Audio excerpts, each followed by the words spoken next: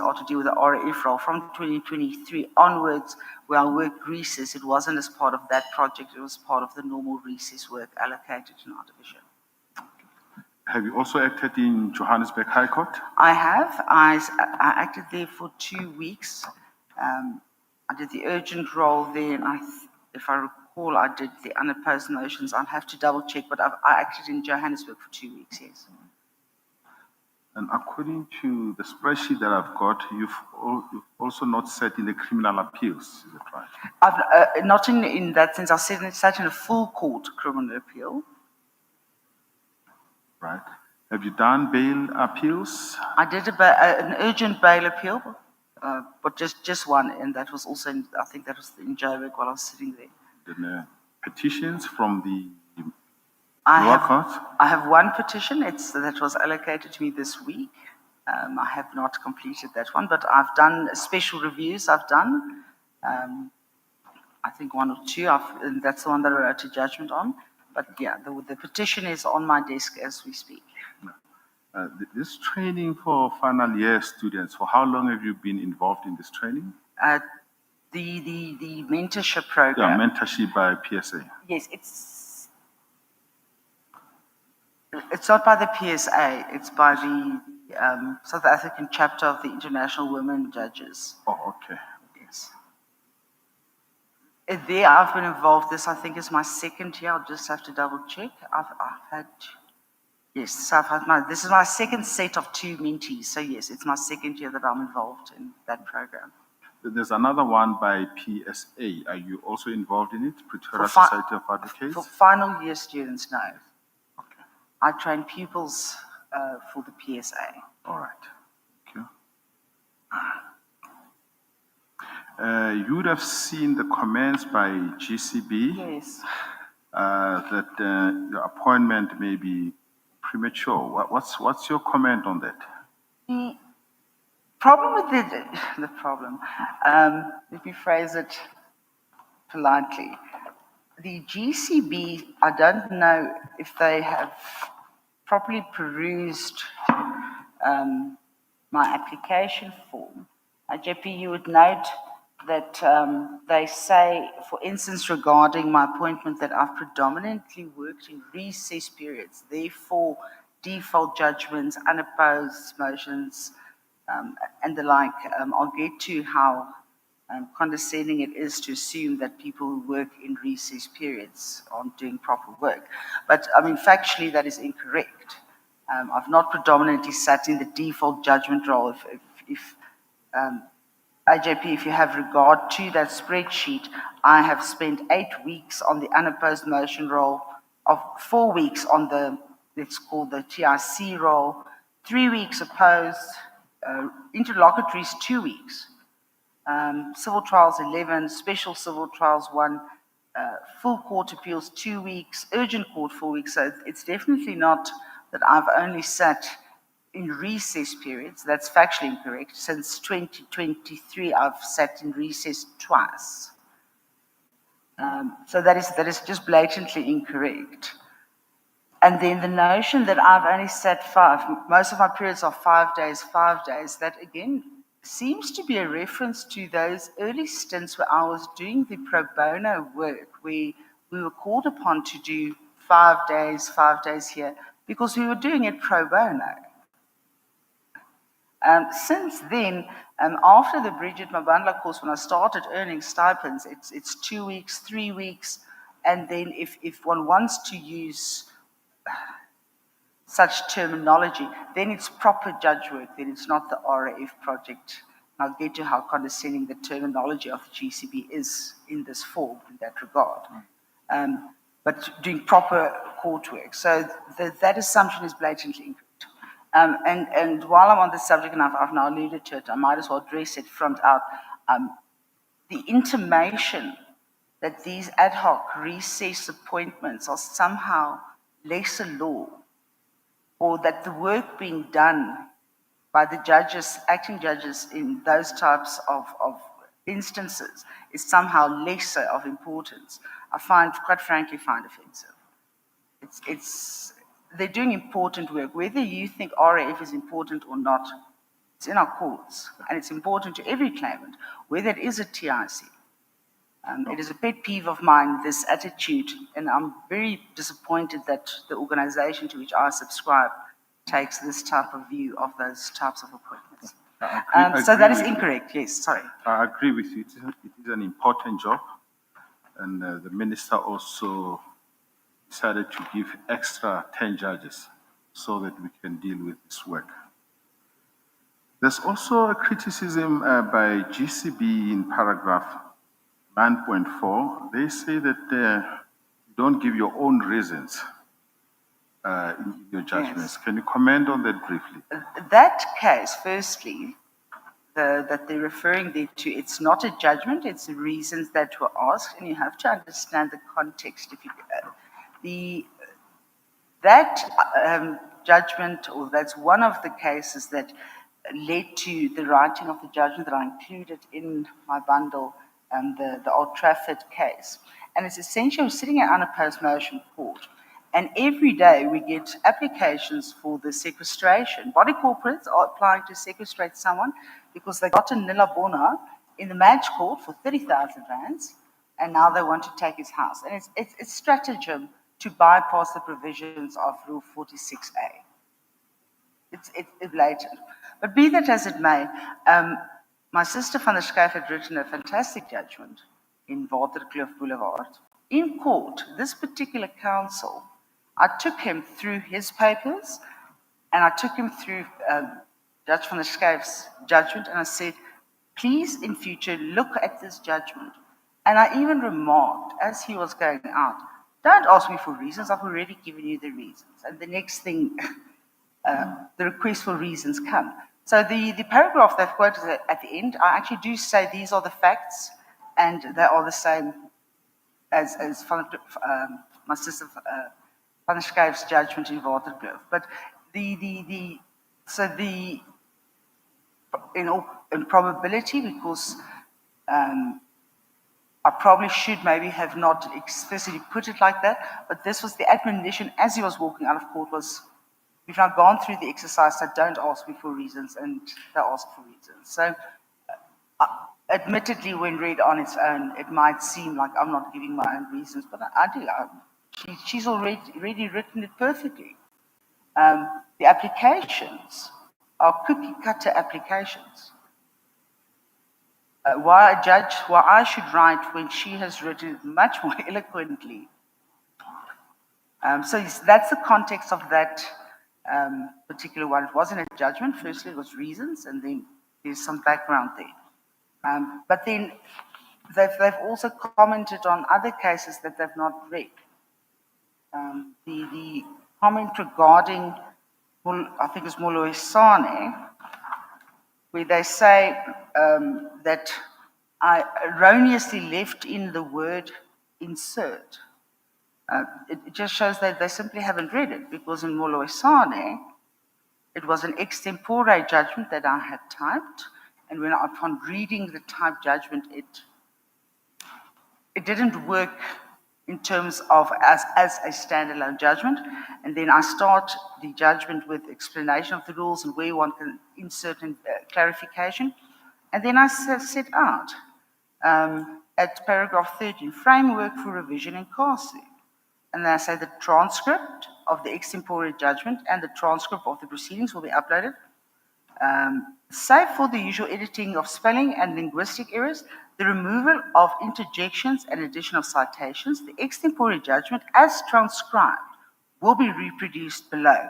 And then I say, where the extempore reasoning is obscure and requires clarification or further context, such contextualization or clarifications will be clearly demarcated in italics following the designation insert.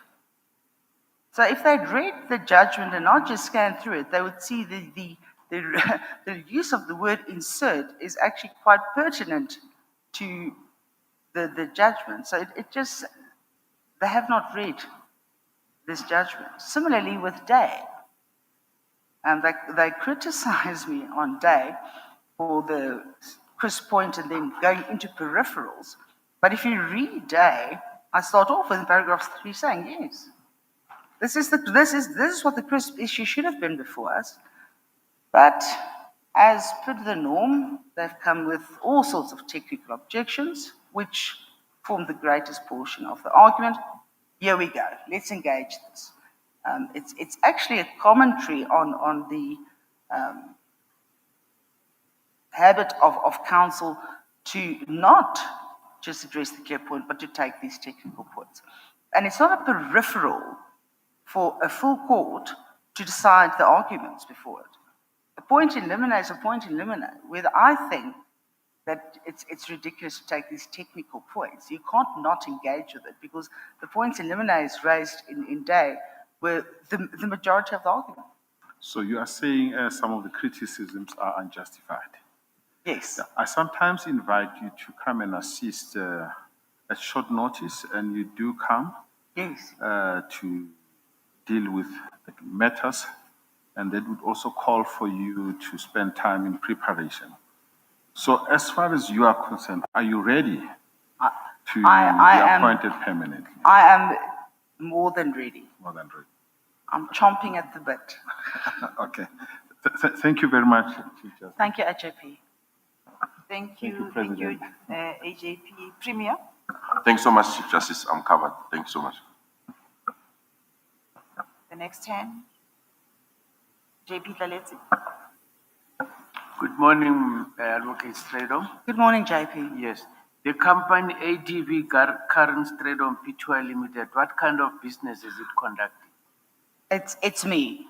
I pay myself, and then I get a pay slip so that I can, for instance, get a cell phone contract or a home loan, or it came by virtue of the fact that as advocates, we don't have a company, we're sole practitioners. And when I tried to take out a bond for my house, they were like, do you have pay slips? No.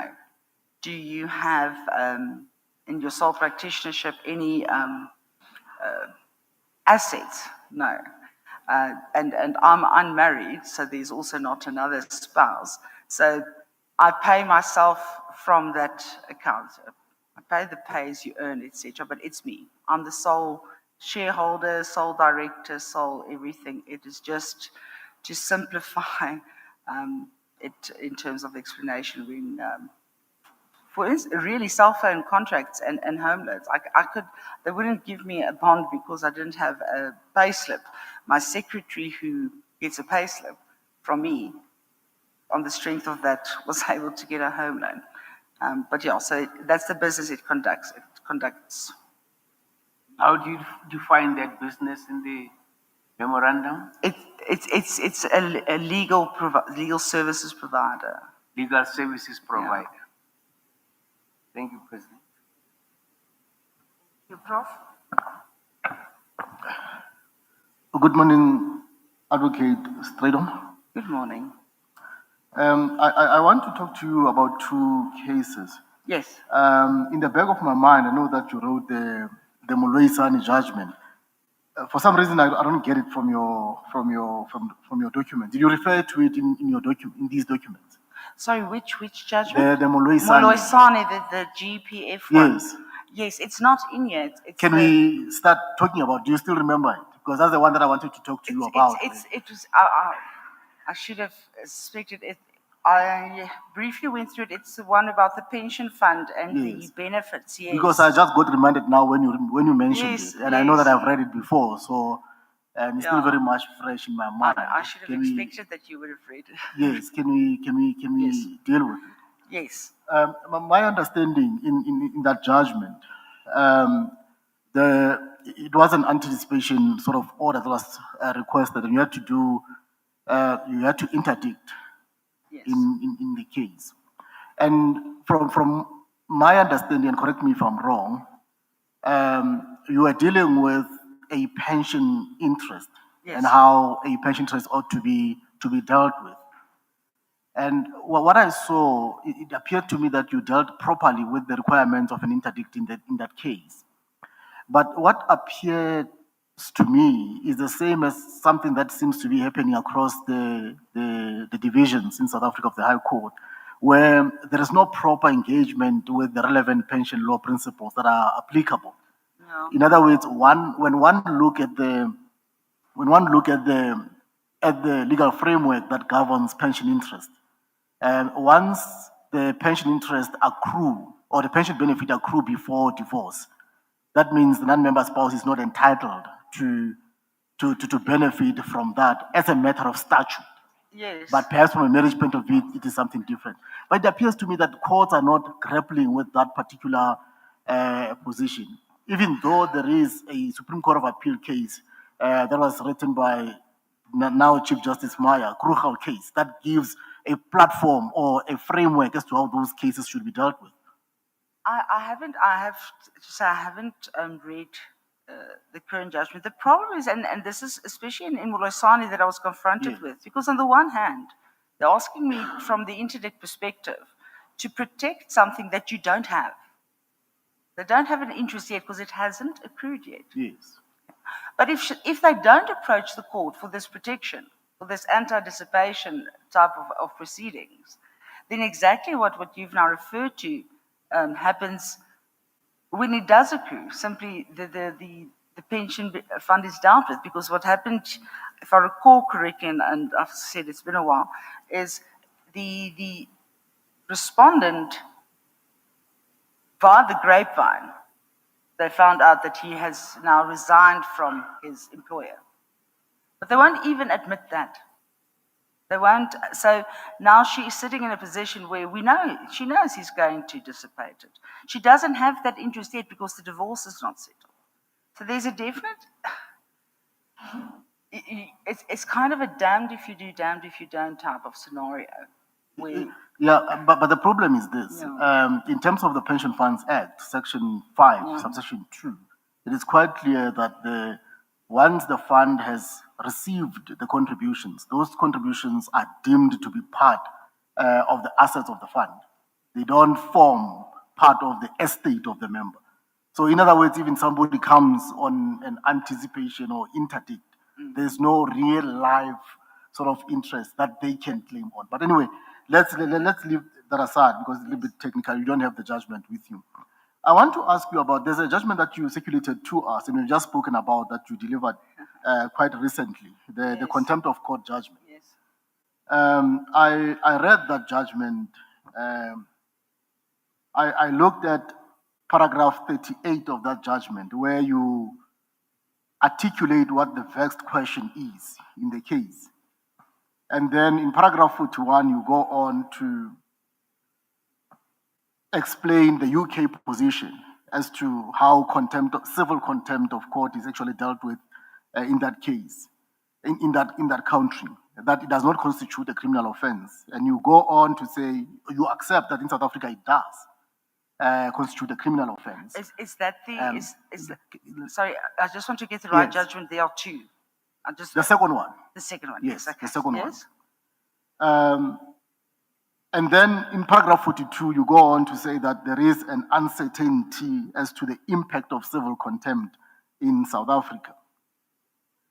I could not, because when I read the judgment, it appeared to me that your biggest issue there was how should we treat the disobedience of court orders, and should this disobedience lead to a criminal record? I think that was the question, vexed yeah. issue, right? But I could not understand why is this an issue, because in Zuma 2, both the majority judgment and the minority judgment, to some extent, they do answer this question, that a contempt is a crime, even though whether it comes through civil or criminal, it's a crime. And if you are found to be in contempt, we might argue about whether you're going to be coerced first or you're going to be punished directly. But at the end of the day, ultimately, if you are punished through being sent to prison and you are serving, you have been convicted, and that is a crime. I think the Constitutional Court has answered this question, but it seems like you don't agree that it has. No, because and that is exactly why this question is this case has broken me, to be honest, that we started off from that perception. But you'll see, halfway through the second judgment, I say, this is what we thought. And I set about saying, okay, initially the query was fine. There's a precedent that if you've got unsuspended punitive sanction, then it counts as a conviction. Okay, but now, at what stage do you become the criminal?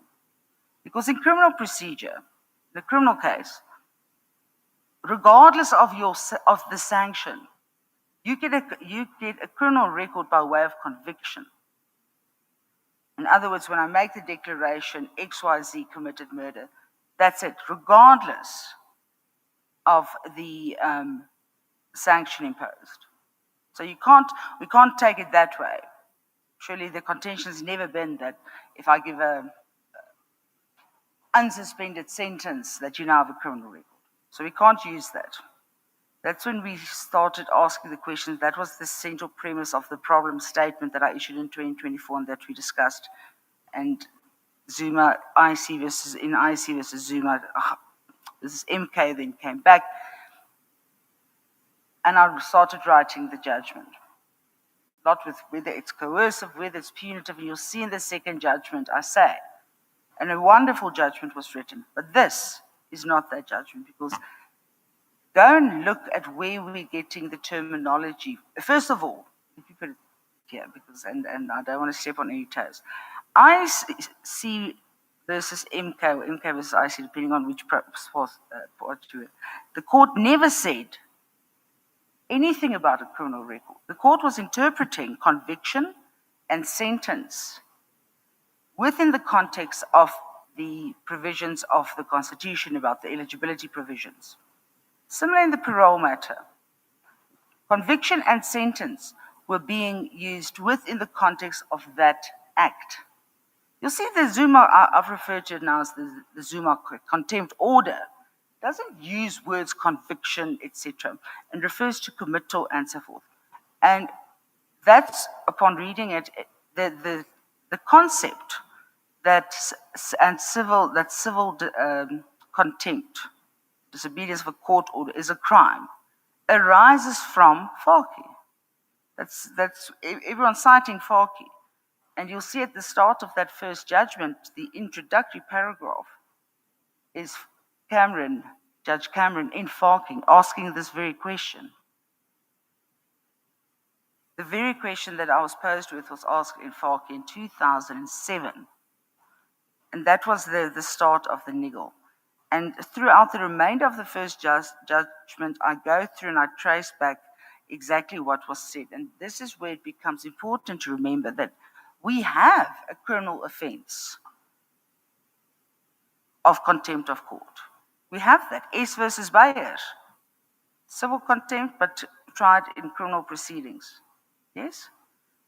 By virtue of the fact that we have, in terms of our Criminal Procedure Act, we have incorporated common law offences as listed offences. And I even go through the example of saying, let's call it another name, then it becomes more clear.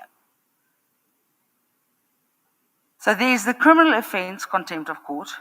That's why I sent the judgment through, because it is quite a lot. There's the criminal offence, contempt of court. And everyone's defined it as a crime, and it's a defined crime. But that is not the same as an offence of a criminal nature. And what you'll see is, in Farki, they're not saying that it is a crime, boop, in isolation. In Farki, they're saying, what they've said is, because of the criminal nature, we're imposing a criminal sanction. So in civil proceedings, it goes towards, that is why, as a justification for imposing a criminal sanction. It's not a conviction. And where the Constitutional Court and the SCA have in the parole matter and most recent MK used a case law that relates to the prior convictions and determine for the prior convictions, they've been very clear that they've been using it within the context of that act. But you've got to define, if you want to, criminal records resort under the Criminal Procedure Act. So the concepts of conviction and sentencing must be defined in terms of that act. Unfortunately, I don't have enough time to take it through, but to say that in the Zuma 2 case, the word conviction appears about Yes. 28 times. It does. And Theron in particular deals with the issue of how conviction impacts the whole thing. And there was no need at all to deal with criminal record. I mean, it follows suit. But anyway, let me leave it there. Thank you very much, CJ. Could I follow up on this? Is the follow-up, Commissioner? Yes, Mangena? it's a direct follow-up on this one. Or is, the Mangena has, Commissioner Mangena has. No, he can go first. All right, go ahead, Commissioner Gauteng. Thank you, Chief Justice. Advocate Stradom, if in that native child case there had been a summons for contempt and a trial, would that be a criminal conviction for the purposes of Section 271 of the CPA? I'm sorry, a summons, and I couldn't quite catch that. If there had been a summons to attend court Yes. in a criminal trial, So he's been charged. yes. There's a charge, Through a there's- summons, yes. Yes. Well, then if a criminal court says we find you guilty and we sentence you, that's guilt and sentence as per the various cases that were cited.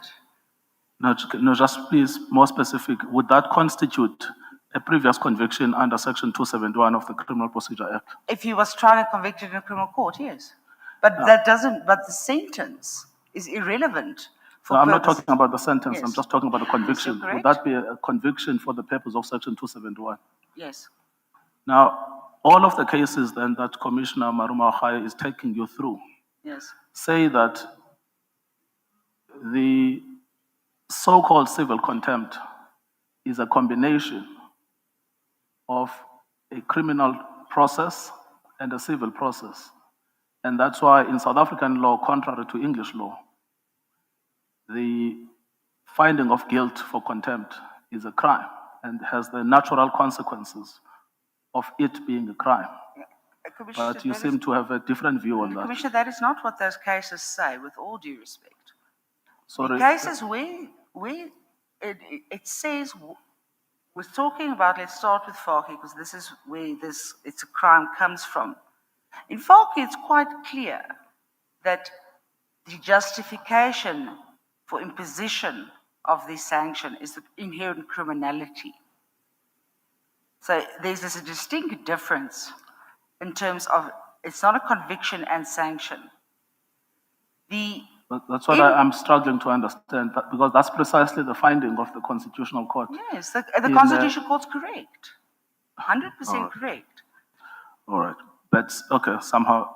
Anyway, let me ask you a different question. I don't think we have enough time today to If I discuss just this. may, Commissioner, it is a very, and I would like an engagement on it. It is actually much simpler than one would think, but that's why, and I apologize for sending that through too late, because one does need to really grapple with the constructs and what was said in an interpretive sense. And that's why I sent through the judgment, but I appreciate that this commission is too busy to have had regard to it. But I just want to make sure. I just want to make sure that nothing in my judgment is contrary to the finding in the Constitutional Court. In fact, it supports everything the Constitutional Court has said, the SCA has said. It's just about the approach. But yes, sorry, I interrupted you about your second question. Yes. The GCB says that you took a year and a half to give that judgment. Yes. The second judgment. Yes. This one. Yes. In fact, now you gave that judgment on I think, yesterday. Yes. No, But you had on Monday. On Monday, or well, we got it, I Yes. think, yesterday or the day before. I do explain it in my judgment, and I'm thank you for the opportunity for addressing it, because I know what it looks like. Let me start off by saying the judgment between the parties was delivered. I heard them in December. It was delivered in January. My findings, my order, inter parties. This issue of the criminal record I had raised mere morte and I reserved it.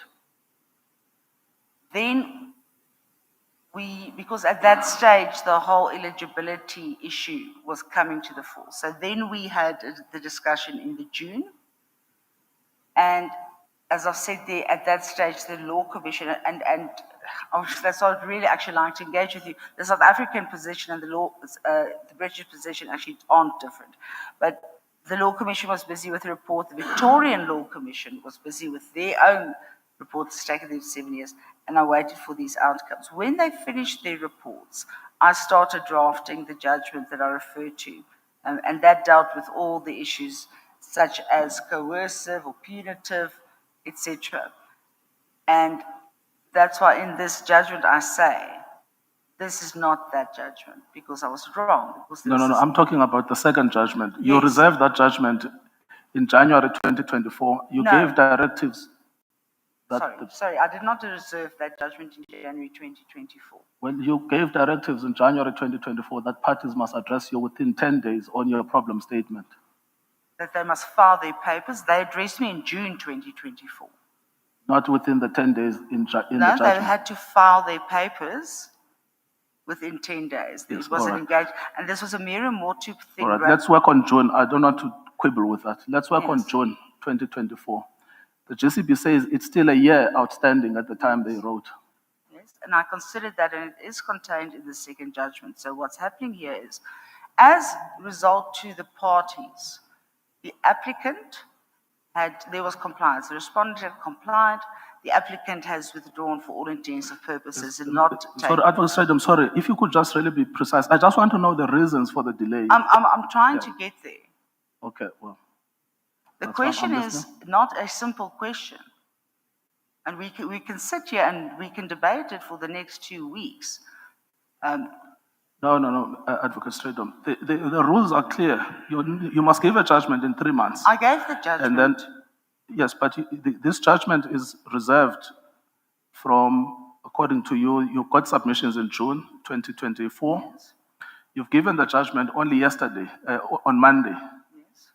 Now, the rule is that you have to give a judgment in 3 months, and the maximum period is 6 months. And then if you can't do that, you must ask the judge president. Yes. That's what I'm asking you about. The GCB says you cannot wait for a year and a half. So what is the explanation? If I may, the judgment on the issue that was before me was given. The only question was whether the respondent would have a criminal record as a result of my findings. That I had raised mere mortu. And I explained in my report that there was no clear-cut answer, because despite the common perception that it has been decided, it has not. I waited for the reports of the UK Law Commission. I waited for the reports of the Victorian Law Commission. Those came back inconclusive. I addressed it in the second judgment when I looked at the question of delay. As to the applicant had gotten what she wanted, of what they wanted, the company. They'd gotten compliance. As to the prejudice to the respondent, while she was at risk of a criminal record. So there's no prejudice to her to make sure that it is correct. So as between the parties, the justice had already been done. I had raised this point mere mortu, and now I have a duty to make sure that I get it right, because I was not prepared to, on the basis of a rule of general application, to make criminals of everyone that's ever been imposed a sanction in a contempt of court proceedings. So the judgment, I've written 2 judgments. The normal course judgment I gave well within the 3 months. The portion that I saddled upon myself, yes, that took longer. But because of That's how... what I'm asking. What is the explanation for that? You say you waited for the I research. Yes, I waited for that report. I waited When did those come?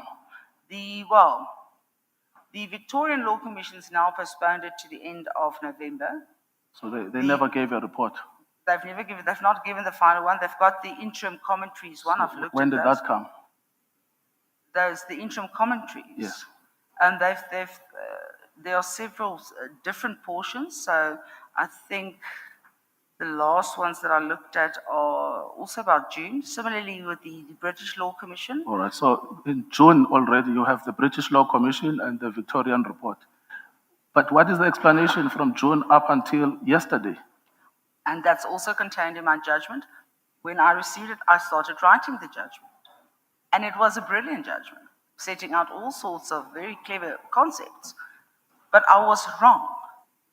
I was wrong, and I referred to it in the judgment as confirmation bias, in assuming that the Constitutional Court had said, yes, you will have a criminal record. But the only thing I could see in the judgment is that you were busy researching the judgment and then changing your view as you go along. I couldn't see anything objectively that stopped you from finalizing the judgment timeously.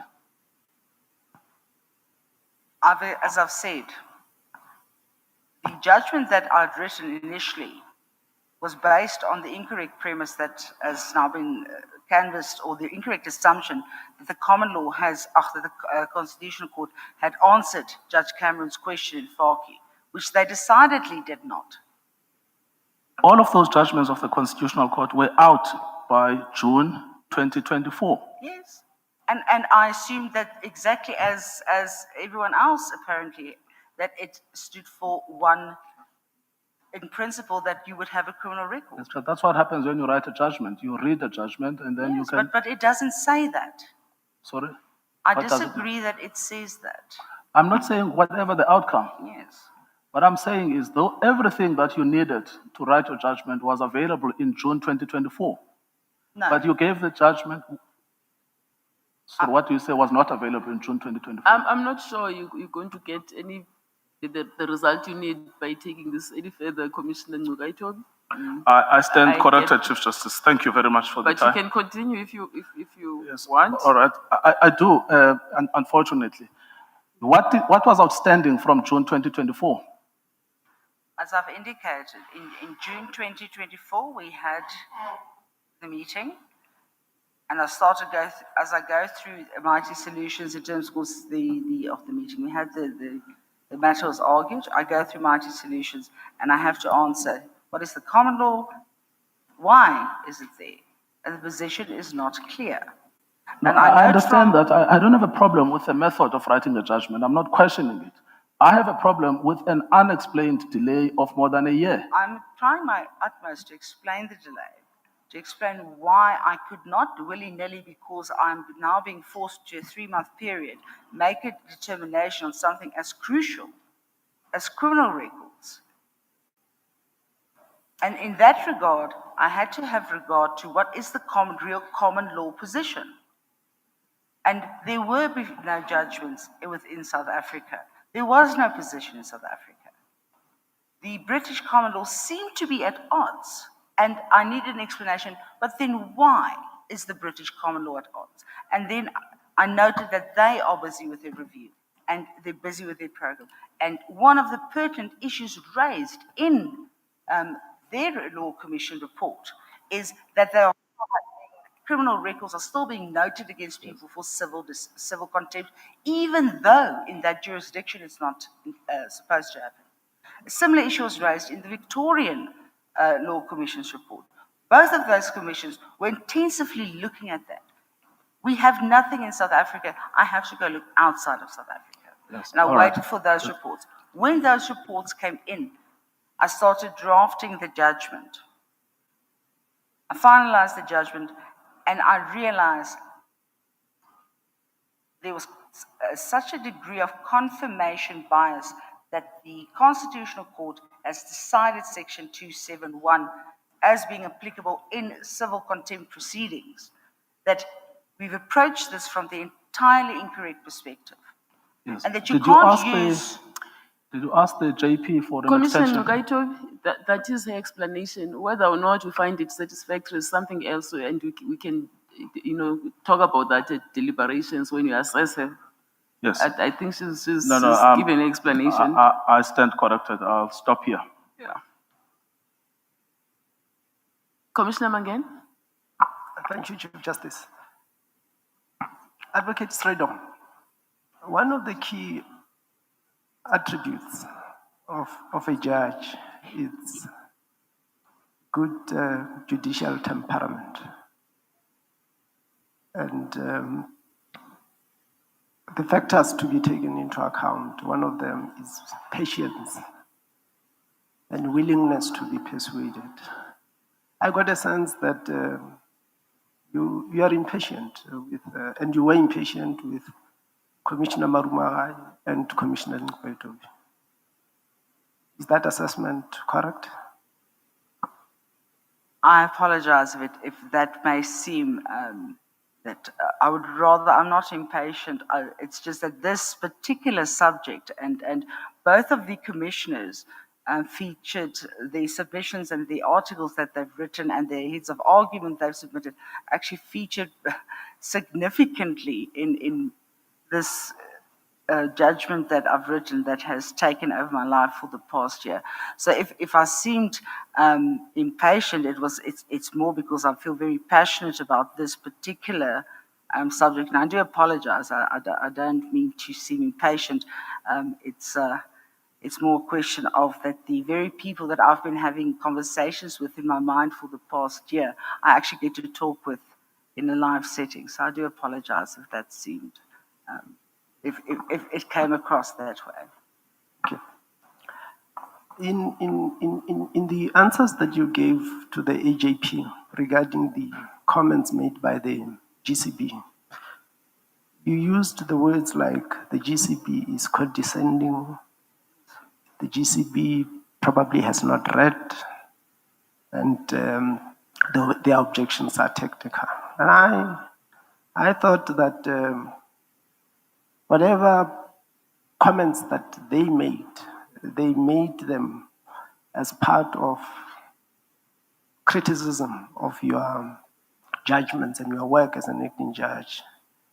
And shouldn't you have seen that as part of constructive criticism and as something that you can learn from instead of being defensive? As I've said, I've sat on this committee, and I am very, very FA and prefer constructive criticism. The reason in my conversation was, and that's why I pointed out, that they did not read the judgments. It's not me being defensive. If you just look at where they're commenting on the Mulasani case or the Mulasani judgment, they're saying, I forgot to take out the word insert from the judgment. But the word insert should be there, and if they'd read the judgment, they would know that. Similarly, the day matter, if they'd read the entire judgment, they would know the entire judgment is an ode to a full court's complaint about these other technical points. And then in terms of the condescending comment, I actually stand by it because of the way that they've phrased the default, the recess work being undertaken by pro bono advocates. It doesn't apply to me because they're factually incorrect. I've not spent most of my time in recess, but I think it is condescending, the tone taken, that somehow advocates that take time away from their families and come and act for free to help out the court are performing lesser judicial work than other people. And I'll stand by that comment. It is condescending. So insofar as I'm not being defensive, they're correct. On the, not the Deswani, the Zarambi matter, I probably should not have, in my reasons, I should have put it better. I agree. But don't be factually incorrect, and don't act as if some law is more important than other law. I'm sorry, and if they've taken the time to read my application, I actually went on quite a bit about that. It is my pet peeve that somehow it's more important if you do a big competition matter than if you do an RAF matter. And that I'll stand by that, and I will be probably noting an issue with the way they've raised this. Yes. Thank you, Chief Justice. Thank you, Advocate Stragan. Commissioner Jivan? Thank you, Chief Justice. The one case that you cited in the cases that you appeared in on 6.3 of your questionnaire answered, in which cases you have appeared would you regard as being most significant and why? You cited the J.M. Koza versus the heirs. Yes. As somebody involved as a property practitioner myself, I find that a common problem, as you cited in your response. What was the outcome? You haven't given us in the summary what was the outcome of that case. The registration, fortunately, this was in the Polokwane High Court, where the judges perhaps have more of an instinct towards what's happening in the rural communities. It was granted, the occurred, and they duly got the property. And regrettably, it's one of those cases where it would have been great to have an updated judgment, just saying what we already know, because it's apparently the situation is prevalent when one goes into the more rural areas. Thank you, Chief Justice. Commissioner Nelson? Thank you, Chief Justice. Advocate over here. Advocate straight on, I also want to ask you about the process of being appointed to the Refugee Appeals Authority in February of this year. Have you already begun that work, or when did you start? No, so actually we got an email yesterday to give dates for when we can start assisting them. So we haven't started. We did receive, after the application, we did receive our appointment letters from the minister. So, and essentially we work on an ad hoc basis to help. It's similar to what we're doing in the courts, a project to assist to get rid of the backlog. So we've got to give dates now this week for when we are available to come and sit and work through that backlog. Okay, so I'll ask these questions in a future context. So in my constituency work as an MP, there have been quite a few, in fact, persistent complaints about the backlog. And even this most recent weekend, I had a complaint come to me about the inability to even access the refugee center in Marabastad. So it's a very, very big issue. And these are obviously people from war-torn countries. We know that in the last 2 years, we have seen more conflicts in the world than I think the most recent 50 years or something like that. So we recognize that it's a geopolitical issue. But I'm interested, Advocate, especially now that we're looking in the future, what your plan might be in terms of practicalities to eradicate the backlog, bearing in mind, those real barriers of language, trauma, missing documents, and other precarious legal statuses.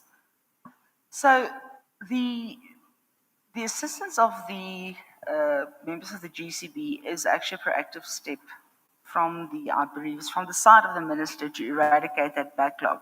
And what we have already received is quite invaluable training about how it should be done. Because you have to remember, we're sitting on the appeals tribunal. We're not the port of first entry or the point of first contact. So it does make it difficult. They first got to go on appeal before they even get to us. But in terms of and I found it fascinating the way it's handled. It's not an accusatorial, it's inquisitorial. There are procedures in place for dealing with trauma, for missing papers, so once they get, I'll leave you to this, so once they get to us, they are well catered for. The problem being obviously at the point of first entry, where they've now got to declare that they're looking for asylum. Those are where the complaints are. And invariably, this is now from my acting stints, we deal with those in court on review mostly. So unfortunately, there's not much that we can do as the appeals tribunal that has to actually go to let's say, the point of first entry. All right, I'll ask this question, I think, regardless, because I am interested in your views. I had initially thought that the process had begun, and so I was wondering, based on some of the experiences you might have had, who else needs to be at the table?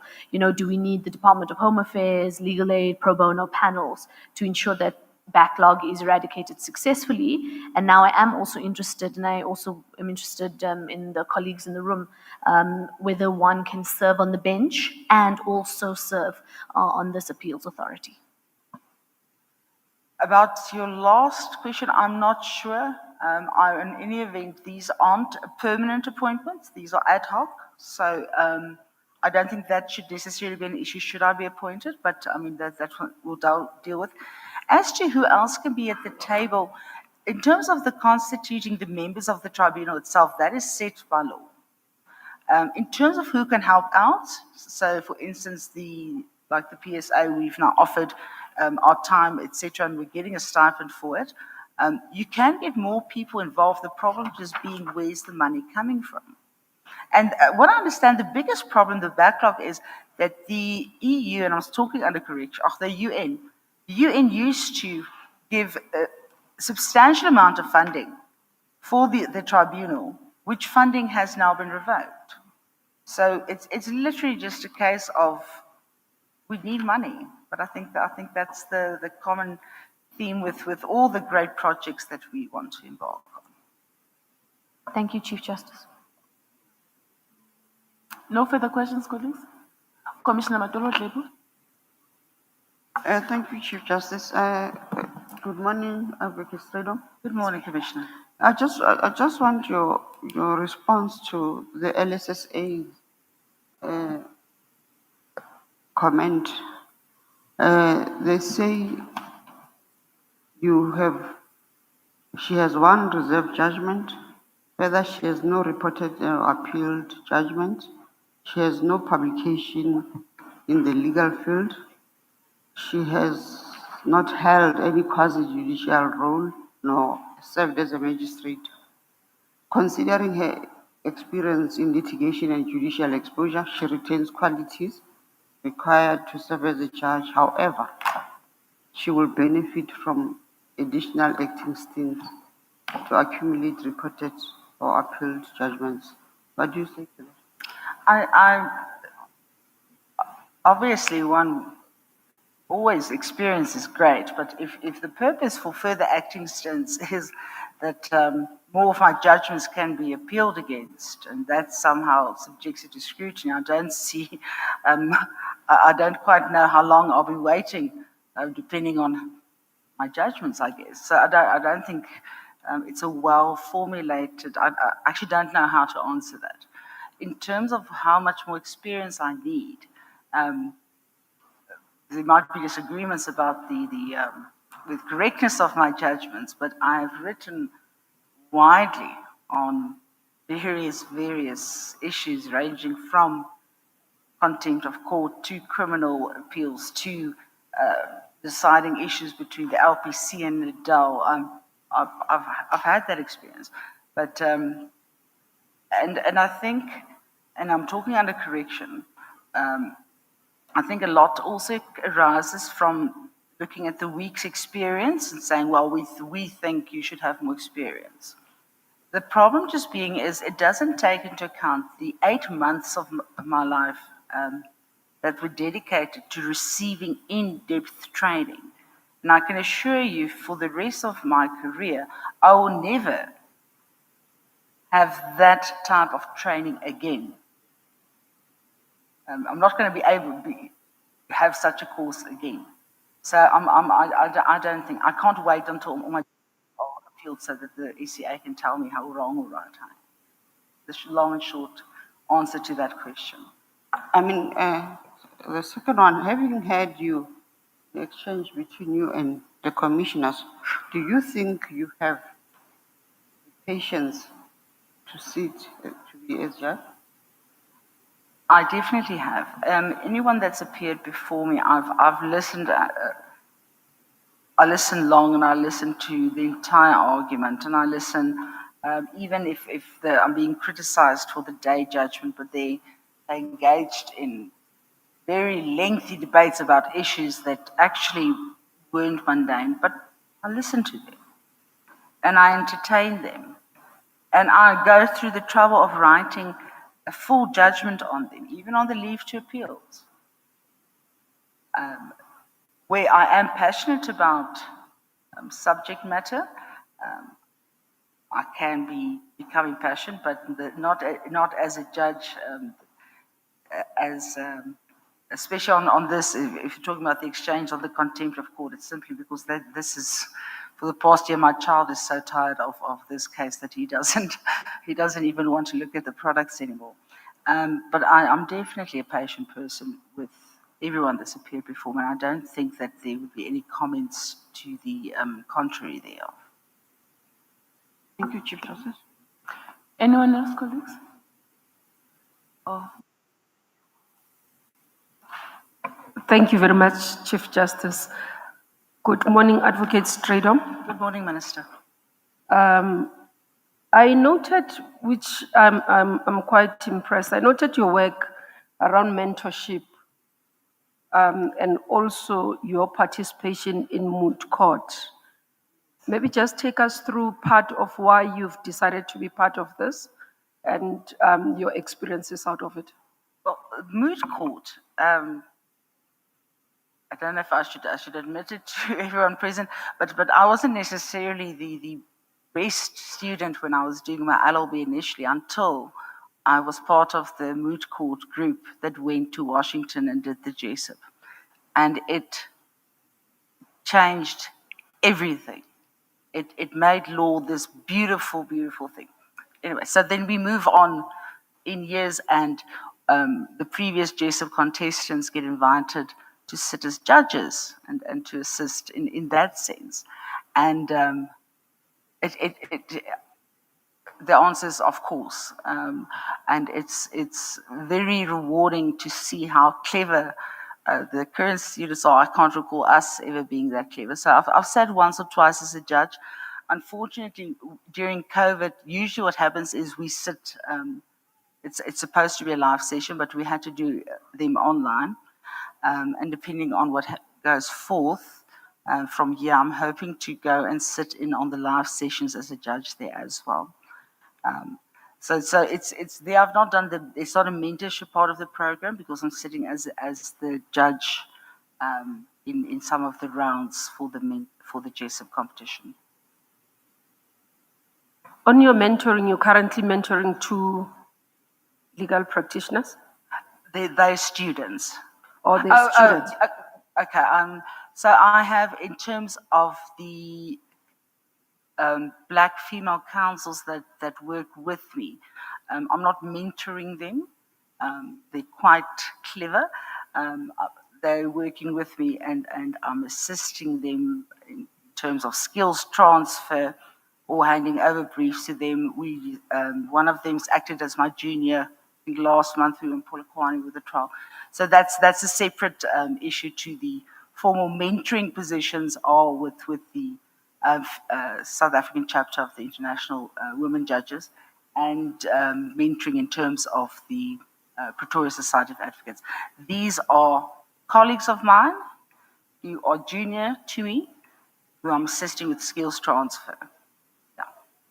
No, that's commendable because we quite raise it quite often about the need for mentorship, but also for appointing juniors as senior advocates so that there is that skills transfer. So it's quite important that we continue because we're talking about transformation of the sector. But from your point as well, talking about that, in terms of the work that you do, how do you see access to justice and also the work? Yesterday or the past few days, we've heard about advocates and legal practitioners who are talking about lack of briefings, especially for female practitioners. And therefore, that actually continues to perpetuate the inequalities. Your views on that? It's very difficult for me to say that I'm not being briefed because I'm a woman. Might be that they just don't like me. I've seen it happen to juniors. I've seen it happen, regrettably, to friends of mine. I've been very fortunate. Obviously, as I've gotten more senior, I have a core of supportive attorneys, but it does happen. And I've obviously been told not to engage specifically, but it's all fine and well. We have these beautifully now transformative rules that you must brief this and you must brief that. The problem is, and this is I do RAF. There is no way you can justify costs of two counsel. So what I do with my matters is they're not briefed per se as my junior, but I would do if there's the merits are simple and it's a separated trial. They would come in and they would do that for their own account. Likewise, if it's an unlawful arrest matter and the merits are difficult, I would do the merits portion of the trial and then stand back and let them do the quantum. And we each say it's costs of one counsel, but we do separate work and the client only pays costs of one counsel, if you understand where I am.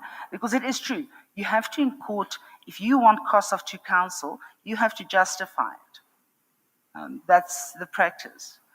So I understand when my colleagues are saying we can't afford costs of two counsel in our practice, that is quite correct. But that does not mean that where you get a brief that is because your attorneys like you, is in actual fact one that is far more befitting someone more junior, that you should then hang on to that brief at all costs just to make money. If you know of a deserving candidate, there's no reason you can't, as I've done now with one of my attorneys, ask him to pull in this junior and first work with this junior so that they're at a level that the attorneys are comfortable with them, and then to step back and to say, listen, I'm still here, but you handle that side of the work. I think that's the only on a practical way we can actually draw people in and assist them. Commissioner Pillay. Thank you, Chief Justice. Good afternoon, Advocate Strader. Good afternoon. I just want clarity on the answer you gave the Minister now before I put the questions to you that I intended to. Are you saying that you don't bring juniors onto your matters in the ordinary sense? No, I do. I have just, in September, I had, in the proper sense, I was the senior and she was the junior. But that case, I could justify the cost. In other words, when we win, which we will inevitably, it's part of it, but when we win, the state will have to pay costs of two counsel and we can recoup costs. What I'm saying is, it is in the sphere of the type of work I do, it is rare that a case is that complicated that would justify that. But that does not mean that you're excused.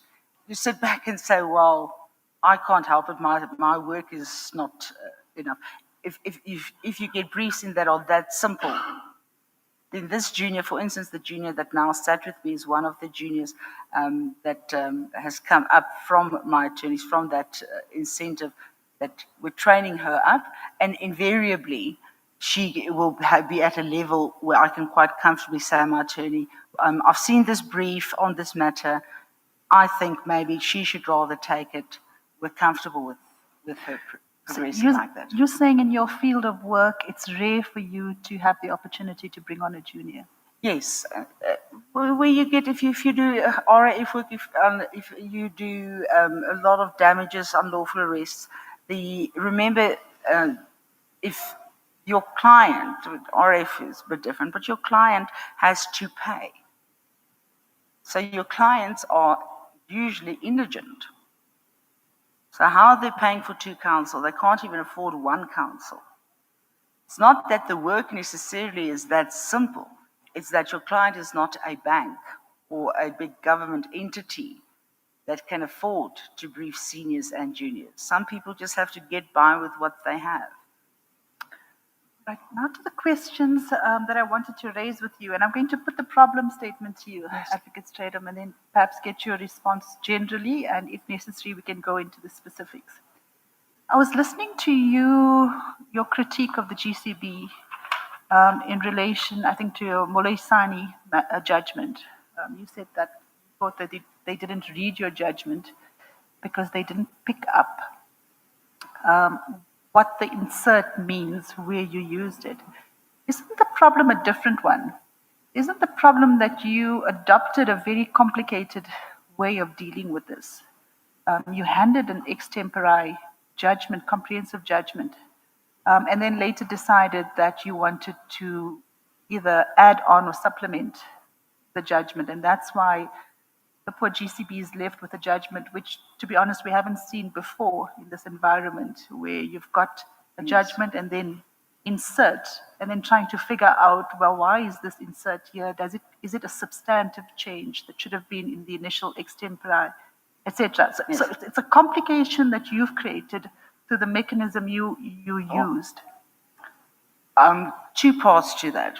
When I said they haven't read it, it is simply because they say, oh, it should have been taken out.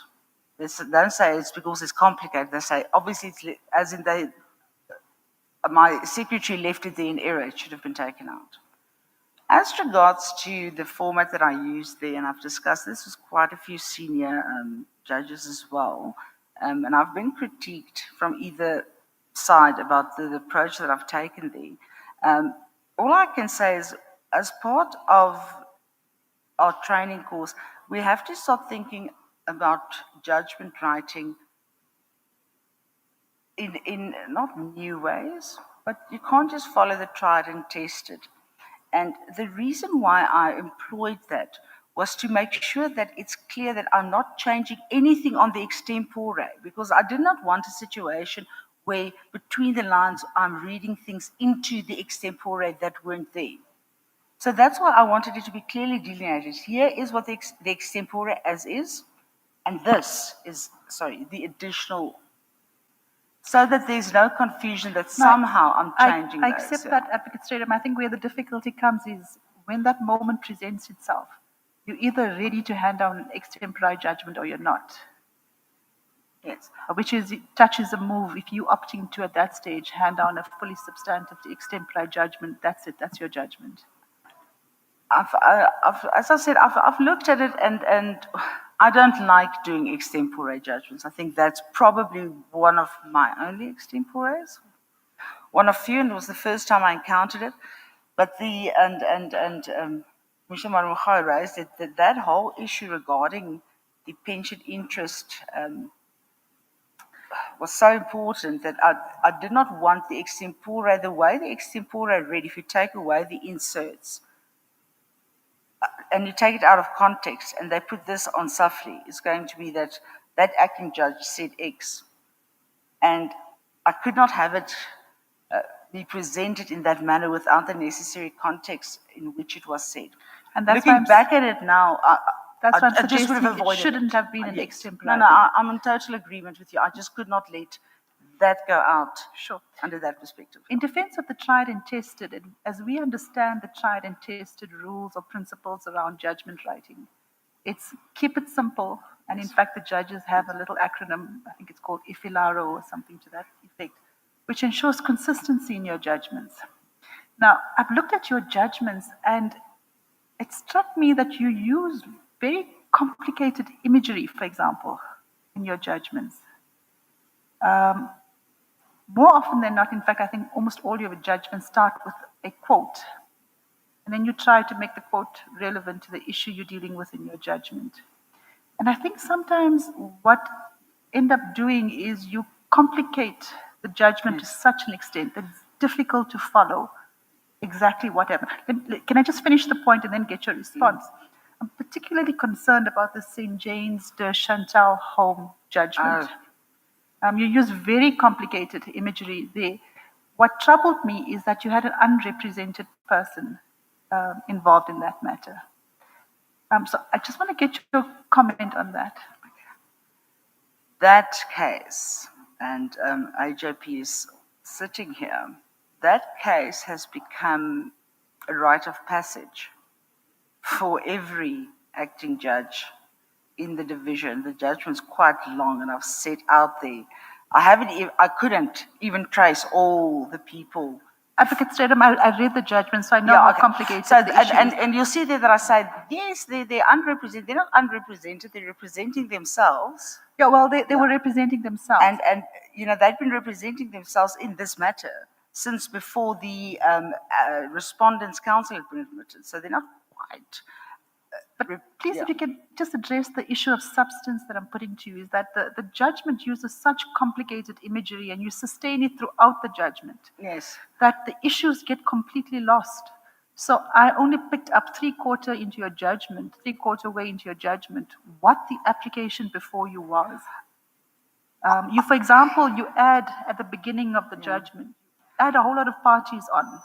Then you've got a footnote that says, these are not cited as parties, they're here to demonstrate how complicated the matter is, etc. So it's those kind of tools which I'm saying renders the whole judgment so complex.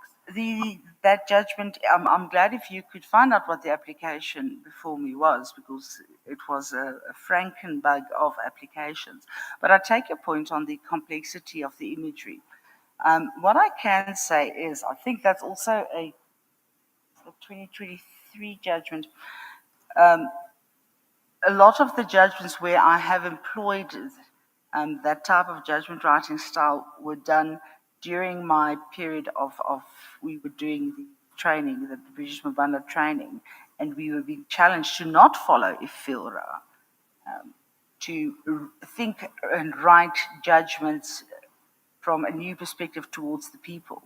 So the St. Charles and James case is an absolute. If you saw the notice of motion, you would understand my reticence to say what the actual application before me was, because there wasn't. It was they put everything into one. But some of the other judgments, and I do take your point, are very, say, poetic or complicated feature. But that was whilst in that period I was writing, I was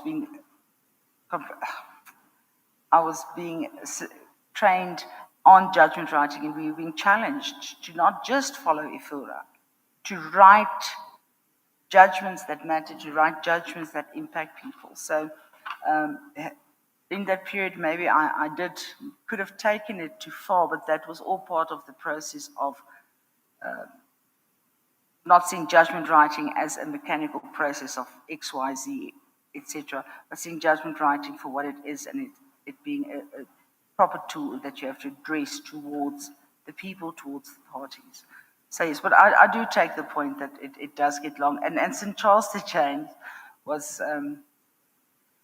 it's a very different type of matter. The parties that were cited there were cited by the applicants.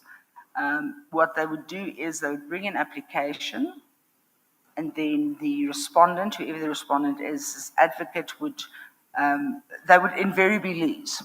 So the next round, when they come to court, that advocate would also be cited as a criminal, as a this, as a that, or the judges of this. Or so the out end of St. Charles de James is that it's absolutely an abuse of process. What was happening there? But I do take your point that during that period, I might have been having too much, tasking myself too much with exploring judgment writing. Sorry, just a final question for me. You're aware that on the 9th of August, the judiciary adopted its sexual harassment policy. Yes. Have you been through the policy? Yes, we had to, before we were sworn in now, we had to confirm that we've gone through it. I've not picked through it with a fine-tooth comb. In some extent, it greatly resembles what we already have at the PSA and other companies that I've worked with. Yes, I've seen it. And your views on any challenges or hurdles to implementation of the policy? Policy should be implemented, and I'm glad that there are structures for reporting. So I don't think there are challenges per se with the implementation. The challenges with any sexual harassment policy is changing the perspective of the victims, because you can create all the structures in all the world. If the victims are still scared to come forward because of that negative connotation that invariably attaches, it's going to be a very pretty empty space. But in terms of the implementation, it should be implemented. I can't believe that that such a document hadn't existed previously. But yes. Thank you, Chief Justice. If you didn't go through this policy carefully, as you say you didn't go through it with the fine tooth comb, but it was something you had to acknowledge, being aware of during taking, when you were sworn in. What were you signing to? No, when I say I didn't go through it with a fine-tooth comb, is I'm aware of some comments about the issues regarding some of the definitions. I didn't go through it with a fine-tooth comb, as in I now have to set out whether or not the definition, for instance, of one incidence of sexual harassment constitutes an actual series of harassments, etc. But then I read it. I'm aware of what it says. I'm just not going to sit. I'm not in. Well, I wasn't asked to expose on whether it's right or wrong. To me, it seems perfectly in order. As I said, it's on par with what we've had for a while now. You are aware that you are bound by each and every clause in that document? Yes.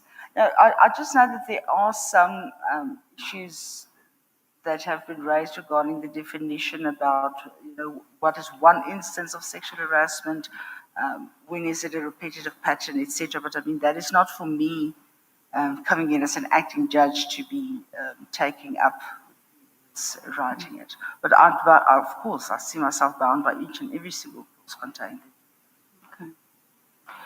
On the issue of your writing style, as was raised with you by Commissioner Pillay, I will just tell you that my many years on the bench, the one important lesson I've learned about that exercise is to write as crisply and as simply as you possibly can, so that anyone who chances upon that judgment, even a high school child, ordinary person who can read the language you've written, can understand it. Keep things simple. That's the trick. Yes. Yeah. All right, we've reached the end of your interview. You're excused. Thank you very much.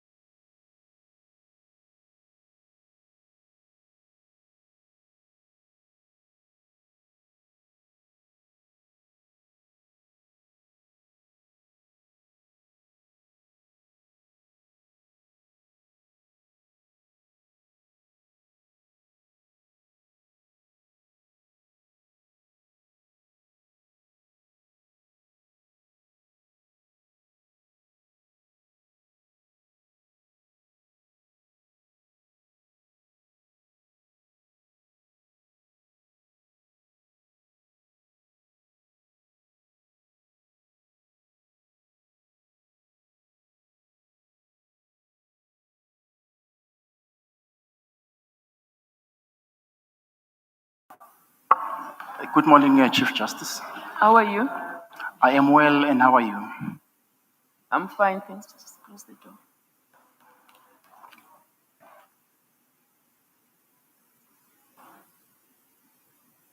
You hold a BProc degree from the University of the North. Yes, Chief Justice. And you're an attorney through and through. That's all you've ever done. That's all I know. You did your articles and then started practicing in 1996. Yes.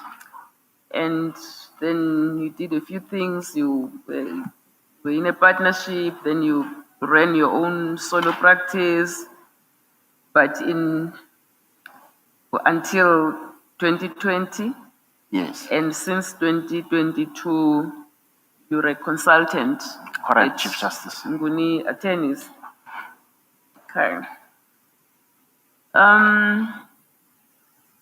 You have sat in the executive committees and at some stage or the other chaired both the then Northern Provinces Law Society and NADEL.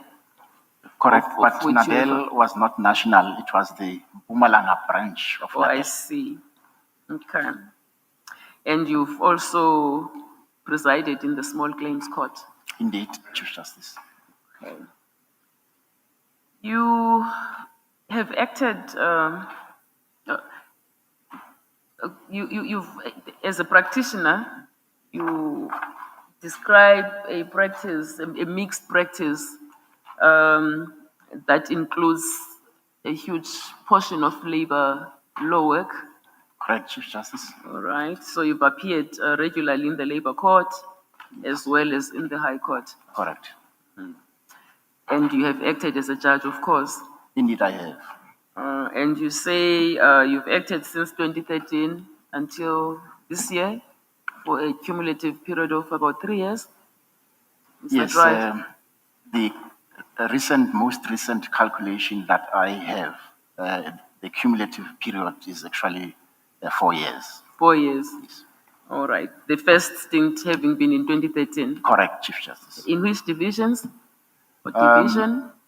The division has always been Gauteng, but at the time, the Gauteng division was responsible for circuit courts in both Mpumalanga and Limpopo. So I did stints in both Limpopo and Mpumalanga, and after Mpumalanga was established, I did some stints there. And during these acting stints, you've written over 100 judgments? Yes, how many is it? My count is at 150 or thereabout. Mm-hmm. And you say some have been confirmed by the SCA, with some confirmed, others have said, and that 2 have been confirmed by the Constitutional Court.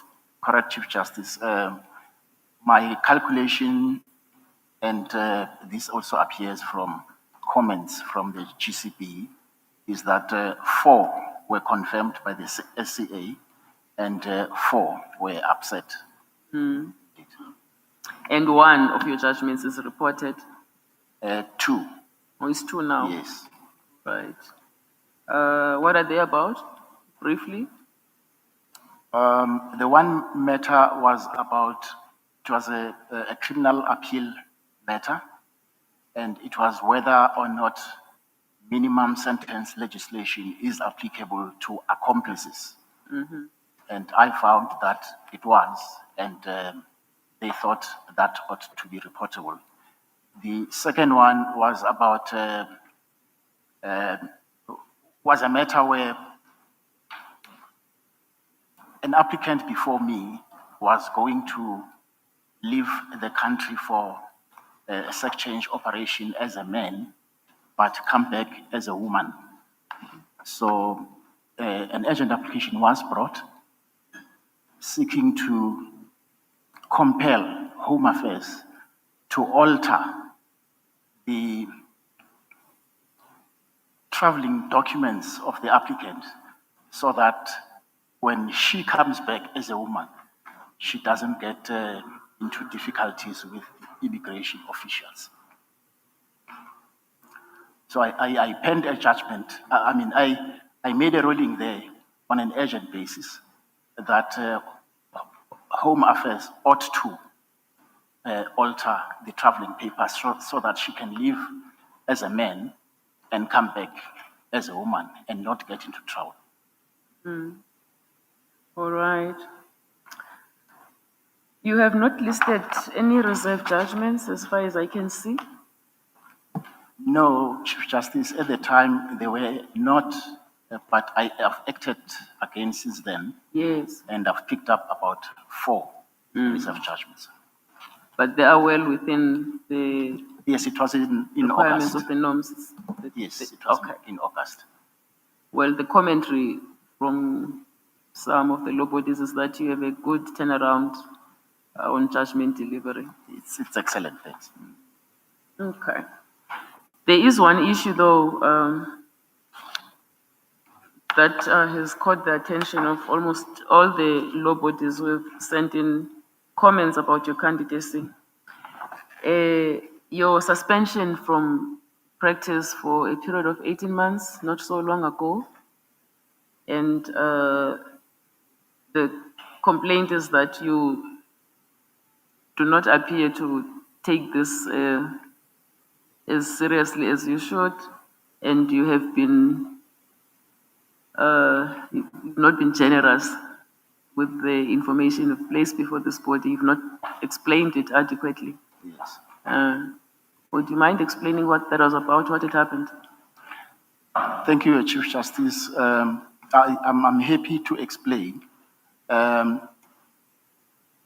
When completing the questionnaire, I did indicate that the transgressions which led to my suspension were administrative in nature.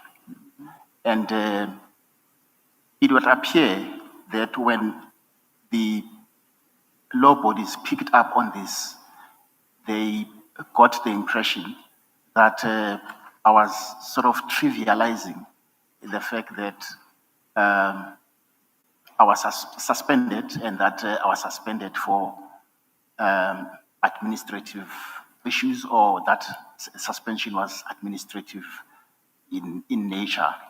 I prepared a memo when the complaints came, and I explained myself that I had used administrative in nature is the terminology of the judgment for my suspension, that the judges felt that the transgressions or the offending conduct was administrative in nature.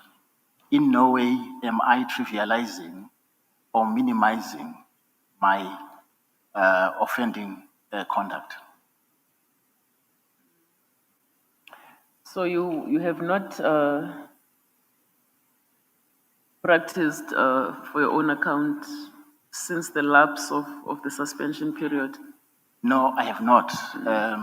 What I've done, though, was to apply for the upliftment of the order of suspension and to seek permission to once again be permitted to practice, and the High Court granted an order for me to resume practice. Oh, it has been granted? Correct, Chief Justice. All right. Thank you, Mr. Toban. AJP, do you have questions for this candidate? Yes, thank you, Chief Justice. I see in your CV career summary, you mentioned Limpopo, Ledwaba, and Sekaki. Who was your principal? It was you, AJP.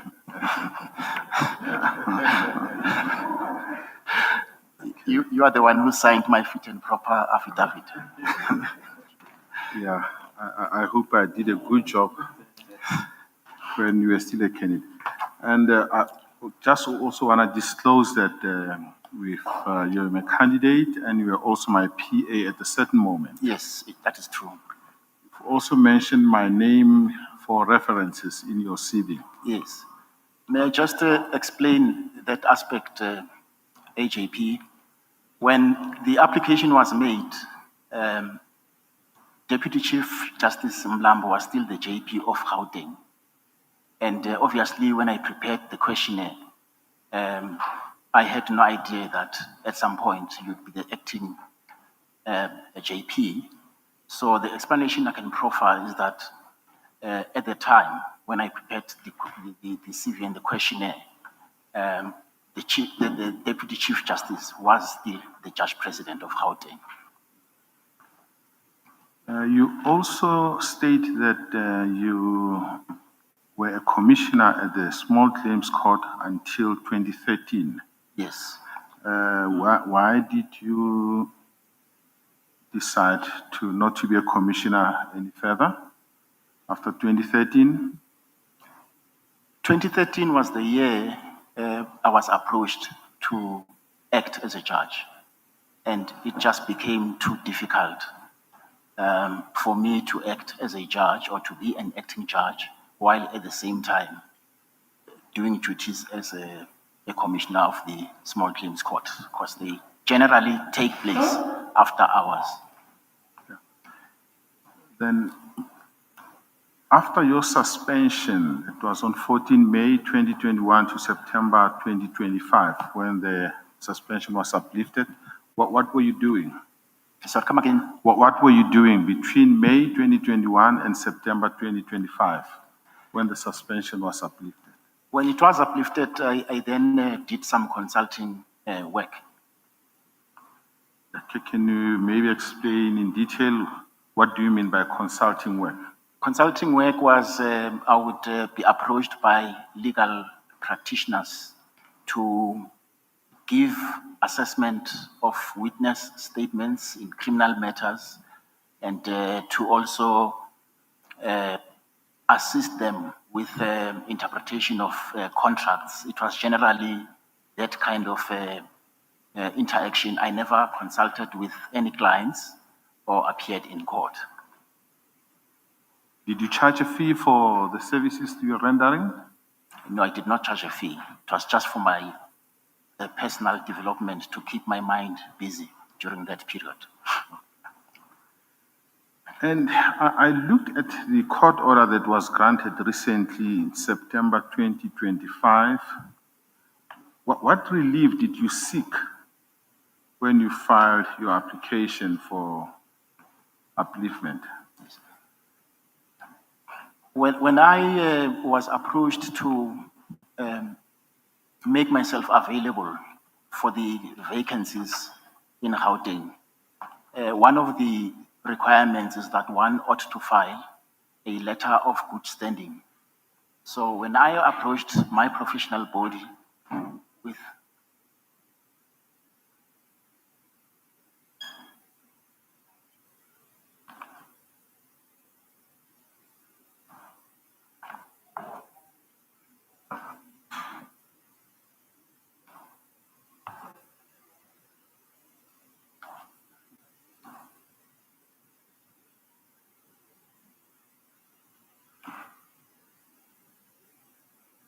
Thank you, Chief Justice. When I approached my professional body to be supplied with a certificate of good standing, they informed me that they could not issue out that certificate because, in their view, I was still under suspension. I was suspended by a court of law, and the only thing that should happen is that a court of law is the only body that can uplift my suspension. So the court application was informed by the response of the professional body, the Legal Practice Council, that I ought to approach the court to get an upliftment as well as to expeditiously be supplied with a letter of good standing. So then I brought an urgent application requesting the court to lift the suspension and also requesting the court to direct the LPC to supply me with a letter of good standing, which happened. Because in court order stated the respondent is interdicted and directed to issue the certificate. So there was resistance. Was there resistance from the Mpumalanga Provincial Legal Practice Council? Indeed, there was. And when shortlisted, when I was informed by the JSC Secretariat that I've been shortlisted, they indicated in a letter that I also ought to supply them with a letter of good standing. And I approached the professional body, and their posture was that they could not support my candidature, or they could not supply me the letter of good standing. That then necessitated me approaching the court to bring the application. But once the papers were drawn and served on them, I must say that they simply filed a notice to abide, and they did not oppose the matter any further. From your side, Mr. Tubane, because the suspension was for about 2 years, why did you wait until September 2025 to file an application for suspension to be uplifted? I understood the suspension to be automatic, because it was a 2-tier suspension order. It said you are firstly suspended to practice as an attorney for 18 months.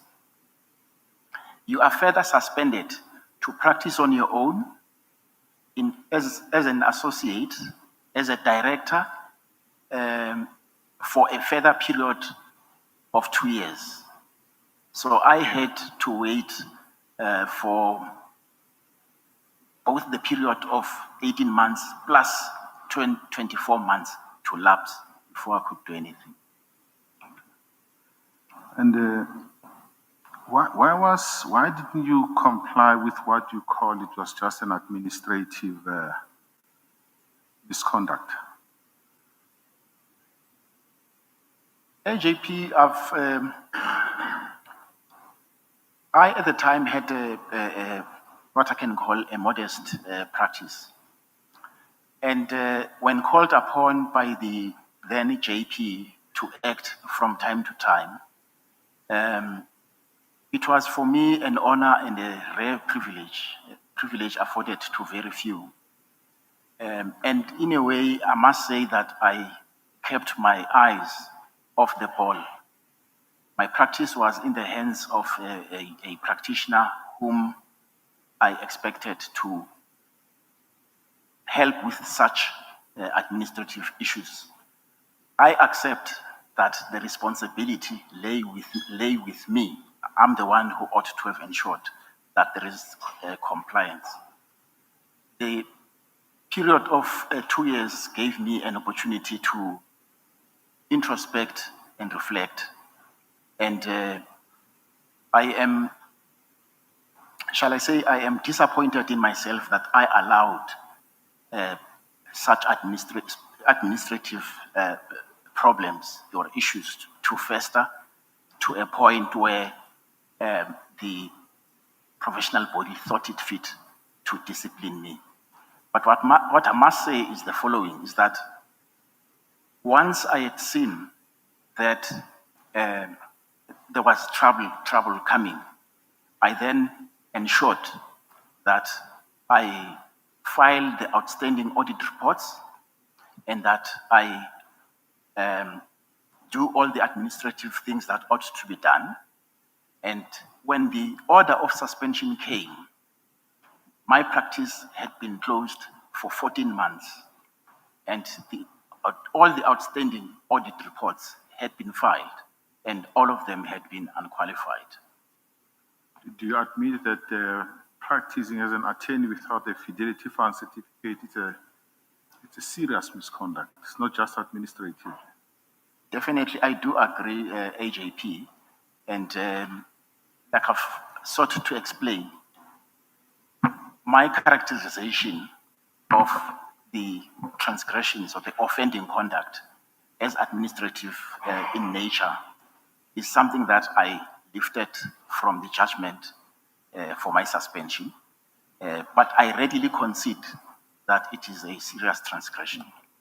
I was a senior practitioner at the time with more than 20 years experience. I knew the rules, and I ought to have acted better. And I regret that I acted in the manner that I did. In addition, I have learned a lesson, and I look forward and leave the past behind. Mr. Tuan, in addition to that, you were the president of the Law Society, 2010 to 2011. Furthermore, you were a councillor at the Law Society for about 7 years. And as councillors, you deal regularly with practitioners who practice without Fidelity Fund certificate. Like I've indicated, AJP, those are serious transgressions. And I'm disappointed in myself that I allowed the situation to fester to that extent.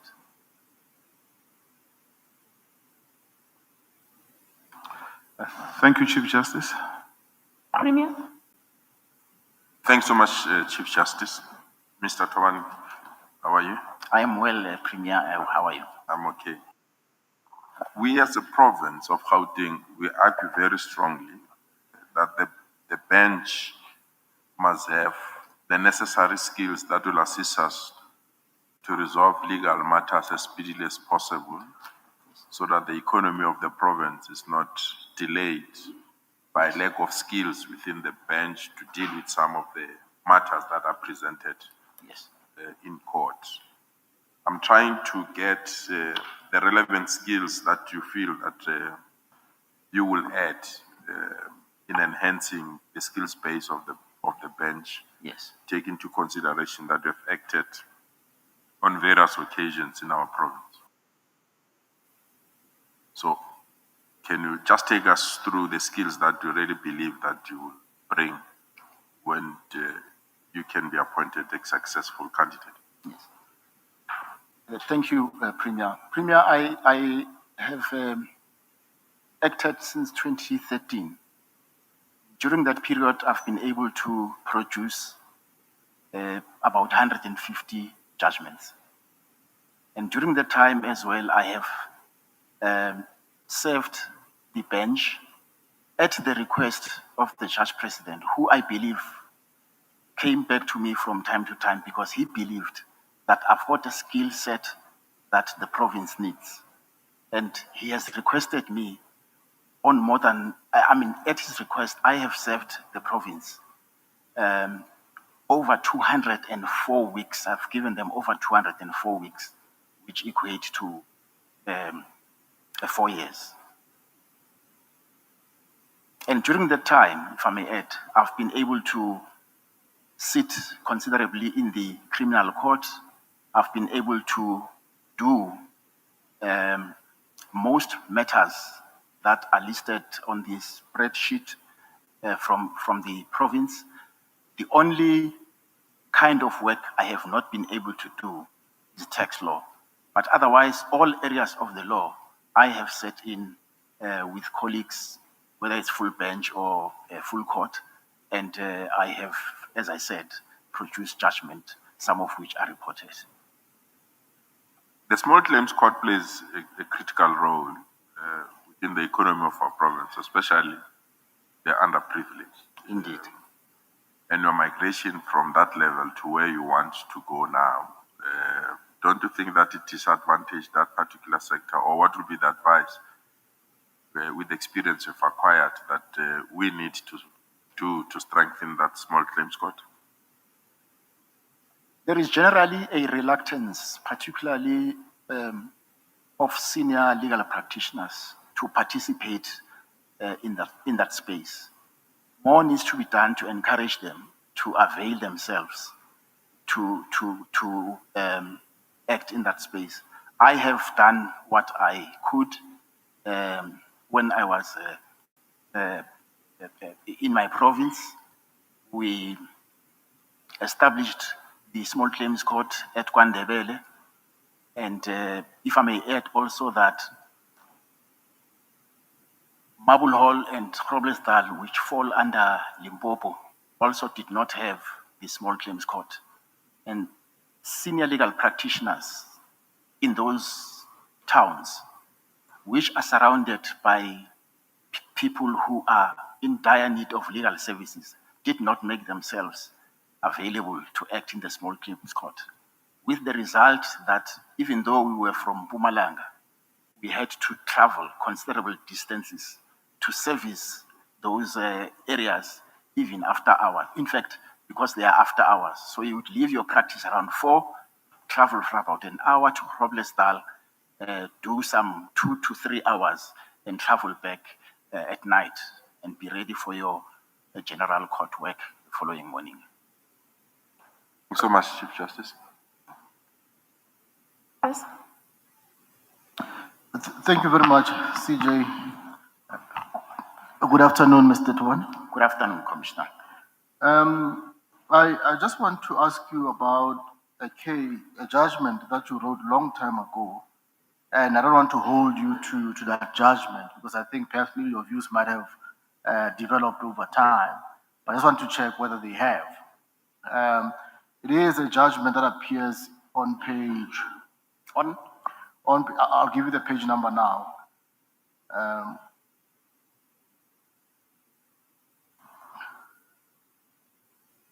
It is page 18 of your document, and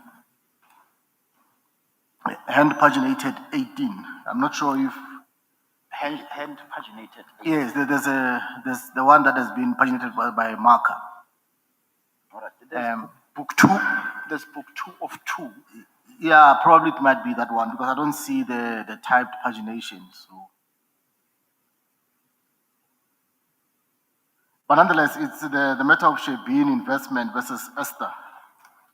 Yes, that was delivered in 2015, and it's the one that dealt with the PI Act. Yes. Yes. And in this matter, obviously there was a commercial lease agreement, and you found that the respondents, the tenants, were just playing games, and they were not as poor as they claimed to be. Yes. And their protest for rent and all those kind of things. But what I'm interested in is some of the comments that you made on the judgment, and I just want to hear what your views are currently. Because among others, you said that it was not compulsory to serve the municipality in terms of Section 4.2 of PI Act, or to join the municipality in the proceedings. Yes. I'm not sure. Do you still hold that view? Well, what I found then was that, because these were not indigent persons, these were persons who could afford and who deliberately avoided paying rent and obstructed collection of rent and obstructed the landowner from accessing the property, that they were not deserving of protection. Yes. No. And please forgive me. I accept the facts for what they are. Yes. I think what I'm asking is a different question. Sorry, yes. That when you look at Section 4, subsection 2, of that particular act, makes it or provides a sense as to who should be served with the Section 4.2 notice, who should be notified about the impending eviction. Yes. And the municipality plays a particular role in evictions. Yes, you might join them in the proceedings, you serve them with documents, they don't do anything. Sometimes they provide a spreadsheet where they are telling you, no, we are doing the best that we can, but there is nothing in our available means.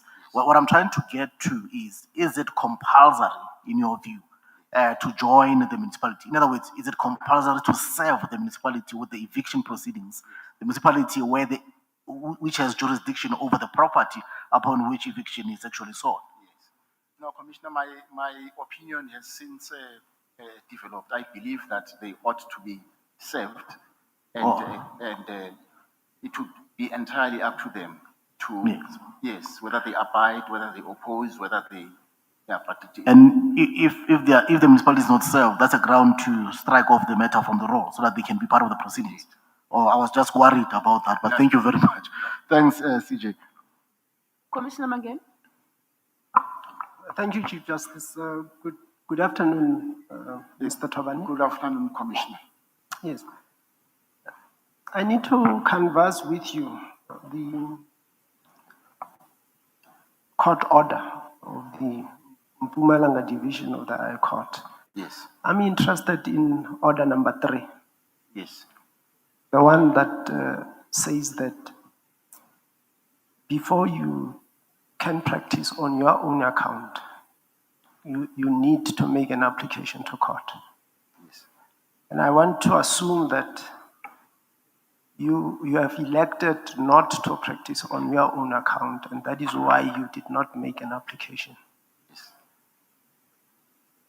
Instead, you choose to make an application to assume a position with more power and authority than being a director of a law firm. As I see it, your application is actually intended at bypassing order number 3. Am I correct in my reading of that order? No, that is not correct. What is correct is the following: that in the pursuit of obtaining a good standing certificate, the Legal Practice Council indicated that there ought to be an upliftment for them to supply me with a certificate. The court ought to grant me permission to practice. And once the court does that, in other words, lift the suspension, they will then supply me with a good standing certificate. I'm talking to you about a completely different matter. Oh, I see. I'm not interested in the letter of good standing. Yes. The position you now seek to occupy carries more power and authority than that of a director of a law firm. I agree. And the court has said to you, before you assume directorship, you've got to come before it and satisfy that court that you are a fit and proper person and you can be trusted. But instead of doing that, you bring an application to be a judge when you have not gone before the court that said that there is some character defect in you and you cannot be trusted with responsibility of managing a law firm. You, as I see it, you first have to prove to us and the country that you can be entrusted with a small institution like a law firm before you can actually be entrusted with the responsibility of taking care of adjudication of legal disputes in a society. And I have serious difficulty that you do not appear to be taking these court orders very seriously, because it is said that these orders still stand, and up until they are set aside and or reviewed, they remain binding. Well, the judgment does not say I've got a character defect. It's a different determination that was made. The judgment specifically says that the respondent, which was me, we are not dealing with a person with a character defect. So characterization of my offending conduct as amounting to a character defect is not how the court found.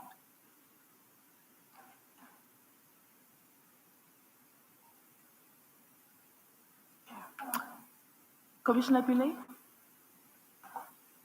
Thank you, Chief Justice. May I just ask you to please have a look at your application in addition to what Commissioner Mangena has put to you? Just want to raise a related concern. Can I ask you to open up your application form and specifically go to item 3 of your application form? Sorry, where? It's on page 13, handwritten 13.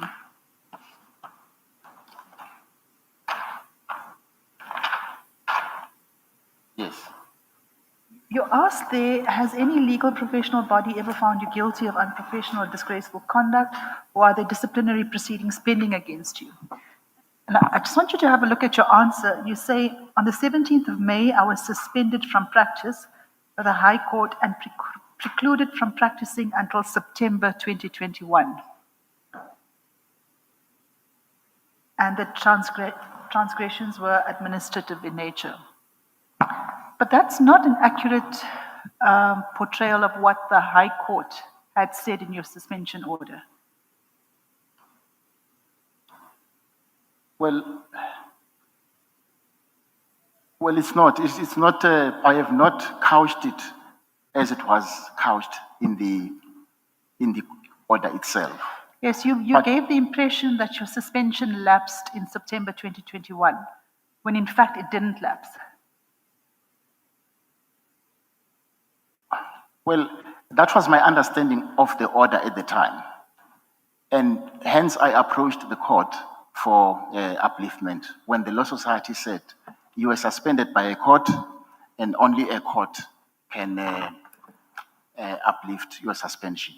Mr. Tlani, with respect, if you look at the High Court's order, there could never have been any misunderstanding about what the court ordered. It's very clear. The court says, firstly, that you are suspended from practice for a period of 18 months to be calculated from the 13th of March 2020. That's what you reflect in the form. Yes. So that would have ended in September 2021. Yes. The court goes further. It says that you are precluded from practicing as an attorney for your own account, either as a principal or in partnership or in association or as a director, for a further period of 24 months. Yes.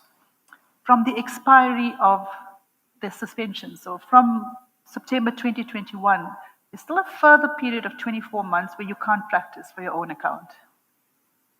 Yes, my reading of the order was that But can I just ask you, that's not disclosed in your form?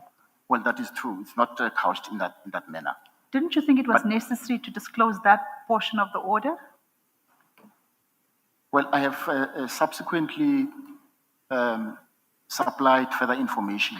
No, I'm asking Mr. Tabani, at the time that you were completing your form, Yes. Didn't you think it was necessary to disclose that part of the order? I should have. And any explanation for why you didn't? Well, it was just an omission, and perhaps I ought to have given further detail about the order of suspension. Because you see, it gets worse, Mr. Tabani. If you look at the third part of the order, Yes. the court goes even further. They say that should you, after expiry of both periods, so September 2021 and then 24 months from that period, so after the expiry of both periods, should you elect to practice for your own account, either as a principal or in partnership, you must satisfy the High Court that in which you so intend to practice, that you should be permitted to practice. So, in a sense, it's almost a suspension, not time bound, until you come back to court and persuade the court that you should be allowed to practice. That's not reflected in your form. Well, I accept that it's not reflected. And the first portion of the suspension was that I could not practice for my own account. And the second portion then says, should I wish to so practice as a partner for own account, as a director, then I ought to satisfy the court. You see, Mr. Tabani, your failure to disclose this has quite serious consequences. And I need to put that to you. It means that at the time that you submitted your form, that you were not entitled to practice as an attorney? Well, that is not my understanding. I was not entitled to practice as an attorney for own account as a director or in partnership. All right, let me nuance my question. At the time that you submitted your form, you were not entitled to practice for your own account as an attorney. And that's not disclosed to the commission. Well, that is not my understanding, Commissioner. My understanding was that the first period of suspension, that of 18 months, precluded me from practicing as an attorney. Yes. Then the second leg. The 24 months. Yes, the second leg of 24 months precluded me from practicing for own account, partnership, or as a director. Yes, and the third leg, the indefinite one?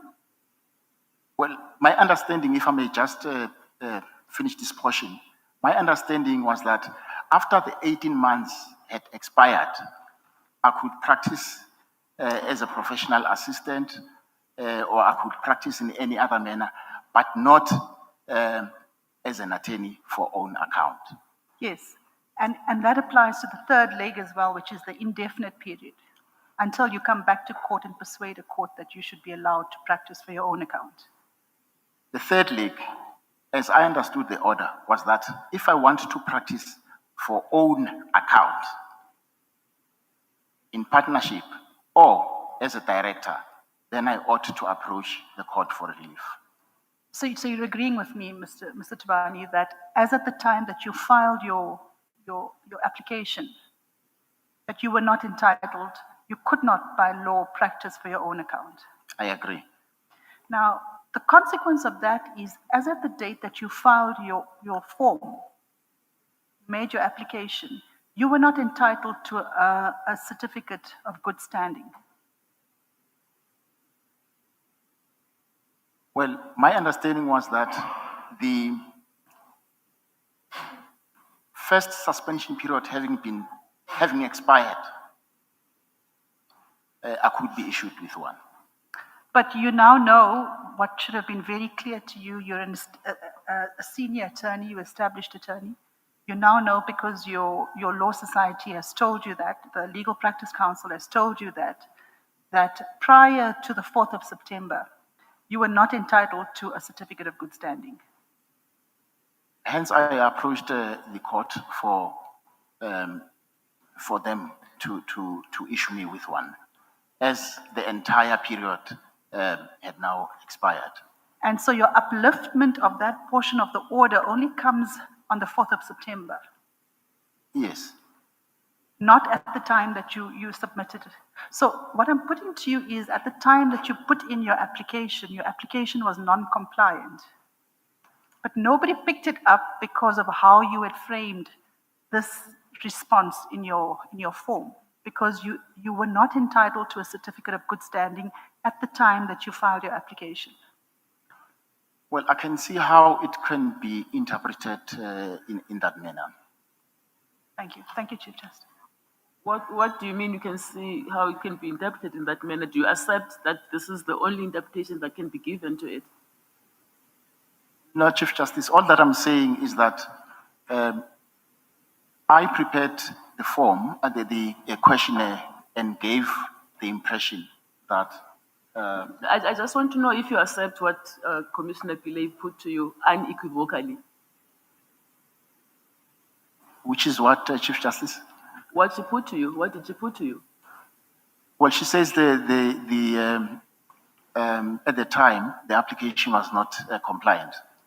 Yes, and it's your answer that I don't understand, that you can see how it can be interpreted that way. Do you accept unequivocally that when you applied, you were not entitled to a certificate of compliance? And you actually had no right to apply for this position? I accept, Chief Justice. Okay. Commissioner Ngaitok? Thank you, Chief Justice. I think it's just two parts, Mr. Tuban, which really follow up on your discussion now with Commissioner Pillay. Your characterization that the judgment that suspended you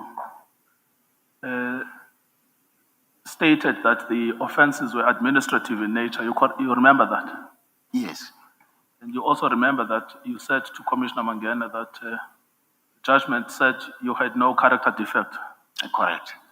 Now, the problem I have with that is that it is a selective and a misleading reading of the judgment. If you go to paragraph 111 of the judgment, what the court actually said, Sorry, where do I find that? paragraph 111 of the judgment that suspended you, the LPC versus Tobane.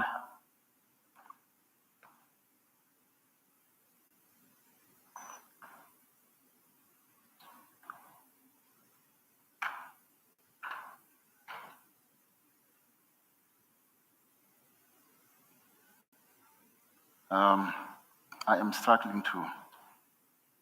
Yes, all right. Well, trust what I'm reading to you. Yes. We don't have a lot of time. In paragraph 111, this is what the judgment actually held. And it was on sanction, not on conviction.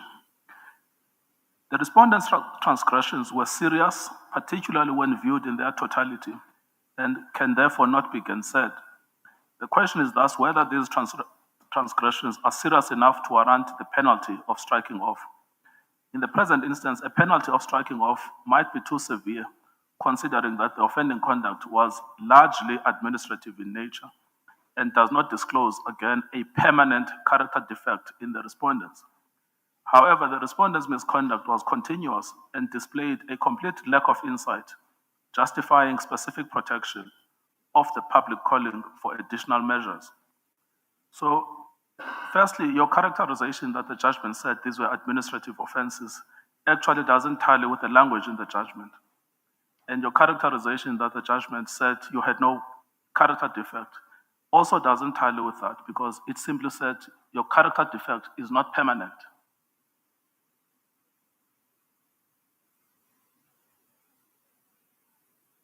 Hence, I'm saying your characterization today, I'm not talking about what you did in the past, today is misleading. At best, what I can say is that the suspension, since it had periods, 2 legs to it. No, you've debated that with Commissioner Pillay. I don't want to get back to that topic. What I am talking about is that the way you've characterized administrative as well as character defect is misleading. On character defect, what they said is that your defect is not permanent. They didn't say you had no character defect. On administrative, what they said is that these offenses are largely administrative, but extremely serious. None of those came in your responses. So what I'm putting to you is whether you accept or reject my suggestion that I feel misled. Well, if that is the, well, I did not have the intention to mislead. Yes. Thank you, Chief Justice.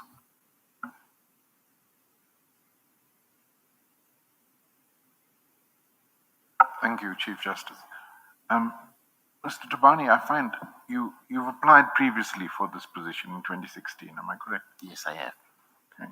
And you also served on the Council of the Law Society of the Northern Provinces for the period 2006 to 2013. Yes, I have. That's 8 years on the council. You also served as its president in 2010. Yes. So how is it that somebody with inside knowledge of how how the council works, how the Attorneys Act functioned in those years, came to neglect your practice to the extent that you were suspended for this period of time? I have said that after a period of reflection, I am disappointed in myself that my circumstances had to arrive at that. I was a senior practitioner at the time. I knew the rules and allowed such a situation to develop.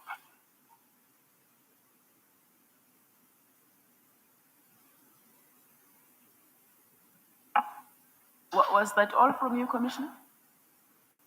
Thank you, Chief Justice. Commissioner Matolo Dlebu? Thank you, CJ, and good afternoon, Mr. Taban. Good afternoon, Commissioner. I just have to declare that I served with you at the Law Society then, and I know you Indeed, we very have. conscientious attend. But don't you think you need to go back and deal with the court order first before you make another application? Or for me, as Commissioner Pillay said, you dealt with only a part of that application. You need to go back to court. Make sure that by the time maybe you want to apply again, at least that court has been assessed. Go back to court to practice, or what? Go back to court for them to uplift your suspension properly. Remember when you do an application, you go to court after a suspension, what will normally do? They'll give you conditions. You can do this with the suspension after you get, maybe you go for a accounting course for 6 weeks or whatever it is. I think do that, those steps, you know that. Yes, Commissioner, but the order simply says if you wish to practice for your own account in directorship or in partnership, you ought to satisfy the court in the area in which you wish to practice. And what I did with, or what I sought to do with the application was to show or to satisfy the court that I ought to be given permission to practice. The language that was used by the court is to that effect. But I accept that if the view is that the court, in fact, that is not a suspension upliftment, the order that I obtained. But the couching of the order, unfortunately, led me to take the action that I did. You are suspended from practice as an attorney, number one. Number two, should you wish to practice for your own account, you must satisfy the court that you should be permitted to do so. So I went to court and I sought to satisfy the court that I be permitted to practice, and the court granted that order. Thank you, CJ. That was my advice. Thank you, Commissioner. After the conversation you've had with the commissioners from that end of the table about the effect of the order of the High Court, all its elements, and what you have considered now, do you still insist with this application? No, I don't. Do you think you are ready to No, I don't. jump onto the judicial bench? I don't. I will go and correct the situation. Okay, thank you. Thank you, Mr. Toban. You're excused.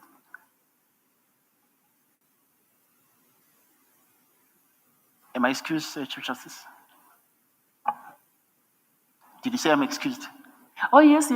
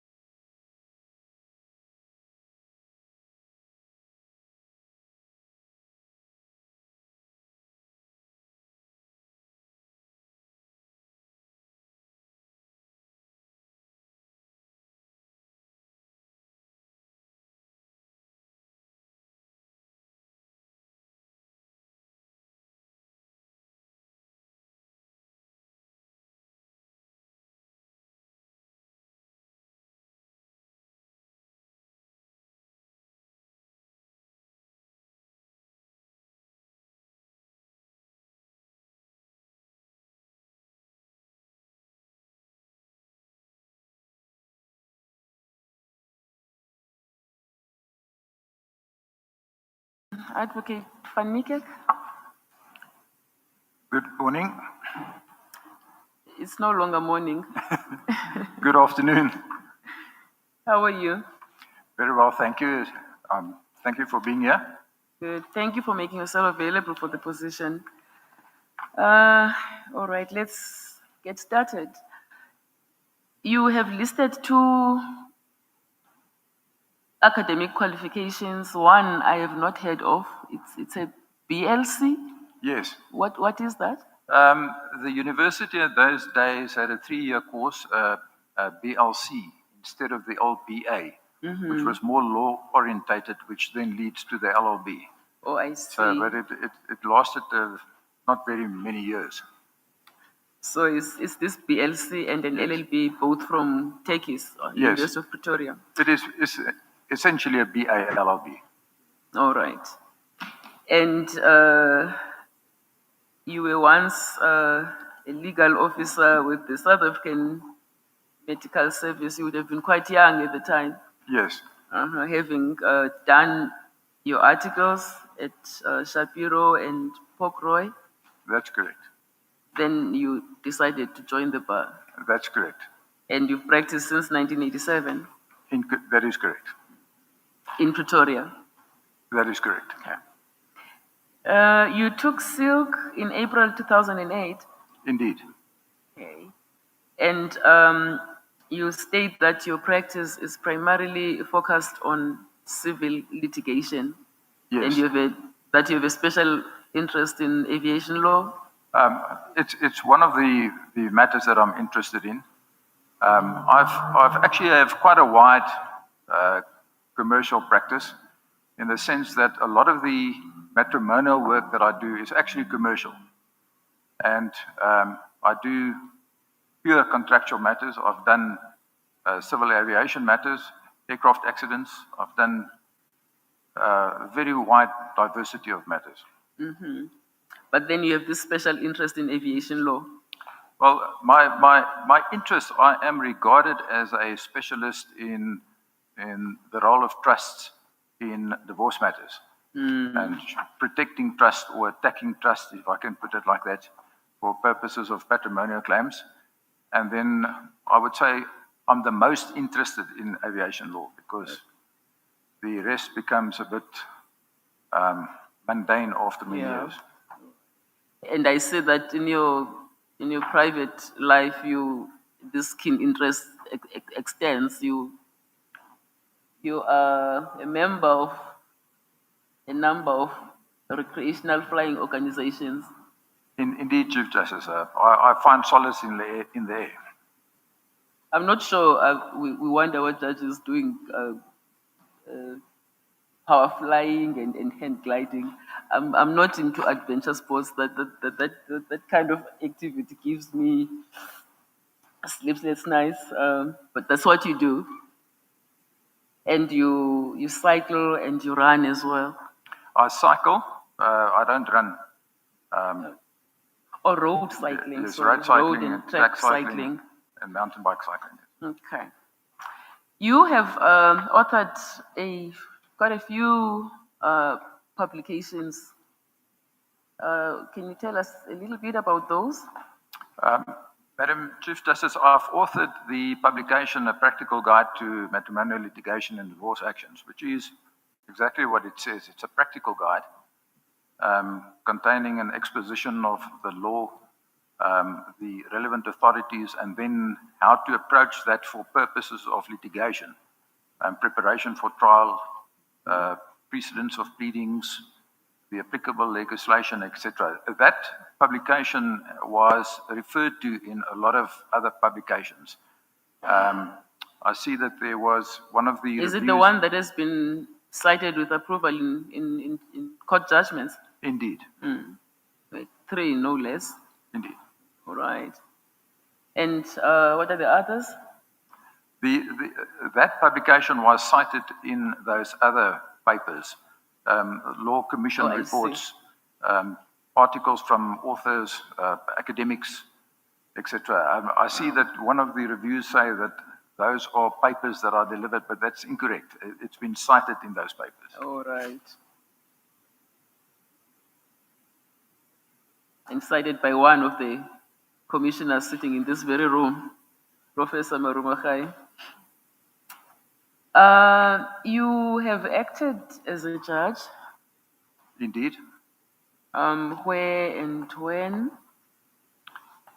I started in 2012, and the last stint was now a month or two ago, in May, over those years. Mm-hmm.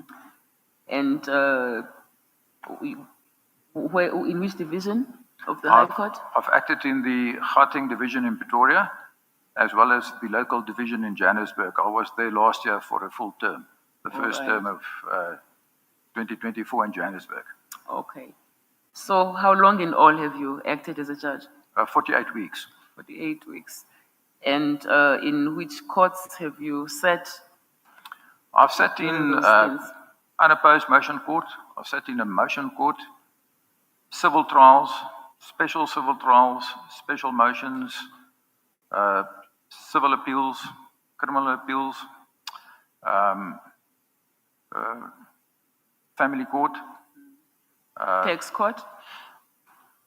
Yeah, I think, yes, I've sat in a tax appeal where I wrote the majority judgment, which is referred to in the papers, which was overturned by the Supreme Court of Appeal. Any criminal trials? Pardon? Any criminal trials? I've done no criminal trials. I've only done criminal appeals. And not in your practice either? No, in practice, one tends to either be a civil advocate or a criminal advocate. Have you written judgments? I've written a number of judgments. The ones that I could find in my research amount to, I think, 42. There are judgments that I've delivered extempore, which I can't find, but those that I could gather from my collection of written judgments and from SAFLI, I did compile them in a list, and it's about 42 of them. All right. Any of them reported? Yes, there's one that was reported, a matter of fools, which has been followed in the Western Cape as well as in other courts in Gauteng. But I don't think that's such an important judgment. It just dealt with the issue of whether or not a person who did not apply to, in terms of the National Credit Act for debt review, can apply for surrender of voluntary surrender without following those procedures or without explaining why those procedures would not have been more appropriate. And so that was followed in other courts. And I've then also delivered judgments which were not reported but then followed in other divisions and approved in other divisions, as well as by a full court in Pretoria and Gauteng.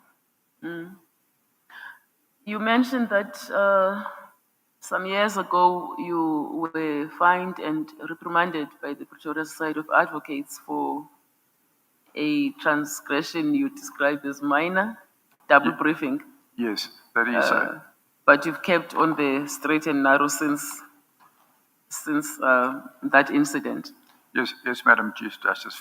That was about 35 years ago. Yeah, 1990. Yes, since then, I have not been found guilty or even charged with any transgression.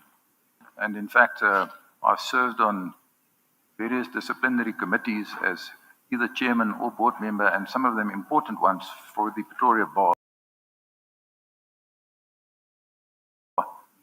which I submit is a reflection of what the bar's view is on my sense of ethics and as counsel. So I'm not proud of that. It's not one of my proudest moments, those events. But as a junior counsel, it happened, and I can't do anything about it. Okay. And the commentary from the law bodies is that you deliver your judgments promptly. Is that so? Madam Chief Justice, if one has regard to my list of judgments which I compiled, most of my judgments are delivered within 1 or 2 weeks. some of those judgments are even delivered within days. And the judgments that takes 2 or 3 months are judgments that I was involved in with other judges that in either full court or full bench appeals where one has to wait for the other judges. The ones that I deliver by myself, I take great pride in saying that they are never ever delivered more than 3 or 4 weeks later. And in most instances, within approximately 7 to 10 days. You are 65. I'm 65. So you still have quite a number of years to serve if you are appointed. Yes, as I Still say, until 75.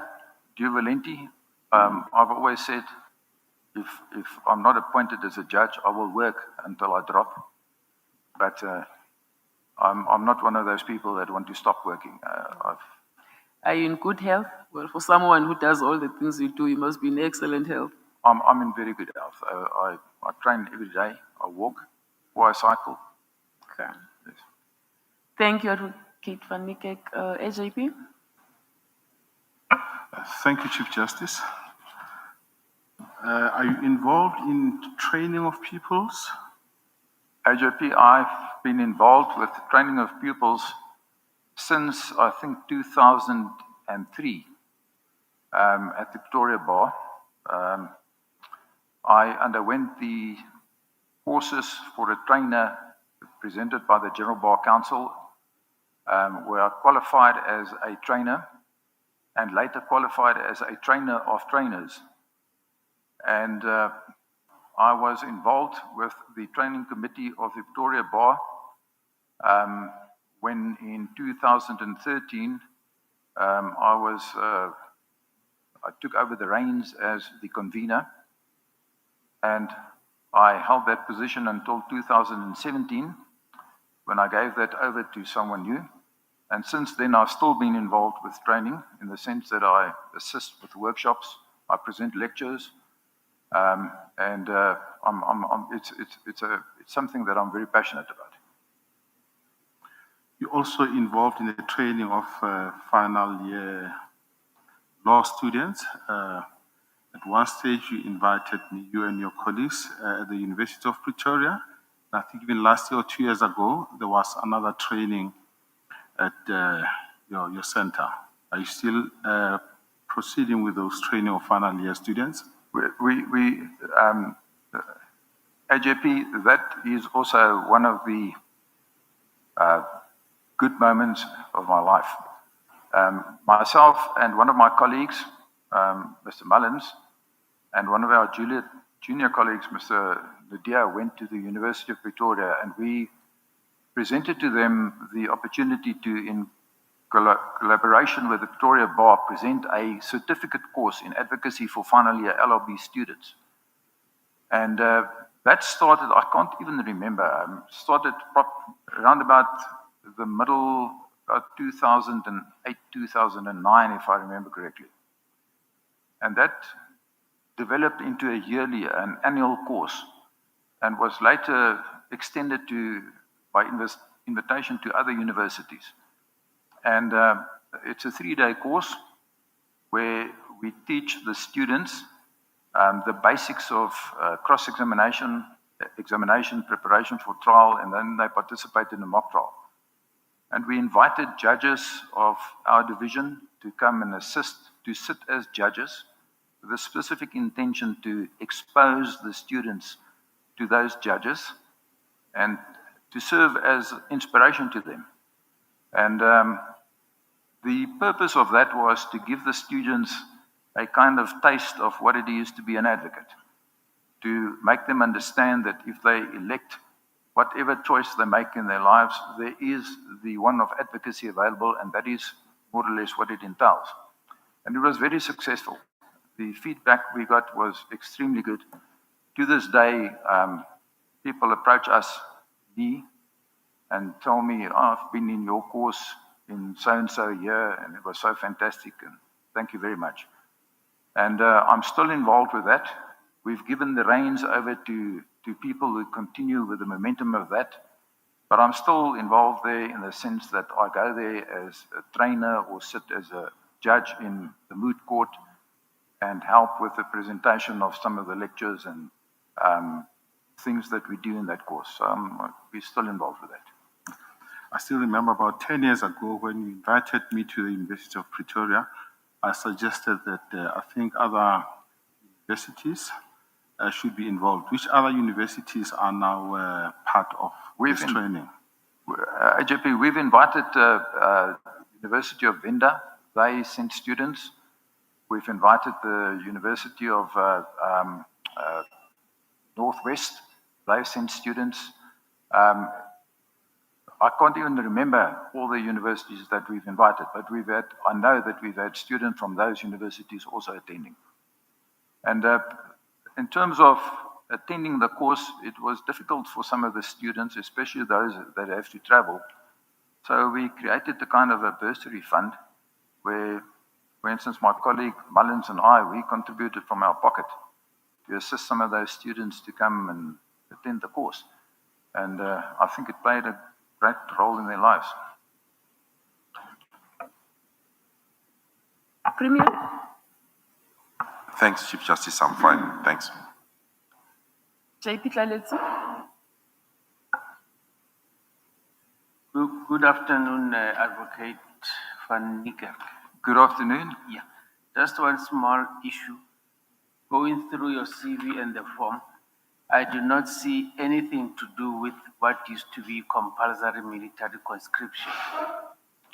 If you did, is it something that you think is private? If it does not appear anyway. I've disclosed in the form that I did 2 years in the South African Medical Services as my compulsory medical service. That was part of it. It is stated there, yes. I see. Thank you. Commissioner Moimang? Thank you, CJ.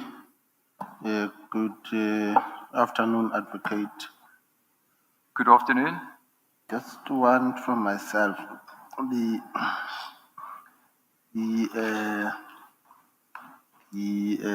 minimum sentence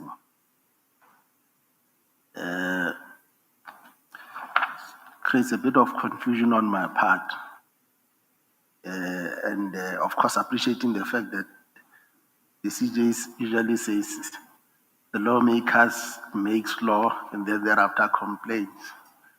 So the question that I want to ask is whether the minimum sentencing in terms of the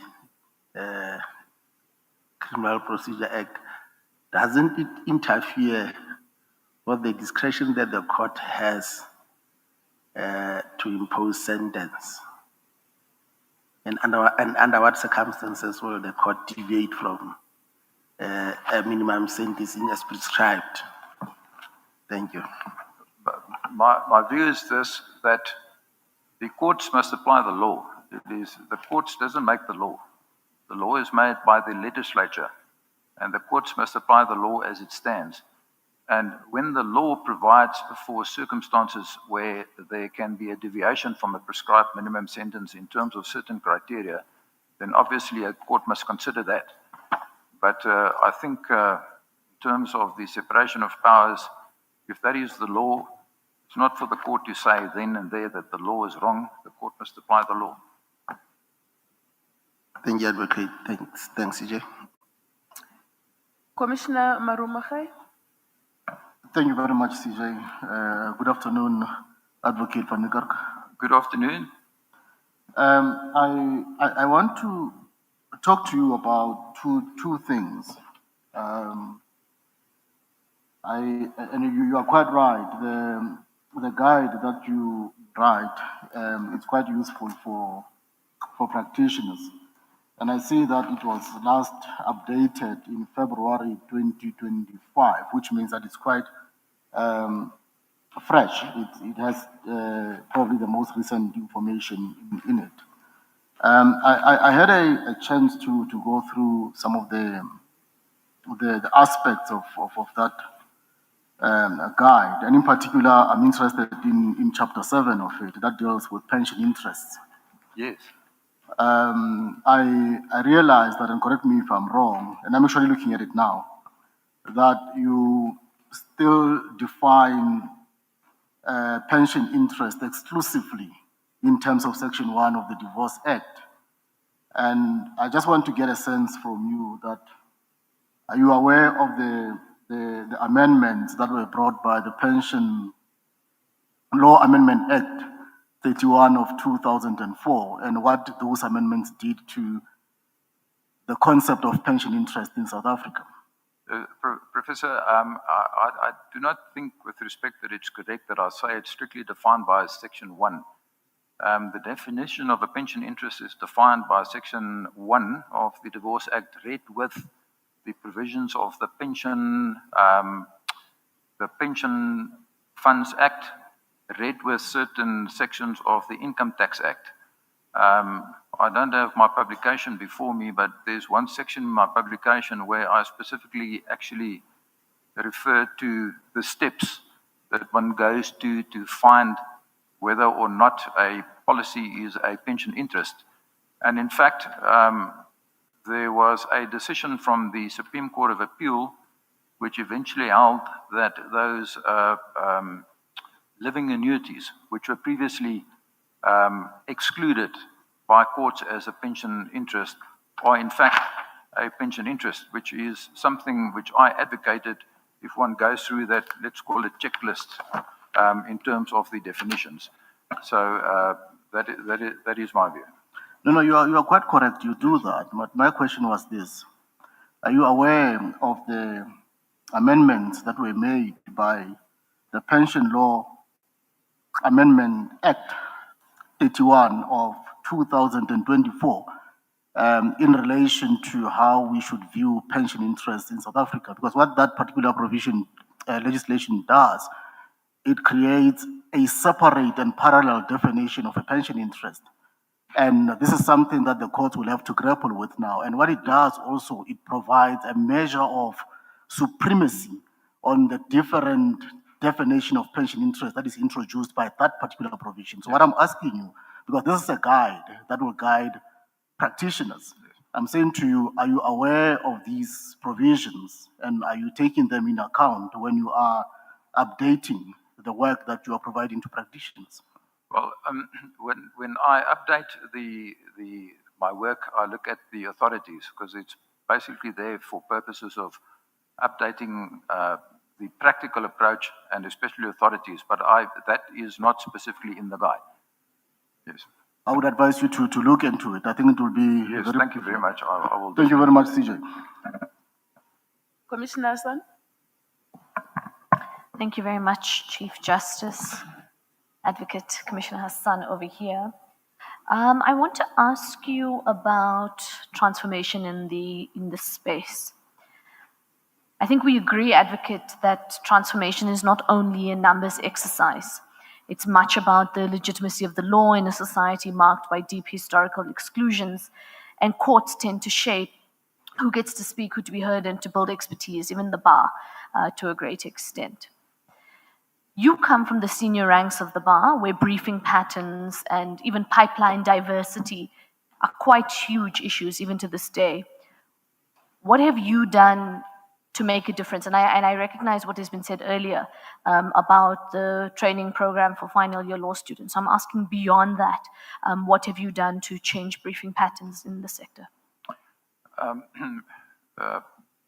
Madam Commissioner, the practice that I have, the kind of practice that I had, I acted for private persons and small entities, not big corporations who can really afford to spend hundreds of thousands of rands on litigation. So the opportunity that I had to appoint a junior was very limited, but there were opportunities where I was able to do that, and which I in fact did.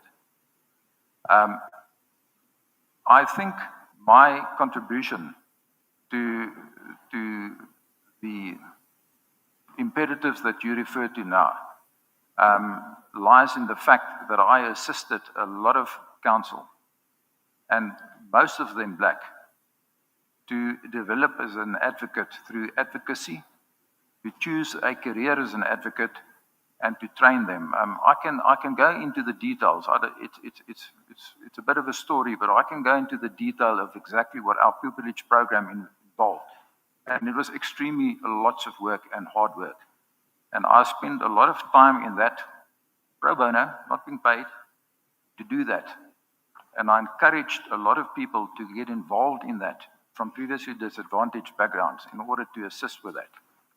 And that is what I could do in terms of my abilities to further the career and progress of previously disadvantaged persons. Advocate, I want to bring your attention to the AFT's comments on your candidacy under paragraph 2.3. They go into some level of detail in subparagraphs around resistance to transformation during leadership roles. Or should I let me allow you to get there? Yes. So for me, it's page 4 of AFT's comments, but I think it's easier to say paragraph 2.3.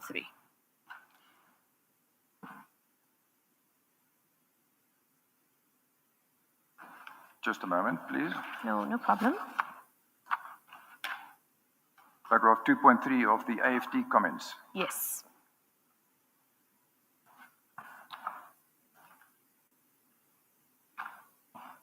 Have you found it? Yes. Right, so if we look at 2.3.1, they talk about resistance to transformation during leadership roles.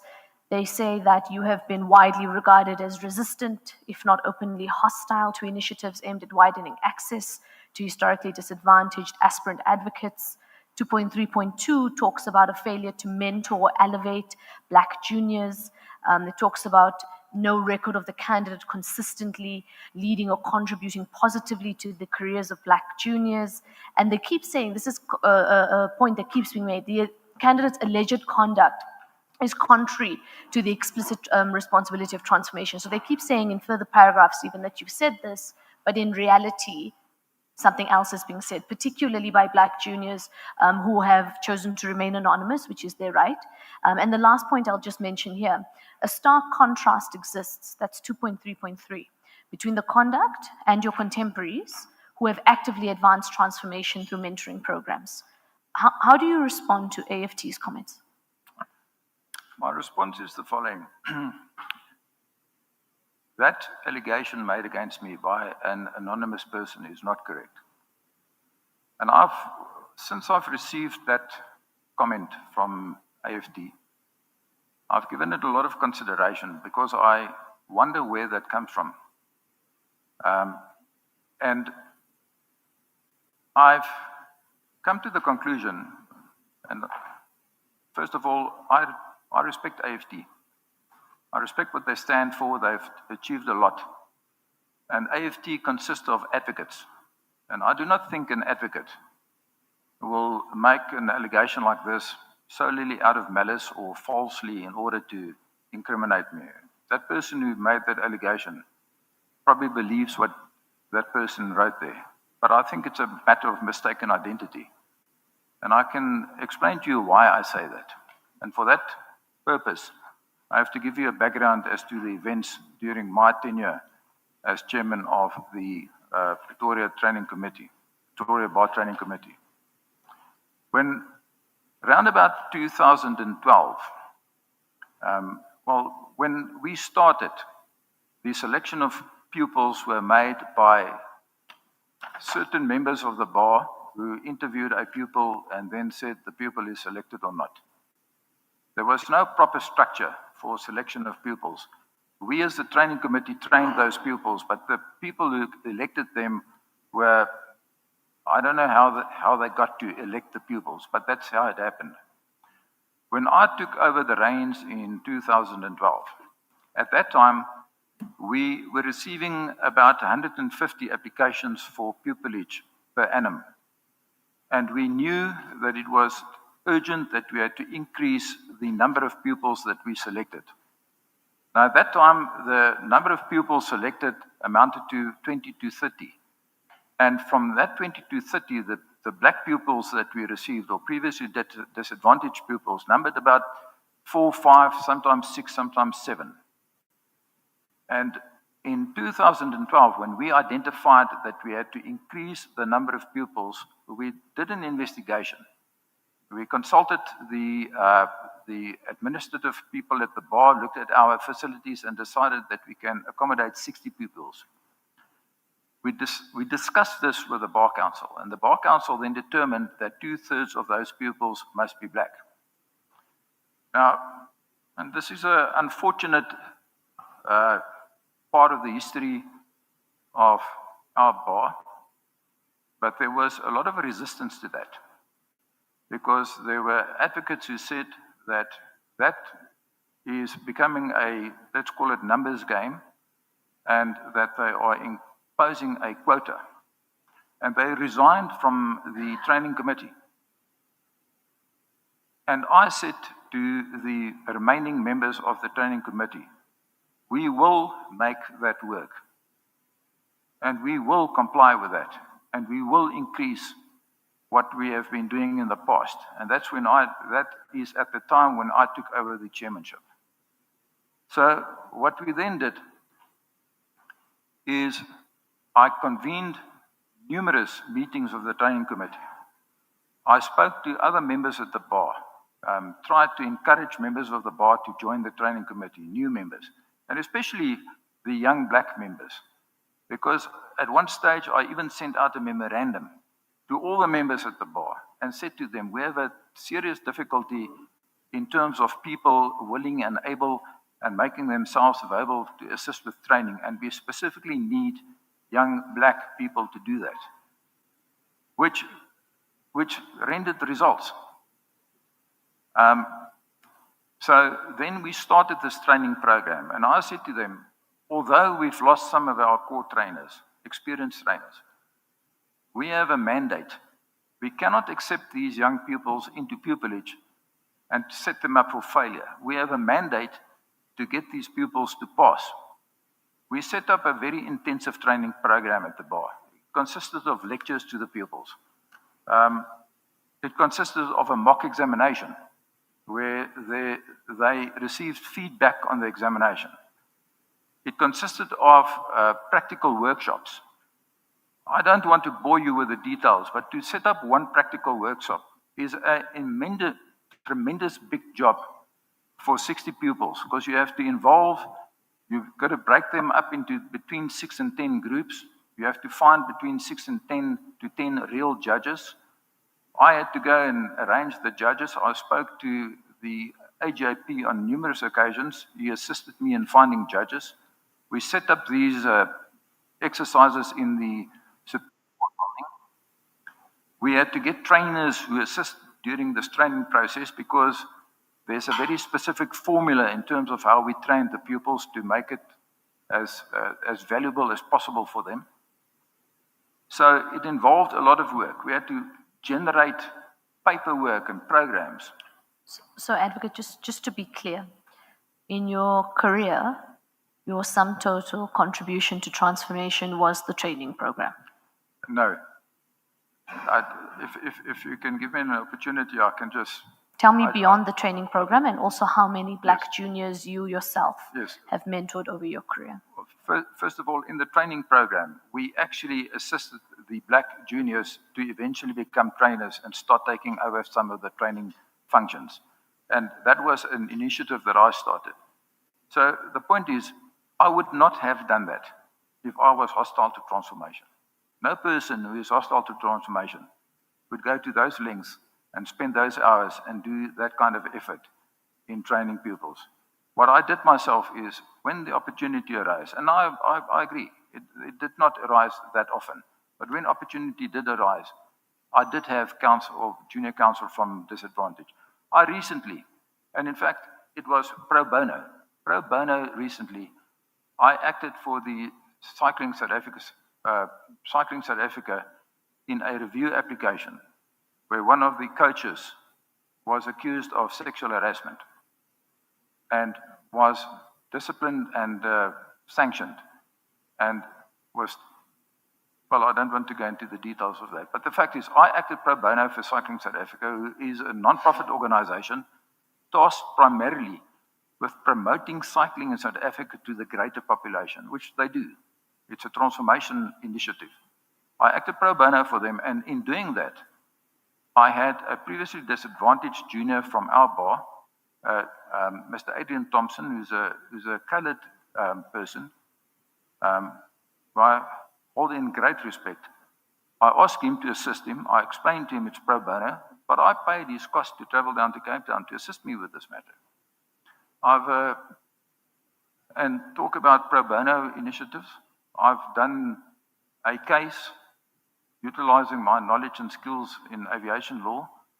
If I can use the advocate tea room language, tied a big corporation in knots after a young guy, Mr. Malotu, suffered a double amputation of his legs following an aircraft accident. And I got them, they tried to escape liability on the basis that they sold the aeroplane to an offshore company. With my knowledge of aviation law, we got them to agree to a stated case. We went to court and we got an order, all for free. I didn't charge a cent. I did what I could in terms of my abilities and the nature of the practice that I had. All right, and just the amount of black juniors you yourself have mentored over your career? Well, I can, if I must think off my head, I think, are you talking of black or previously disadvantaged, including Black. Black, 2. Now, Sorry, just to be clear, 2 out of how many? out of how many what? How many juniors have you had? I've not had many juniors. I think in my practice, and you can you can check the matters that are reported in which I appeared. I appeared by myself because that's the nature of my practice. All right, thank you, CJ. President Molemer. Thank you very much, Chief Justice. Good afternoon, Advocate Van Niekerk. Good afternoon, President. How are you? Very well, thank you. My question, I have 2 questions, they are related. The first question is whether skewed briefing patterns are a reality, or is it something that is not a problem in our country?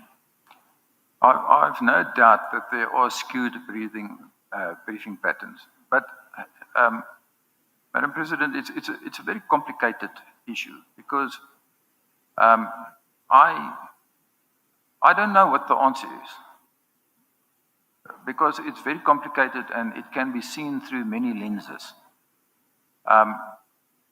There are certain aspects of law. If one really makes an analysis, I think, there are certain areas in law where the briefing patterns are not skewed. And there are other facets of the law where it in fact is. I sat, for instance, in the court in Johannesburg last year for a whole term. And I must mention, it's a very enlightening experience to see the difference between 2 divisions so close to each other. But in Johannesburg, in the whole time that I sat there, I was in civil court and the Road Accident Fund Default Judgment Court.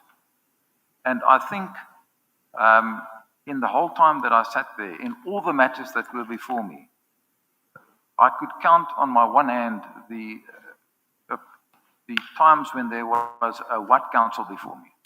The rest were all black counsel. If you go to Pretoria, it's less so. In Pretoria, I think it's more of a probably 50-50. It's difficult to say because, I mean, obviously we don't keep statistics. But the fact of the matter is, I think at the end of the day, there's also the issue of, depends on who the client is. They, to a very large extent, dictate who their lawyers are going to be, and the lawyers dictate who the counsel are going to be. But I don't have the answer. I can just agree that it is probably skewed. Yes, and you did say that there are some areas of the law, branches of the law, where there's definitely a skew Definitely. in favor of white counsel. Yes. Yes. Now, we have this constitutional imperative in section 174 of the Constitution, which relates to how judges should be appointed. It must be fit and proper, and also talks about demographics. So it seems to me that a diverse bench is actually essential. Would you agree? Indeed. Yes, and why do you think it's important? Because we have a diverse population, and diversity on the bench reflects diversity in the population, and it reflects the fact that one part of the population is not elevated in terms of stature or importance to another part of the population. So therefore, there must be a reflection on the bench of all parts of the population. Now, the question that I often ask myself is, how is that going to be achieved for as long as we have skewed briefing patterns? Because I'm sure when we are talking about a diverse bench, we're also talking about people from different backgrounds and diverse skills and so forth. So if we have these skewed briefing patterns, how are we going to achieve the diversity that is envisaged in the Constitution?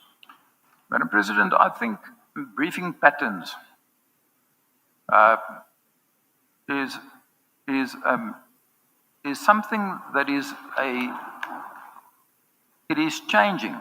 And I think everybody who sits on the bench will agree with me, because that personally is my experience. It is changing from what it was, say, 10, 15 years ago to what it is now. And that change is brought about by the fact that the number of previously disadvantaged advocates and attorneys are increasing proportionally more and more with progression of time. If I just speak about my and their ability and what they can achieve, and the perception about them is changing. And if I can just, as a matter of example, say why I say that. It was striking to me when I started my journey in advocacy training. If you have a lecture in the mornings for the pupils, the black pupils would sit right at the back, and they would keep quiet, and the white people sits in front. And the numbers started changing.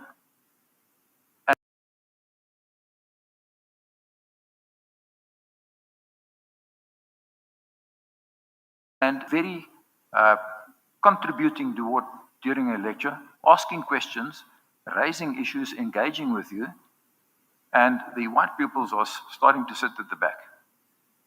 And not as to who sits where is important. I think what is important is to show that the confidence level of the black pupils increased with progression of time, and being accepted into the fold of the bar, and being trained and being accepted. Now, that thing, I think that aspect filters through in practice, because you see many, many more large black attorneys firms, competent attorneys firms, and you see many, many more black counsel and extremely competent black counsel appearing. And the message filters through, and that will change. That fact, competence will change briefing patterns. It must. There's just nothing else. There's no other result for a change in competence is a change in briefing patterns. Thank you, CJ. I've exceeded my quota of questions, so I will leave it at that. Thank you, Advocate van Niekerk. Minister? Thank you, CJ. I think I'll follow on President's questions around transformation. Good afternoon, Advocate van Niekerk. Good afternoon. Since last week, we've been listening quite significantly, especially women legal practitioners, talking about lack of access and briefing patterns that remains a bit skewed. I've looked at your work, and I do. I was fine. I was also trying to I was battling as well with the comments by EFT, but I think we'll come to that.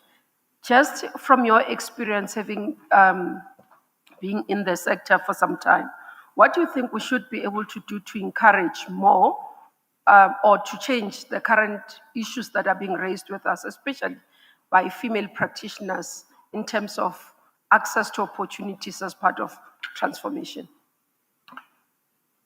Madam Minister, speaking for myself, the bar that I live in Pretoria, there are many female colleagues. I remember when I joined the bar, I think there were 2 or 3. And now, the floor that I am on are mostly females.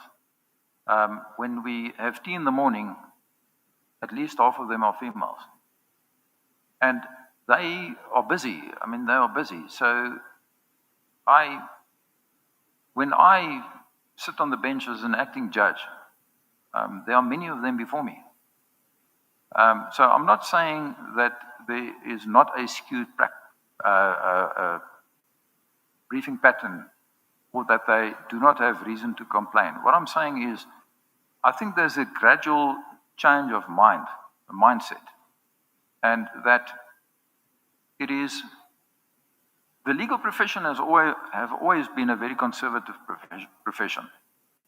And it takes time for new ideas or new models to establish. And I think that is something that is increasing. The pattern of briefing of ladies at the bar is improving, and it will continue to improve. Because once again, these ladies are proving themselves to be very formidable and competent counsel. And that will obviously improve briefing patterns for them as well. Yeah, just going on with that one, seeing them there, majority of them are saying they are given your non-significant briefs. So when you come to commercial, you don't find them. Critical cases that are lucrative, where there's money, if we're to say that word.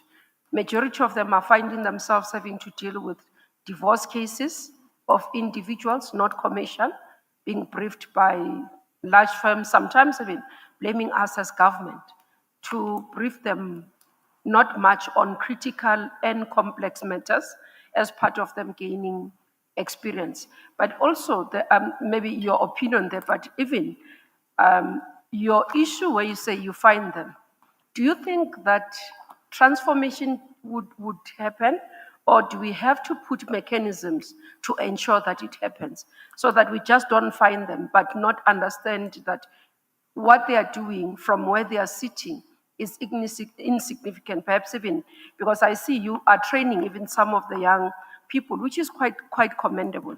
But those that are there, because the issue is that some of them enter and they become junior advocates, but they exit because they are battling to sustain their practice. Your experience and your views in that? My view on that is that if you're a good counsel at the bar, you will make it. And if you're not good counsel at the bar, you won't make it. Now, I'm not by that saying that those candidates were not good counsel. I'm not saying that there's skewed briefing patterns. But what I've noticed in the training, for instance, when I was involved in the training committee, I created subcommittees in my committee. And those subcommittees were responsible for, the one would be responsible for the appeals workshop, the other one would be for the motion court workshop. And I always made a point to, in those committees, appoint somebody who with that person will shadow that person to be able to take over that job at some stage in future. And most of those people were females. There were very few males, in fact. And they were the ones that exhibited the most keenness to assist and help. And when we were presenting lectures in class, those people sitting in front, asking the questions and participating, were the ladies, the females. And I've remarked to my colleagues many, many times the words that I used, and I hope I'm not offending someone. I said, but the boys are being outshone by the girls. They are outshining them completely.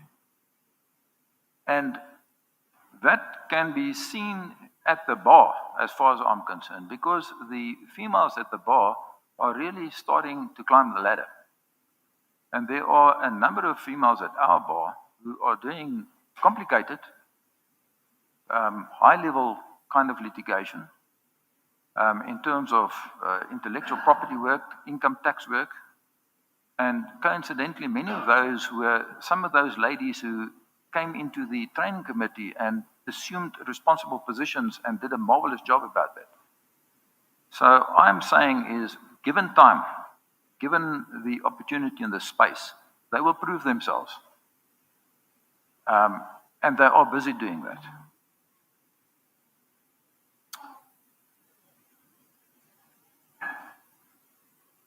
Thank you, Chief Justice. Good afternoon, Mr. Fanika. Good afternoon. Did I understand you in answer to a question from the Minister to say good counsel will make it? Good counsel will always make it. Do you accept that the attrition rates at the bar amongst women and black advocates is disproportionately high? I do not have facts to say, but I accept that. I accept that as a matter of fact. I will accept that.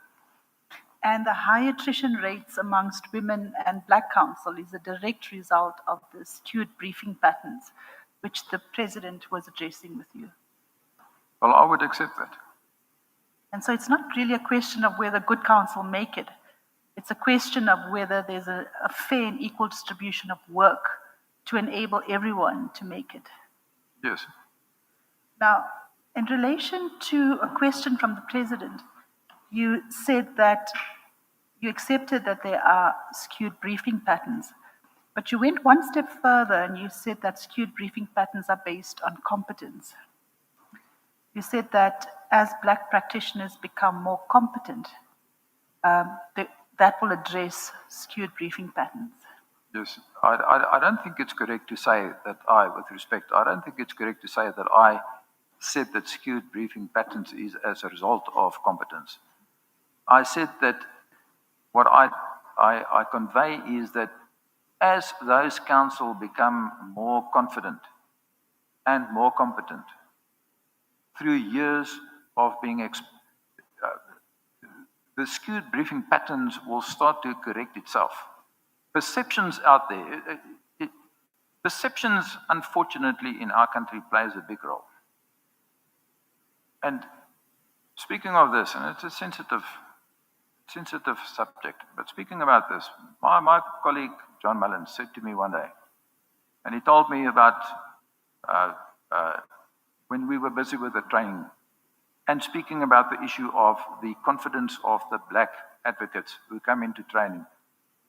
Every intake, it's better, and it improves, and they shine more. And he said to me that they did a study in the United States at a university, and there were some people that they told all the time, you're not so good because of your race. And when they were given certain tests, the results were completely reflective of the impression created to those people. So if you tell people for many years that they are subordinate, they will feel that. But if you change that perception, they will change. And that, unfortunately, is part of the history of this country. But that history has been eradicated by the constitutional imperatives. And I think time, I know it's 30 years later, but today we've got a complete different picture at the bar and in the courts and in terms of counsel who appear there and the kind of work that they do that we did 20 years ago. I've had before me sitting as an acting judge, one of my judgments here, where there were two senior counsel appearing. They were both black senior counsel. probably the best advocacy that I've seen in action. And you would not have found that 20 years, 25 years ago very easily. They were very scarce. And so we go back to the answer you gave the president at the end of her questioning, that as black practitioners become more competent, it will address skewed briefing patterns. I didn't convey by that they are incompetent. I'm saying you're getting more and more and more black practitioners who are very competent. And the more and more of them you get, because they are going through the system and they're coming into the system, and the more and more of them you get, the more the briefing patterns will change, because they will be briefed. Good counsel will be briefed. And at the moment, because they're not being briefed, we can assume that black people are just not, they don't make the cut. No, that's not what I'm saying. There are many. So please tell us what you are saying, Mpanika, because this is exceptionally important. And you've got the public listening to you. And you will know yesterday from the interviews that we have that this has become quite a bugbear. So please, let's be clear about what you are saying. Yes. I'm not saying that the Black Council are incompetent. I'm saying that the number of everybody at the bar, there are many counsel at the bar, black, white, all races, who sit there and do the normal day-to-day work. And of all of them, there are a few who starts to doing the very big work because they distinguish themselves. And I'm saying that those kind of counsel, those who distinguish themselves, if you look at the composition of the bar in years ago, were mostly white. But as time progressed, these counsel, the black counsel that come into the bar and improve and become very competent, those numbers change. And that will change the briefing pattern in respect of those numbers. That is what I said, or trying to say. Do you believe that the conditions are the same for both sets to equally distinguish themselves? For both? That's what we're trying to get at. For both, I could not... For black counsel and for white counsel to distinguish themselves? No, I don't think so, because a lot of the big commercial work being done emanates from big corporations. And we all know that most of the big corporations are still run by predominantly white people. And they brief firms that are predominantly big white firms. And that is going to create a pattern of briefing, I've got no doubt. So when I put to you that the attrition rates amongst black and women are disproportionately high because of the lack of access to work, do you understand why your assertion that good counsel will make it is a particularly painful one? Ma'am, it may be painful, but that does not imply that those people who don't make it are not competent. What I'm saying is, you see that at the bar, you see that all the time. You see somebody that come into the bar and they are there for a while and they work and they go away. But there are counsel at the bar, and I'm not one of them. I would call myself a mediocre senior counsel. But there are those people that come to the bar and very quickly climb the ladder, and they are specialists in some complicated field like intellectual property or income tax law, and they climb the ladder quickly. And it's not just white counsel, it's black counsel as well. And then just lastly, you indicated that you had only ever led 2 black juniors in your entire career. Yes, if I recall correctly. Yes. Over how many years? So I've been at the bar now 38 years. 38 years. Yes. And I think in my 38 years at the bar, I've had a junior counsel probably,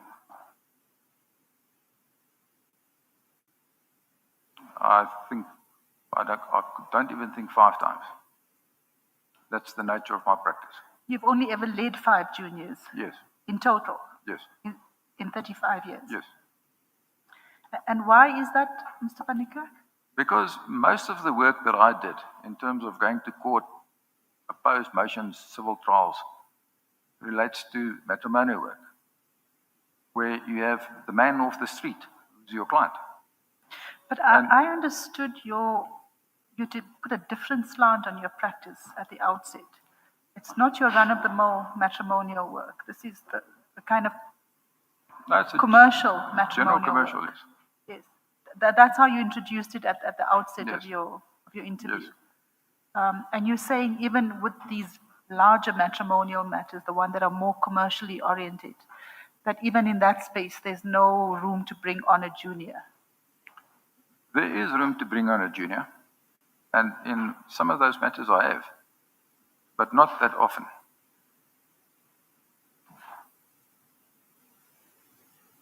Thank you, Chief Justice. Commissioner Mangen? Thank you, Chief Justice. Good afternoon, Advocate Vanika. Good afternoon. Yeah, I just want to explore with you this aspect a little bit more, and ask you. You strike me as someone who is committed to transformation, except that the people who give you briefs are not willing to allow you to bring in juniors and or black practitioners. Now, my question to you is, what price are you prepared to pay to ensure that transformation takes place in the legal profession? So, I do not understand with respect, if you're saying what price I must pay, I mean, what am I prepared to do? From the interaction you had with Commissioner Pillay, it appears you accept that there are skewed briefing patterns in the country, number one. Yes. Number two, you have just said, verbalized here, that financial power is in the hands of corporates, and they brief white law firms, who in turn brief white advocates. And my question to you, when I ask you what price are you prepared to pay, I need you to tell me, as an act of commitment to the transformation of the legal profession and transfer of skills, are you able to sacrifice briefs in pursuit of that commitment? Well, if you say I sacrifice briefs, then I must say to the client, I don't want to do this. You must give it to someone else. And no, that's one thing that you can do. But the second one is, you can say to the client, I need a junior on this matter, and I need Advocate Moloisane as a junior on this matter, because you explain. Yes. Yes, I can do that. Now, in 38 years of practice, how is it that you have only had less than 5 juniors in your practice? Because in those matters, it was not necessary to get a junior. I could do it myself. A junior increases the legal fee substantially, especially for the man in the street. And a junior is there to assist you to prepare the work. I mean, a junior is not there to, with proverbially, carry the case. The junior brings in value to the case. Then it increases the legal fees. I'm a specialist in the things that I do, and I did not require the services of a junior. And where I did require the services of the junior, I did what I've already referred to, inter alia, paying one of them to accompany me in order to assist in a pro bono matter. Thank you, Chief Justice. I'll let it rest here. Commissioner Trolley? Thank you, Chief Justice. First a comment and then a follow-up question. Advocate Vanika, I note from the nominations from T. Ngongwana, SC from Papasa, and J. Mullins, SC, that they commend you for your commitment to transformation and upliftment and training. And I contrasted that with one of the anonymous comments or allegations of lack of commitment to transformation. That's my comment. In the time that you've been on the bench, have you dealt with any state cases? If you say, Mr. Trollip, state cases, is it where government is involved? Yeah. Yes, I have. Have you noticed any marked transformation in briefing patterns where the state is involved? Yes, yes, there are mostly black counsel in those matters. Thank you.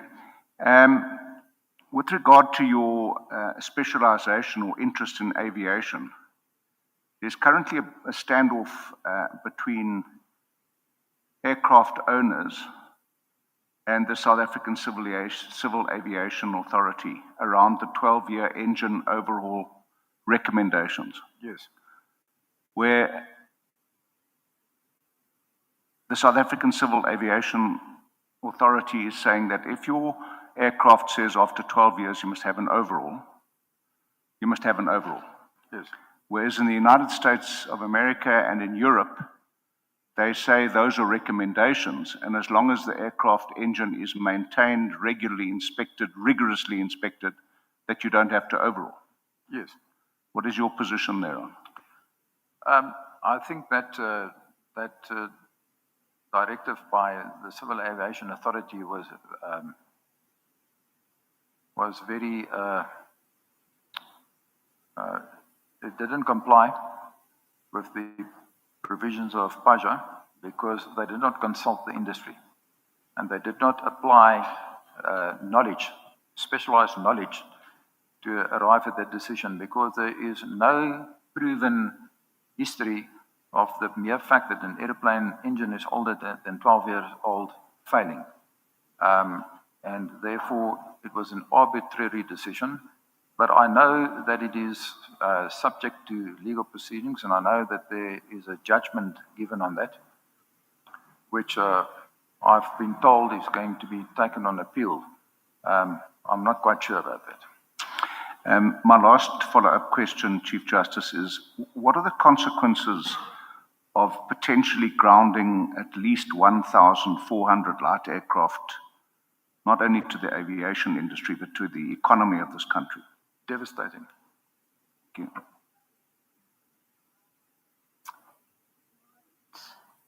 Thank you very much for coming, Advocate Van Niekerk. Thank you, Chief Justice. Thank you very much for the opportunity. You're excused. Thank you. Lunch? I, for one, am hungry and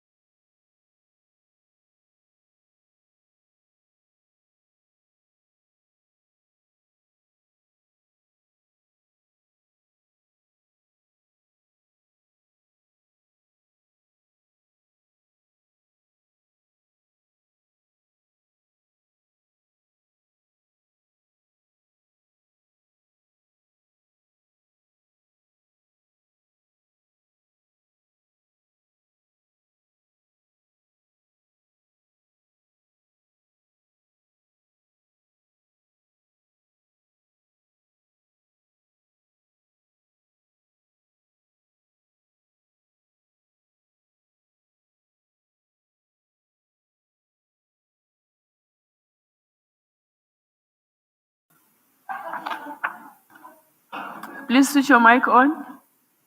Thank you. How are you? I'm very well, thanks. And how are you? I'm fine, thank you. You are an attorney. Correct? With a BProc, LLB, and degrees and an advanced diploma in project management. Correct. Okay. You obtained your legal qualifications from the University of Limpopo. Correct. Okay. You were admitted as an attorney in 2001 and started practicing right after.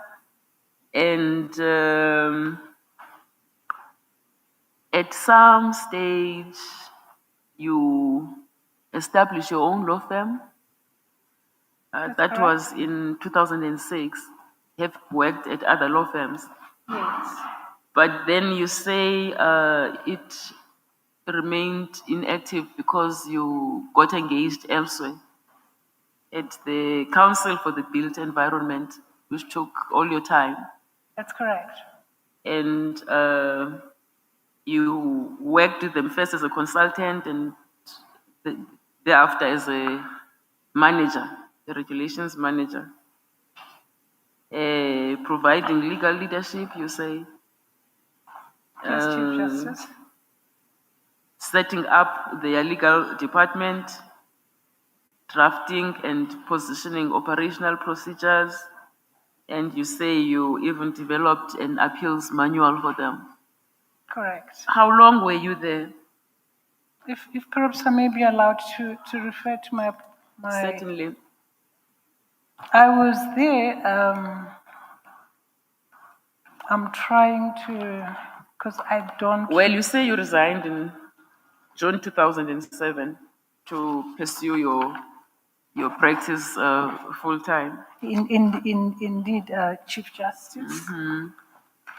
And what kind of work did you do once you started your practice in earnest? I have been doing since then until now what would be known colloquially as your general legal work. It's like your MVAs, your civil matters, and that would include also your divorces and an array of civil-related issues or matters. And it would also, I also did criminal. All right. And I also did matters administrative in nature and labor-related matters here and there, just a snippet. Okay. Well, in the midst of running that practice, you've done other things.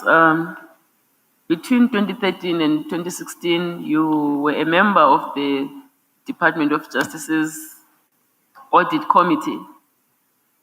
What did you do? What does that role entail? What did you do there?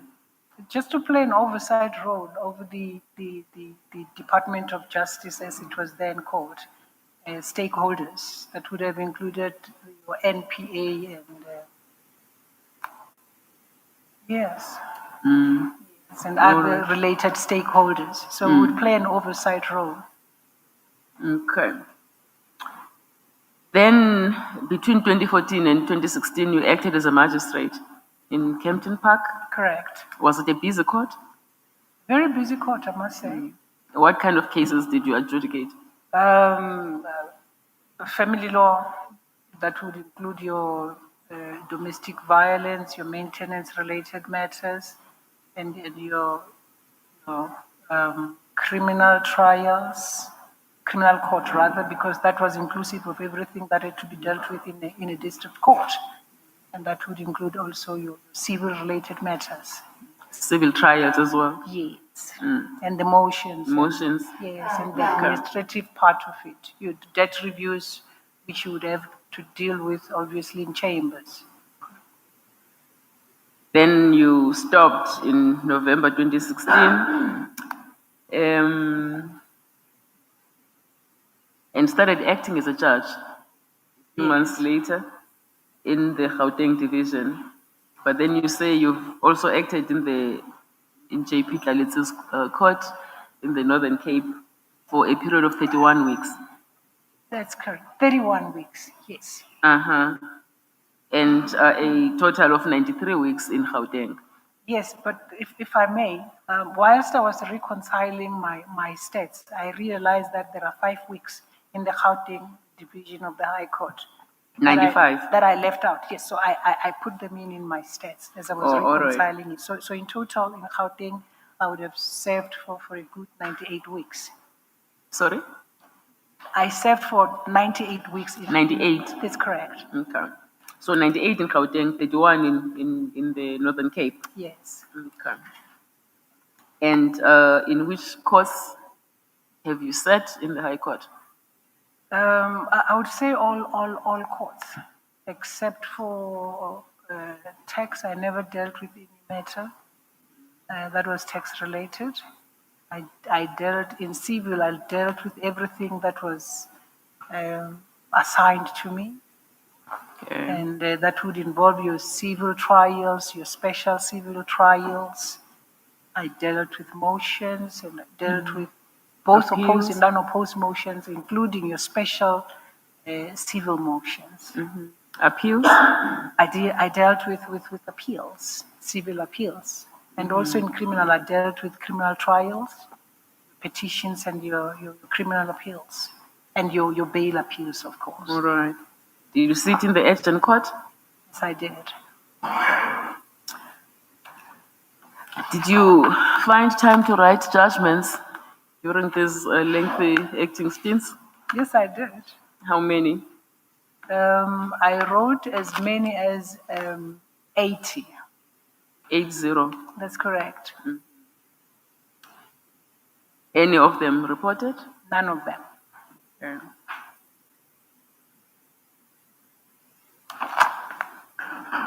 I see that you've also chaired disciplinary tribunals for a number of bodies, such as the South African Council for the Architectural Profession, the Engineering Council of South Africa, Council for the Built Environment where you worked, and National Home Builders Registration Council.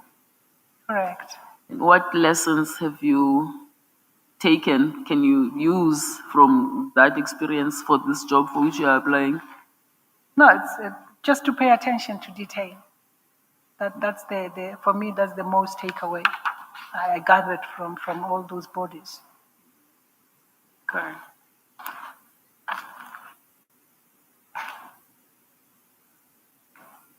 All right. I will leave it here for now and hand over to the acting judge president of the division. Thank you, Chief Justice. Good afternoon, Ms. Vuma. Good afternoon, AJP. I think maybe I should first disclose that did you do your articles at my firm or you joined me after you admitted? It was after my articles, after my admission. We worked, you were my PA for about 3-4 years. Thereabouts. I also heard you talking about MVA. Just shows that you've been practicing for many years because so that people know it as RAF. Okay. I've looked at the records. You've got the necessary experience, and I've also looked at the recommendations made by various legal bodies. I'll just raise one thing, and I need your comment. This is the information that I received today, that you are involved in the criminal case, State versus Sibanyoni, where you're representing the accused 17, 19, and 20. Yes. It's a matter before Judge Cooney. When did this trial start? It started almost 2.5 years ago. Has the state closed its case? It's yet to close its case. And there are 23 accused in the matter. That's correct. The information that I get is that this matter may still run for another year because the state must close this case and there are about 23 accused. Any comment? That remains to be seen. Once the state closes this case, AJP, the accused Speaking might... too softly, Ms. Boma. Apologies. Once the state closes its case, it could well be that cancel old instructions that the accused are going to be closing their cases. Okay. So you don't know for how long the matter will last? Certainly not. No. Yeah, my colleague also told me that the record consists of about 10,000 pages in the matter. The record of the proceedings.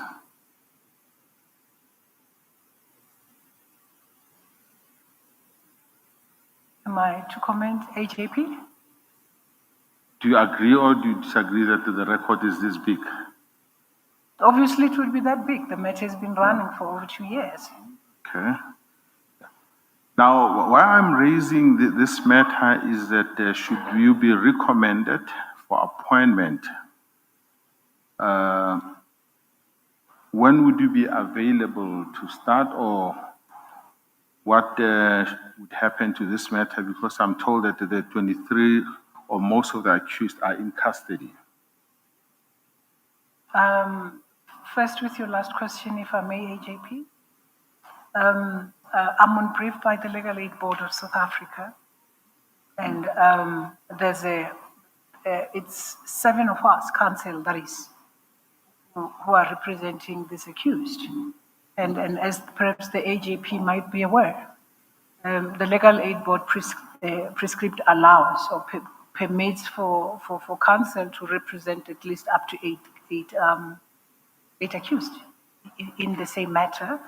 And if perhaps I may bring it further to the Commission's attention, there is no conflict of interest amongst these accused. So were I to be appointed, it is a general practice where legal aid accused or where in an instance where accused are not in conflict with one another, that those clients, for one reason or the other, should counsel no longer be available, that they be spread across the counsel who are available. Because these things do happen, AJP, that for one reason or the other, counsel may no longer be available to continue with that matter. But I would imagine that should it get to that point, then it shouldn't be too difficult for 3 of my clients to be allocated to any of the other 6 counsel who are involved in the matter, especially since there's no conflict of interest amongst these 23 accused. AJP. Do you agree that if you are recommended for appointment, it will also depend on these clients whether they would agree to be presented by other counsel or not? I did explain to them. The ramifications of the outcome of my interview. And as I sit here, I have their blessing. As you sit here? As I sit here, I have their blessing to the extent that perhaps the Commission might recommend my permanent appointment. Okay. Thank you, Chief Justice. Premier. I'm okay, thanks, Chief Justice. Thank you. Any questions, Commissioners? JP Tlalesi. Good afternoon, Ms. Buma. Good afternoon, JP. Are you well? I'm very well, thank you. Thank you. I just want you to, or refer you to the cases you referred to on page 15, the paginated pages, regarding the cases in which you have appeared that would regard as being most significant and why. State versus Twala is the first one. Have you reached the page? Yes.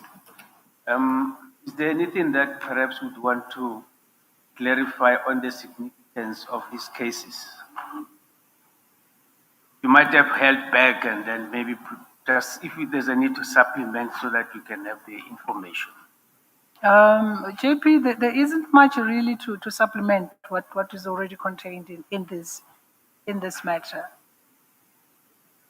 Unless if perhaps the JP seeks a particular clarification, then perhaps I could No, attempt. the significance, I'm more interested in the significance of these cases.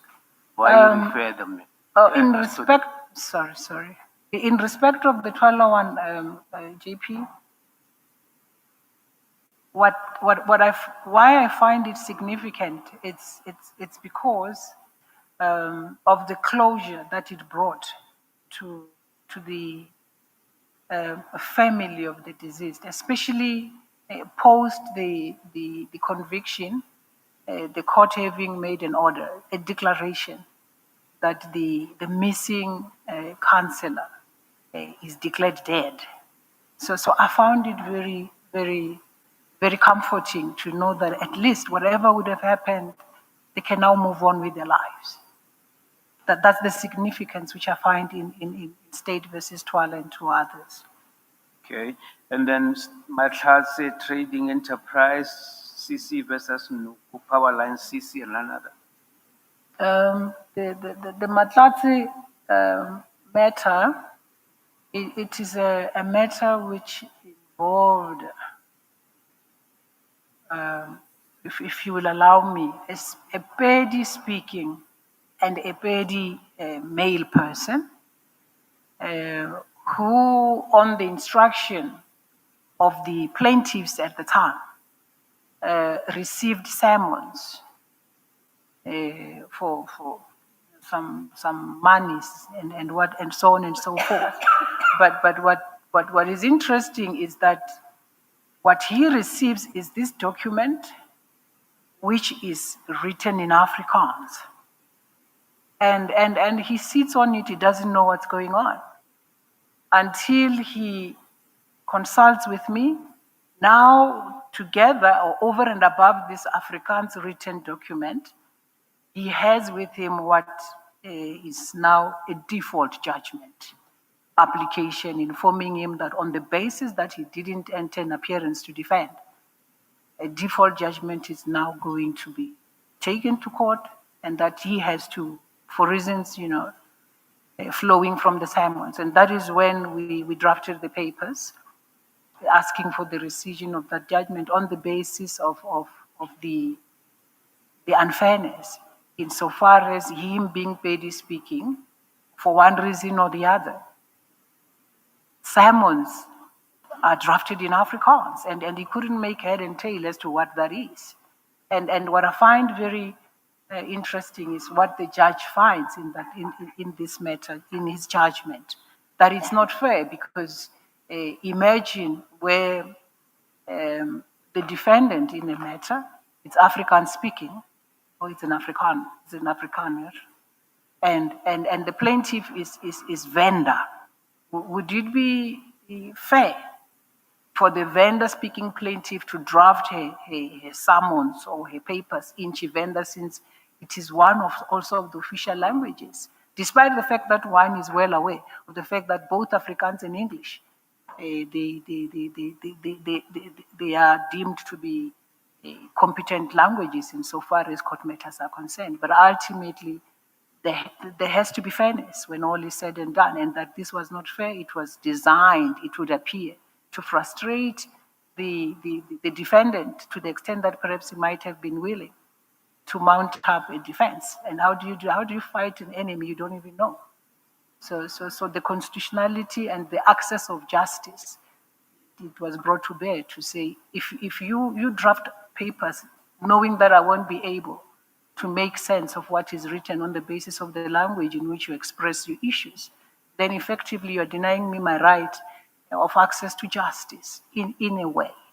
So it reinforces and emphasizes the fact that the right to access, it's got many, many angles, and it can be denied one way or the other, subtly so, or pointedly so. And in this instance, it is my sense that it was a subtle denial of this defendant's right to access to justice.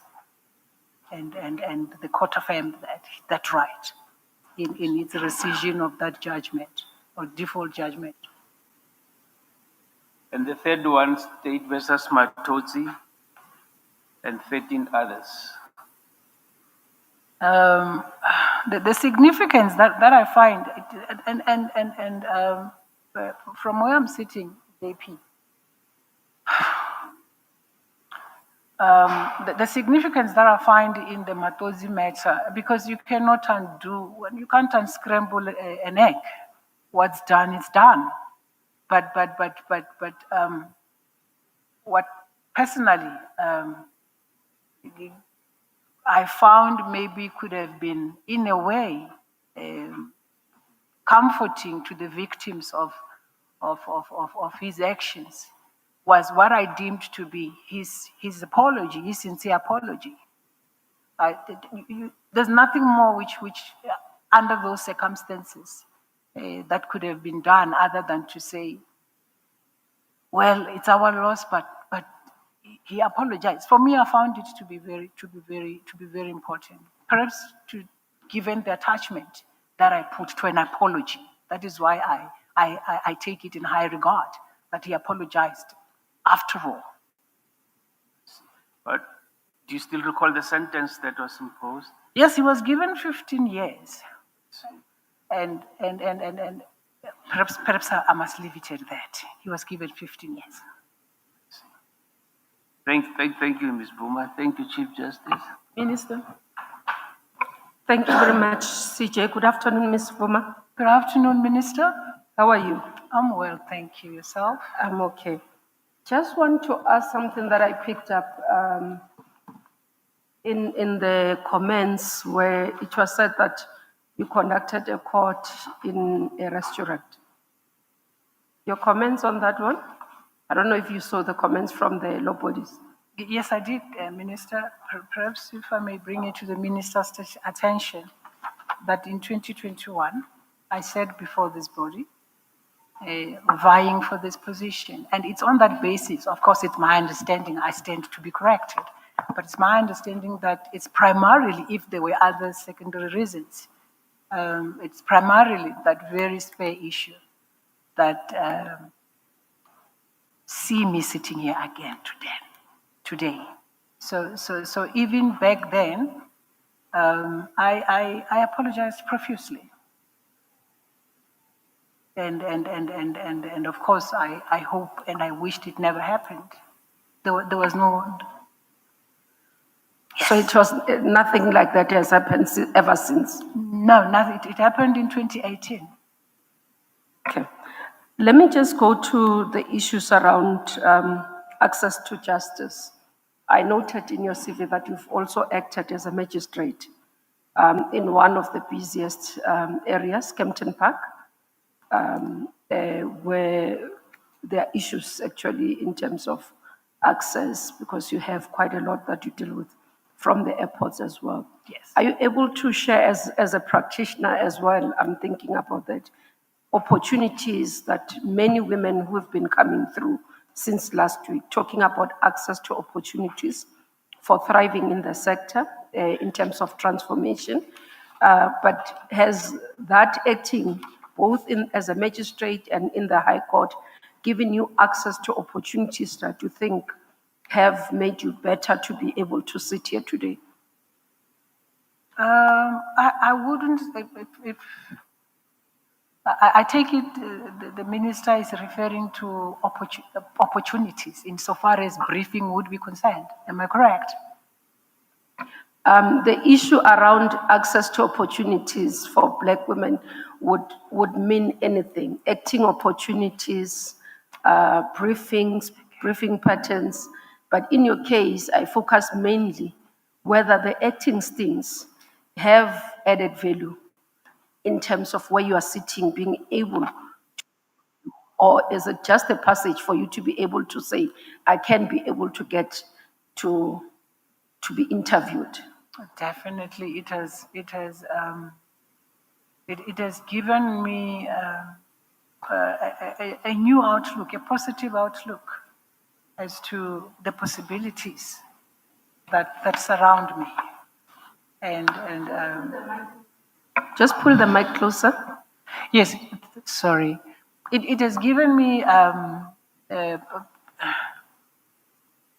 as you know, I think I'm now more confident, and my confidence is what propels me to believe that nothing is impossible. And it's because, and even when I'm sitting on the bench, and I always remind myself that I'm not sitting here by accident. I've earned it. And I say this with the greatest of humility. I've earned it, and I continue to earn it by making sure that due diligence remains the order of the day, and that people get the justice which they so deserve, and many of them even paying for it, exorbitantly so. So yes, both the acting in the High Court and the Magistrates Court, it has given me some leverage, I must say.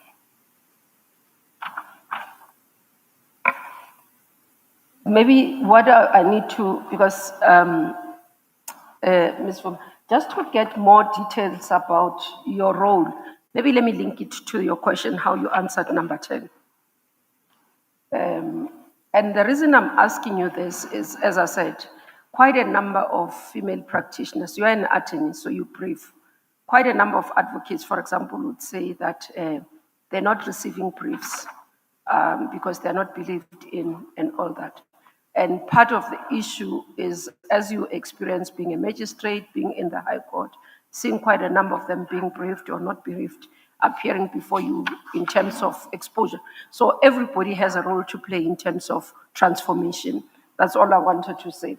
But when we look at number 10, I'm linking it, you don't seem to be reflecting quite a lot in terms of your contribution into pursuit for justice in the country, but also just around your significant, for example, your role, your significance in law.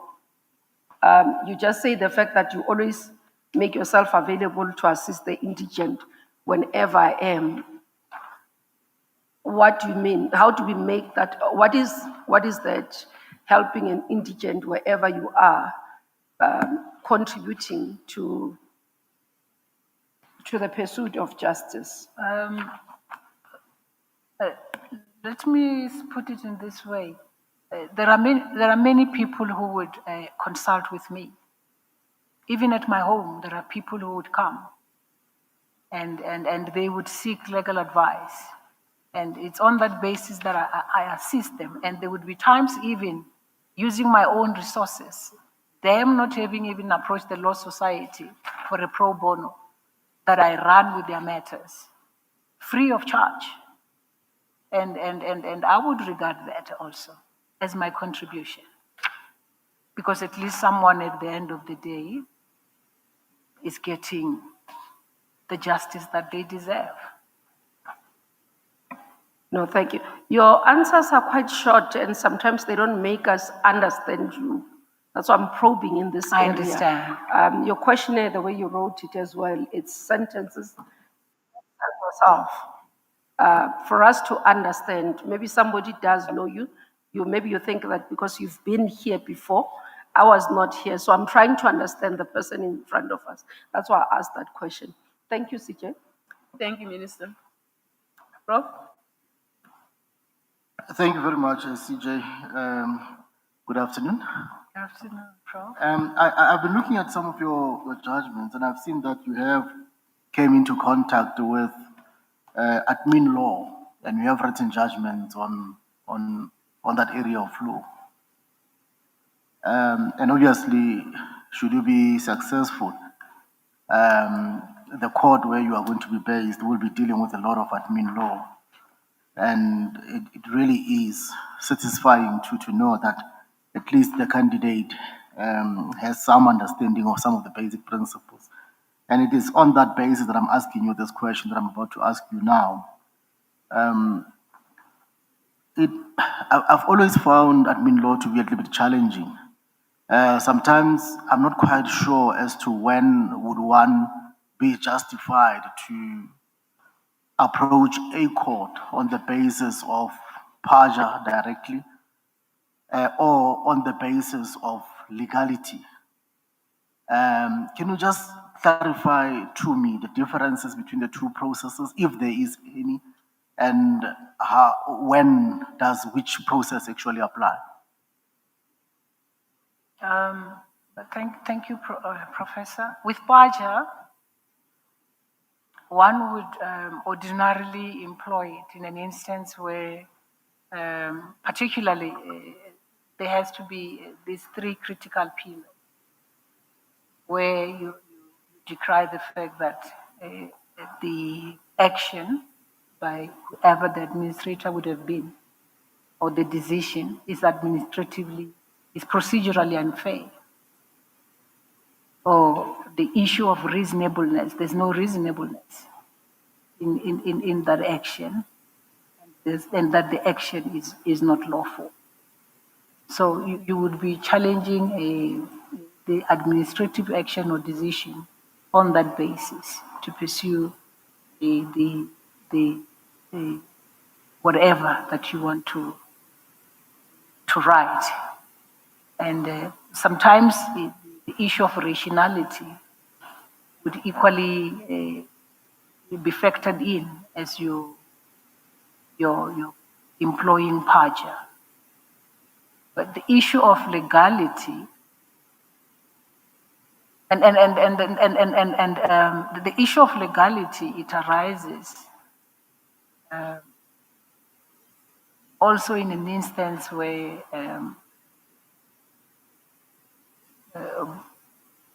it could be due to it flows from the lawfulness or otherwise of an action or decision.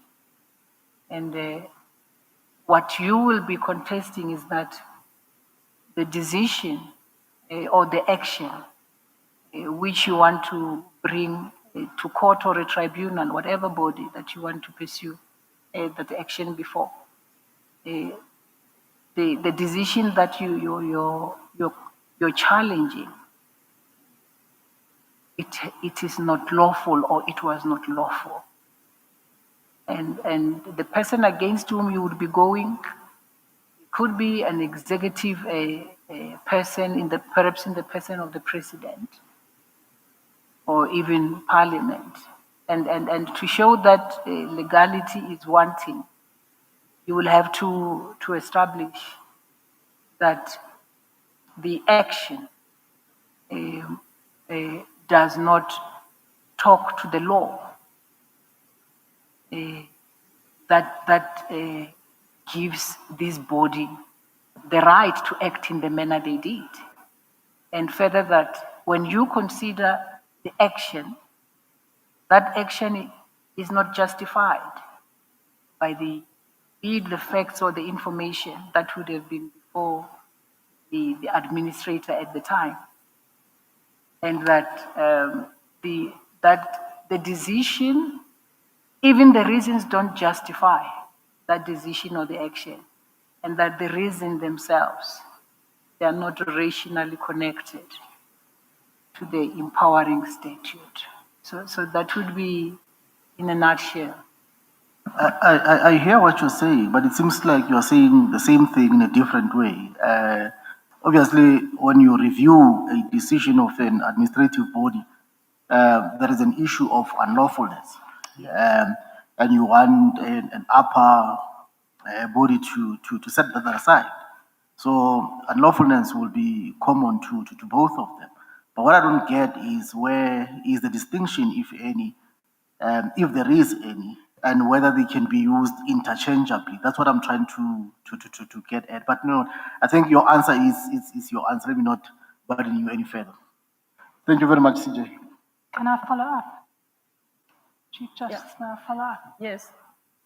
I'm struggling to understand your answer, and good afternoon. Good afternoon.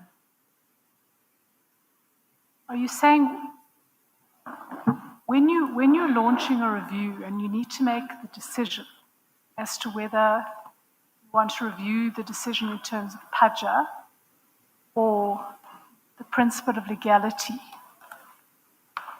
as I understood what you were saying, and correct me if I'm wrong, you were saying if you want to challenge the procedural fairness or the rationality of the decision, you choose PAJA.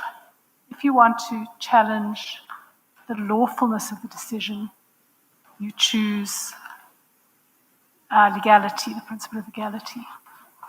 Is that right? No, it's not right. It will be only because you would find that compositely the issue of legality it forms part of whatever that will arise, which will equally be catered for in PAJA. So it's not a separate aspect from PAJA. So then, how do you decide whether something should be brought under PAJA or the principle of legality? The nature of it depends on who the decider is. Yes. So if it's an organ of state, well, if it's an organ of state,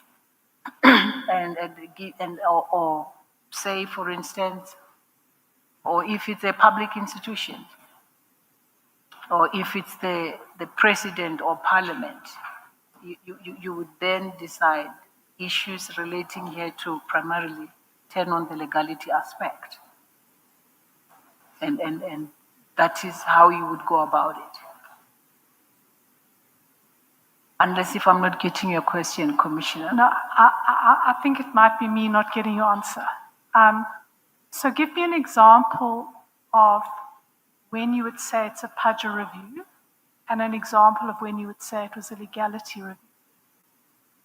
A PAJA review would be in an instance perhaps where tenders are involved, bids are involved, and you're not satisfied with having been overlooked or not having won the bid.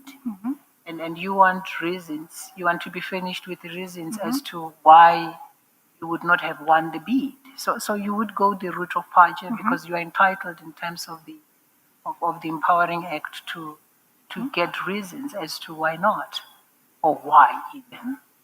Yeah, so that would be insofar as PAJA is concerned.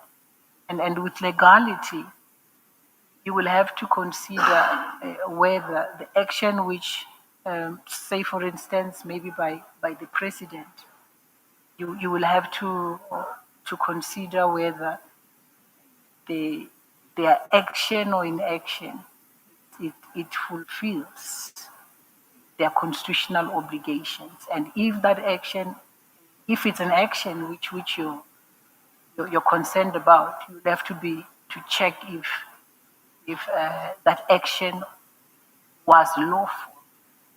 So that is where the issue of legality would come in. So if a decision is an administrative action, can you use legality? Should you use legality? Yes, if you are challenging the lawfulness, I don't see a bar. Why not? Because legality would equally address the issue of lawfulness. So you are impugning. That's not my understanding.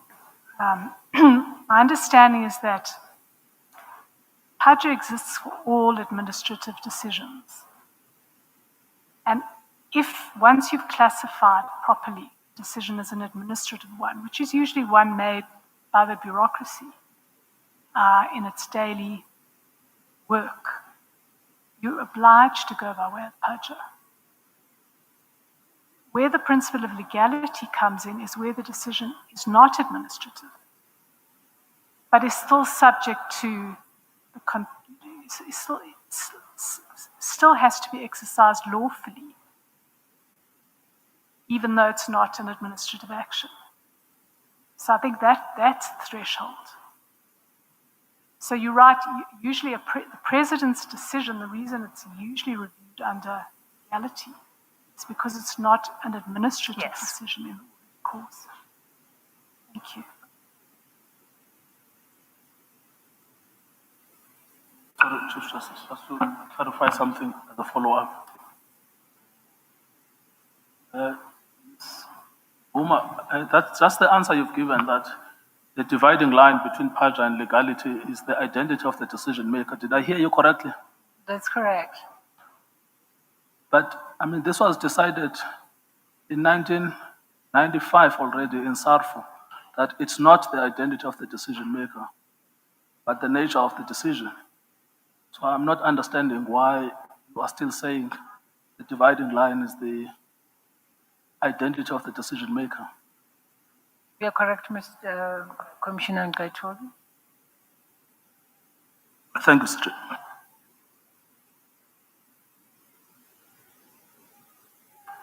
Ms. Vuma, you're excused. Thank you. My pleasure.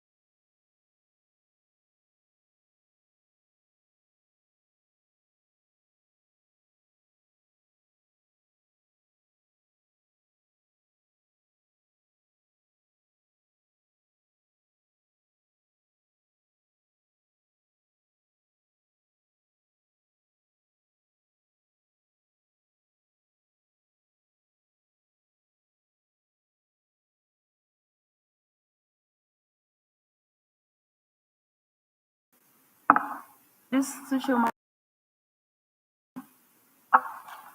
Excuse me. Morning, Chief Justice. How are you? Fine, how are you? I'm well, thank you. May we start? Yes. Okay. You are an advocate. Yes, I'm an advocate. And you've been practicing in such since 1989. Yes. Okay. You hold 3 degrees, a BA, majoring in economics and psychology, which you obtained with distinction, an LLB, cum laude, and an LLM in tax law with distinction. Yes. And the Chief first Justice. degree you obtained from the University of Cape Town, Yes, Chief Justice. and the other 2 from the University of Witwatersrand. Correct, Chief Justice. Right. So, what kind of practice have you been running for this past 36 years? What kind of work do you do?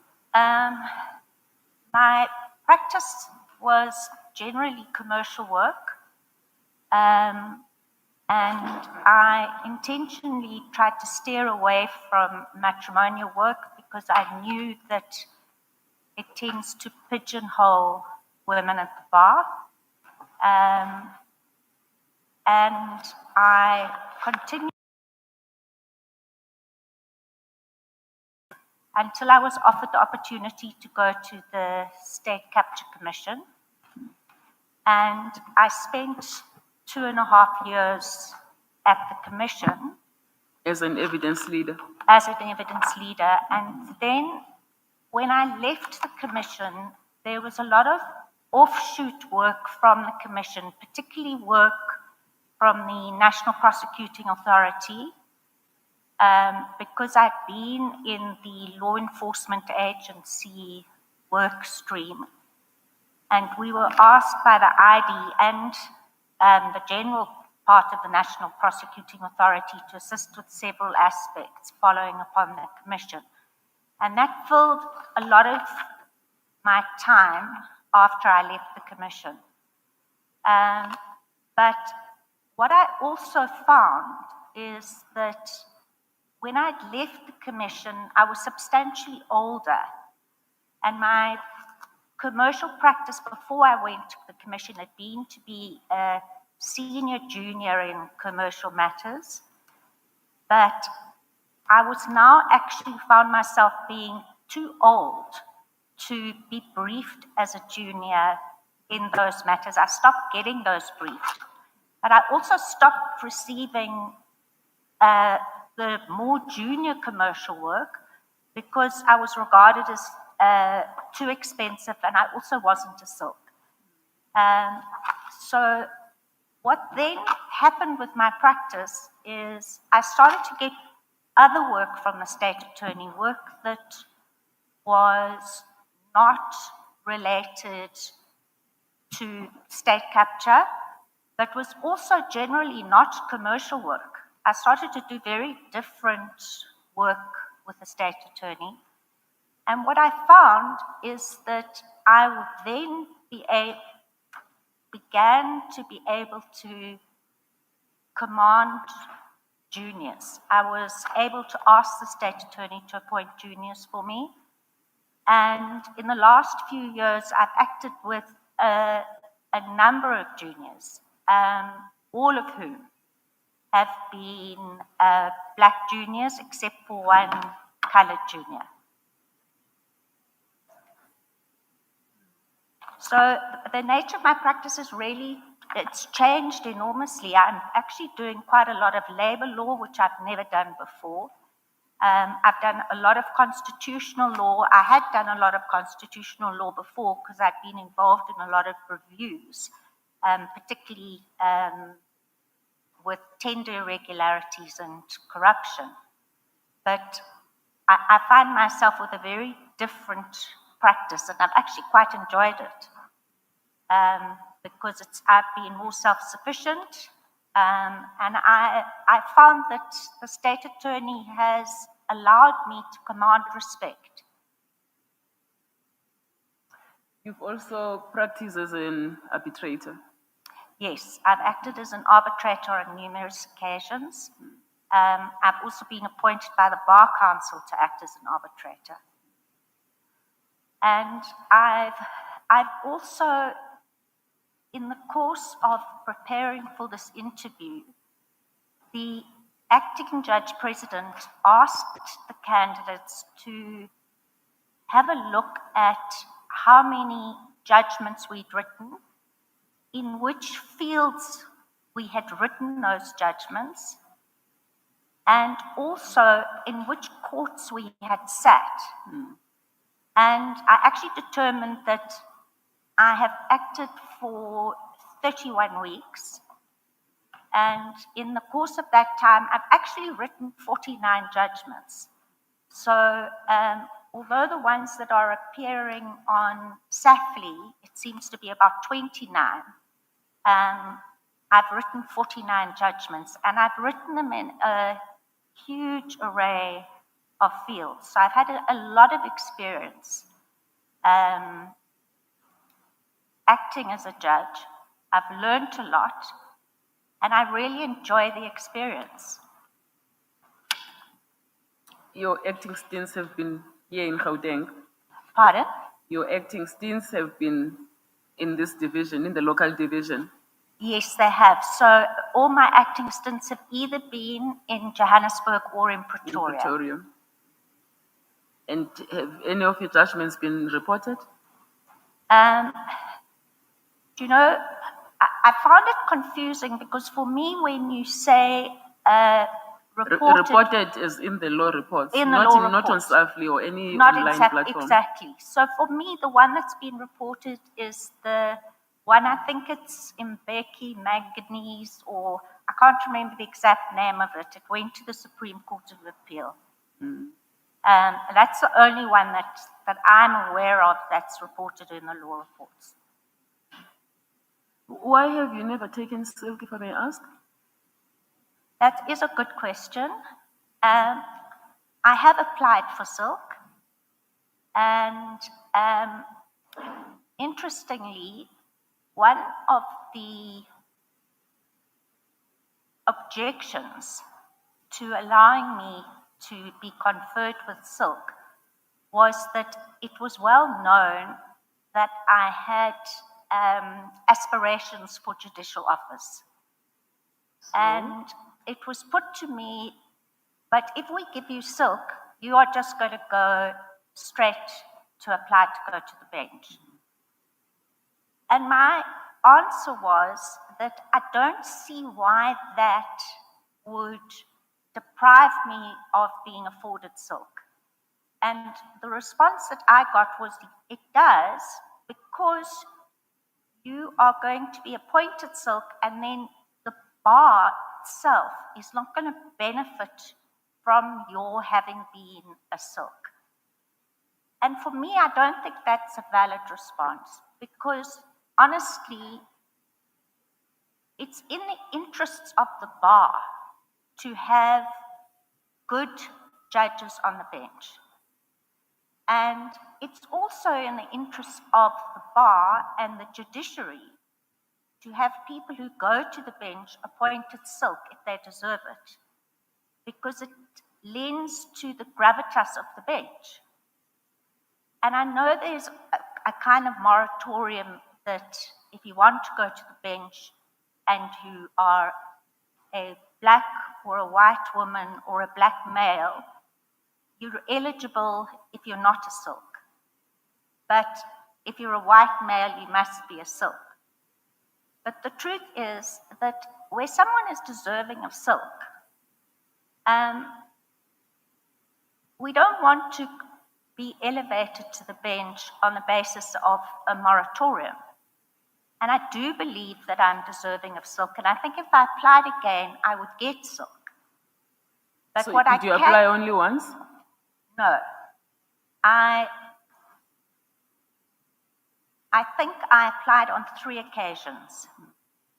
And one of the issues that was also raised, which I just wanted to add, is that I hadn't acted sufficiently with juniors.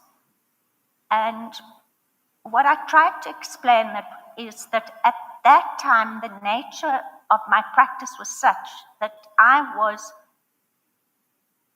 briefed as a senior junior in very large commercial arbitrations, but I was not briefed independently.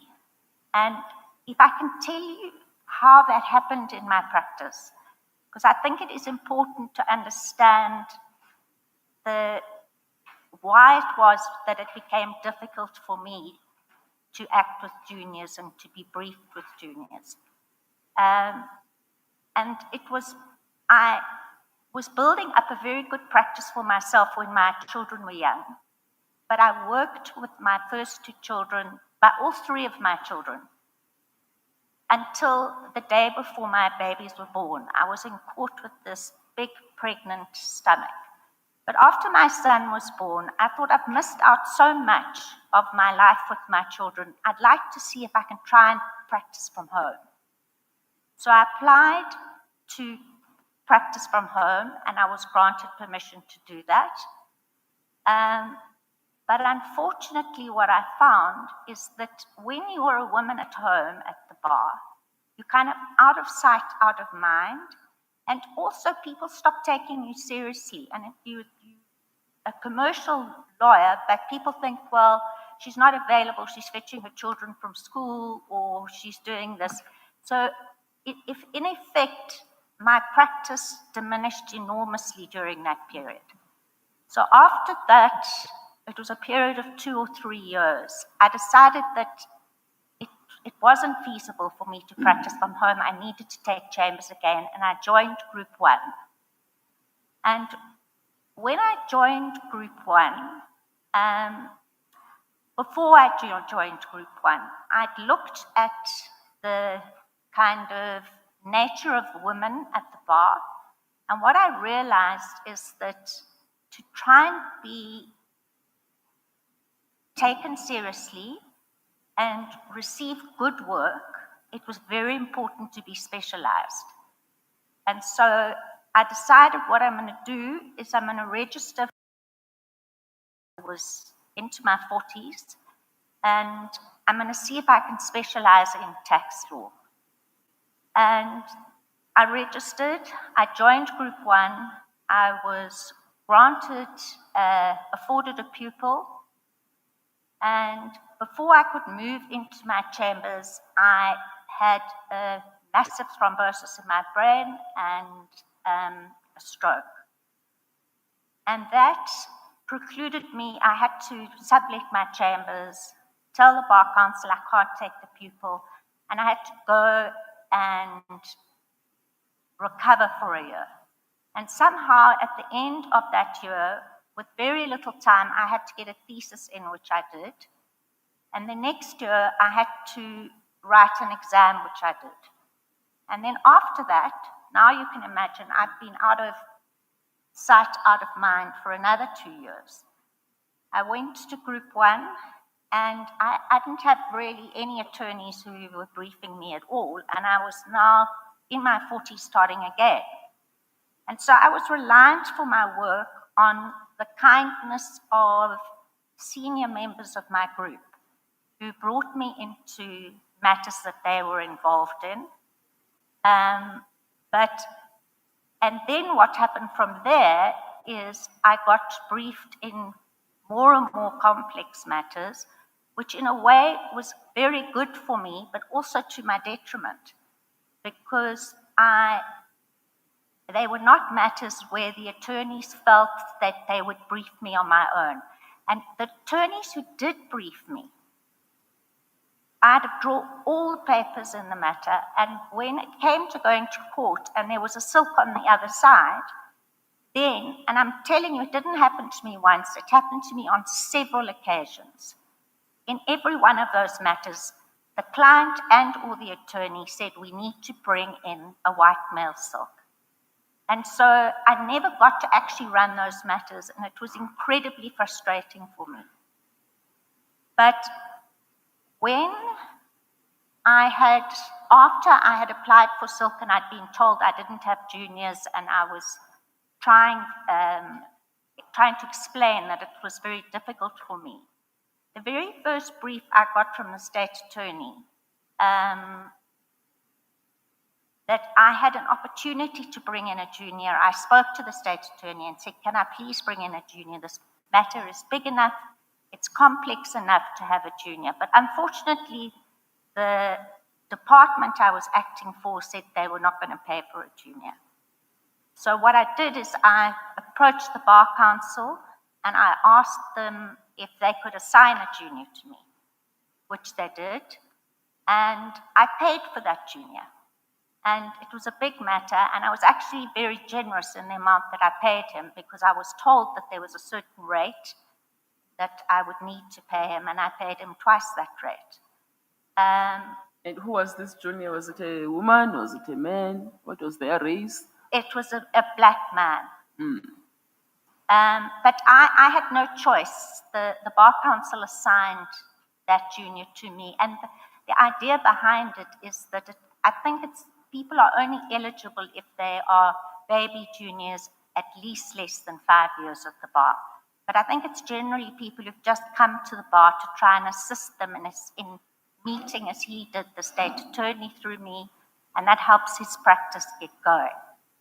And after that, as I said, since then, and since I've not been only doing estate capture work with the state attorney, in all the matters I've been briefed with black juniors.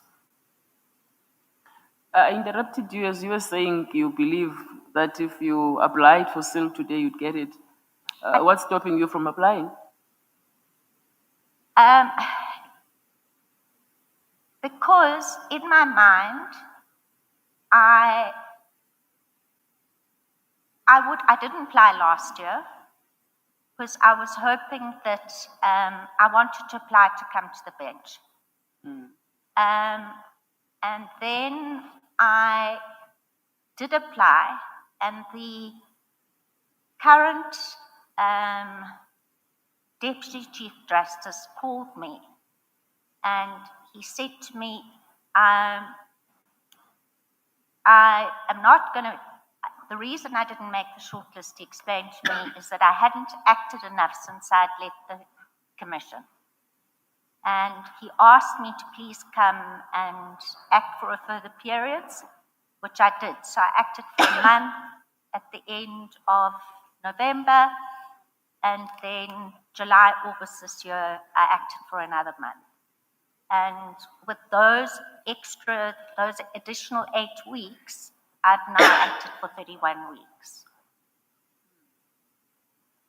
Okay, you list your involvement in the Human Rights Subcommittee of the Bar Council. Yeah. The Briefing Patterns Subcommittee. Yes. And the, excuse me, the Transformation Committee of Group 1. What do these committees do? Well, the Transformation Committee when I was there, what we wanted to try and achieve, and it's a matter that I tried to propose, is to see if we could introduce a clerking system, something similar to what they have in England, so that if a group gets work, attorneys will phone the group, that they'll speak to whoever the administrator or clerk is in that group, and particularly for a divorce, unopposed motion, noting judgments, that kind of work, there would be a pool of people who could be recommended, and that the group would then say, okay, you've had your turn, it's this person's turn, it's that person's turn. And the other was but that didn't really find favor. It wasn't seen as a very good idea. When I was with the Briefing Patterns Committee at the bar, it wasn't my idea. They had a very good idea, and that is in the unopposed motion court, and particularly the default judgment court, which makes up an enormous amount of the matters that appear, the matters that are before the judges in those courts. And that was to approach the banks themselves.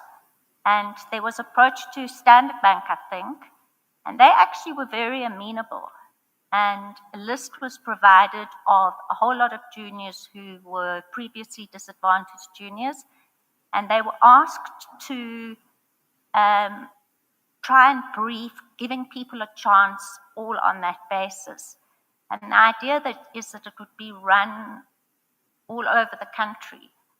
But ultimately, it was quite difficult to police that system. And I remember we had a lot of frustration with that. There was also a lot of the juniors, like middle, senior black juniors on that committee, who found it increasingly difficult that they didn't have skills, and that there was no way for them to get skills unless they got the briefs. So they needed And they didn't just need the junior briefs, they needed to take that, not junior briefs, I mean the unopposed motion court kind of briefs. They needed to be able to take that step that they would be briefed in their own in the magistrate's court and this type of thing.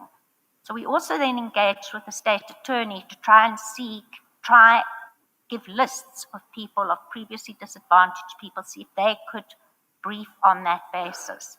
But I remember Standard Bank came back to us and they had very positive kind of response saying, this is how many black juniors, this is how many whites, this is how many coloreds, this is how many years they had experience, this is just how many briefs they got.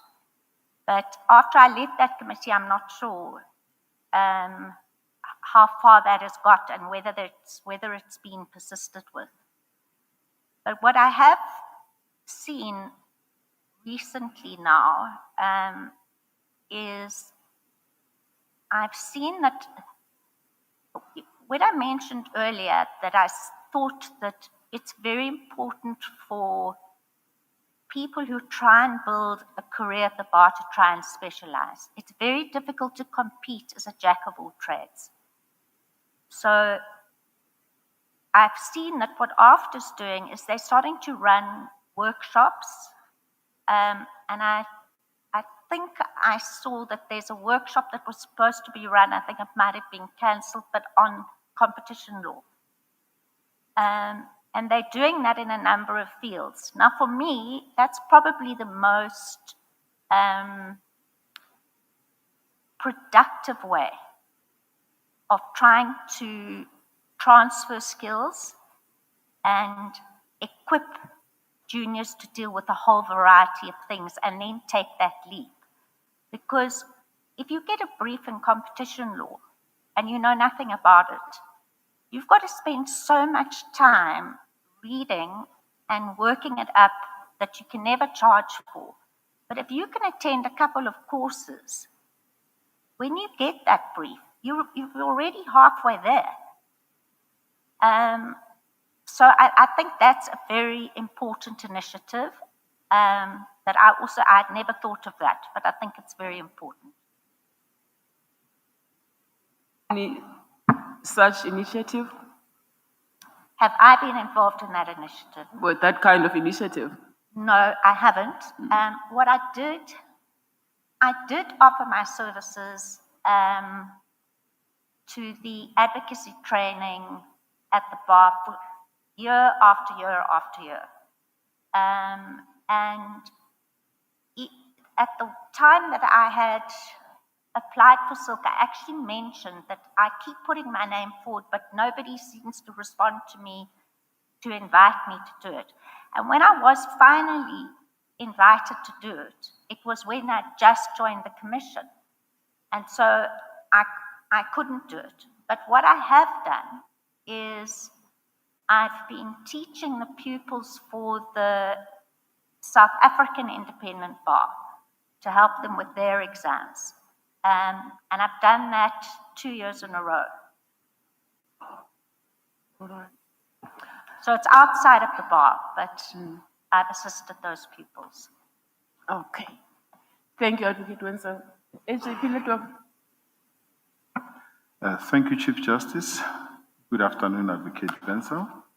Good afternoon, Commissioner. When I look at your work schedule, you haven't done a criminal trial. Yes, that is correct. Should you be appointed, are you aware that such matters can be allocated to you? And as a judge, criminal trials are not exclusively for certain judges. Acting Chief Justice, I am aware of that. And I know it was a comment that was raised, I actually think by AFT. But you will see in the schedule that I've prepared for you, I think for 3 weeks of my allocation, I sat on criminal appeals. It is different from running a criminal trial. But obviously, through no fault of my own, in my acting appointments, it's the discretion of the deputy judge president to allocate where you're going to sit, and I've just never been allocated in the criminal court. But what I can tell you is that I've sat for several weeks in civil trials. I know criminal trials are very different. There's a totally different onus. A whole lot of different principles apply.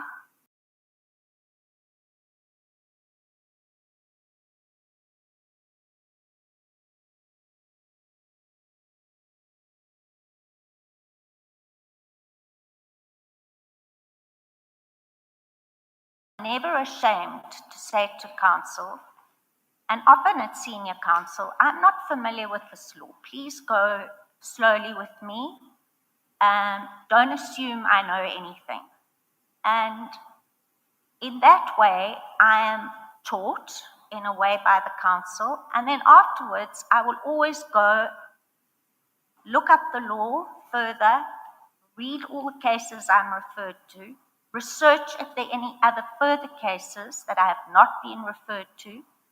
And then after that, I'm more familiar with that area of law. And the next time I get a trial or an opposed motion, I'm in a different position. And I would just take exactly the same approach to criminal matters. I would ask assistance from fellow judges. I would ask assistance from counsel in front of me. And I would make sure that I did justice to whoever it was or whoever the accused people it was who appeared before me. Because obviously criminal law is very, very serious because people's liberty can be taken away from them. It's not the same. Well, it's terrible to lose money and to lose your house, of course.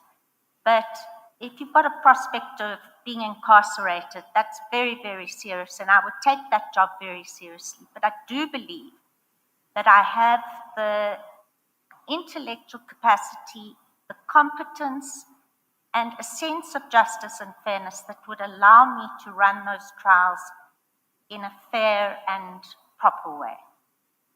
Are you aware that when you are in a criminal trial, you've got the benefit of asking for assessors to help you? Yes. And I would certainly do that.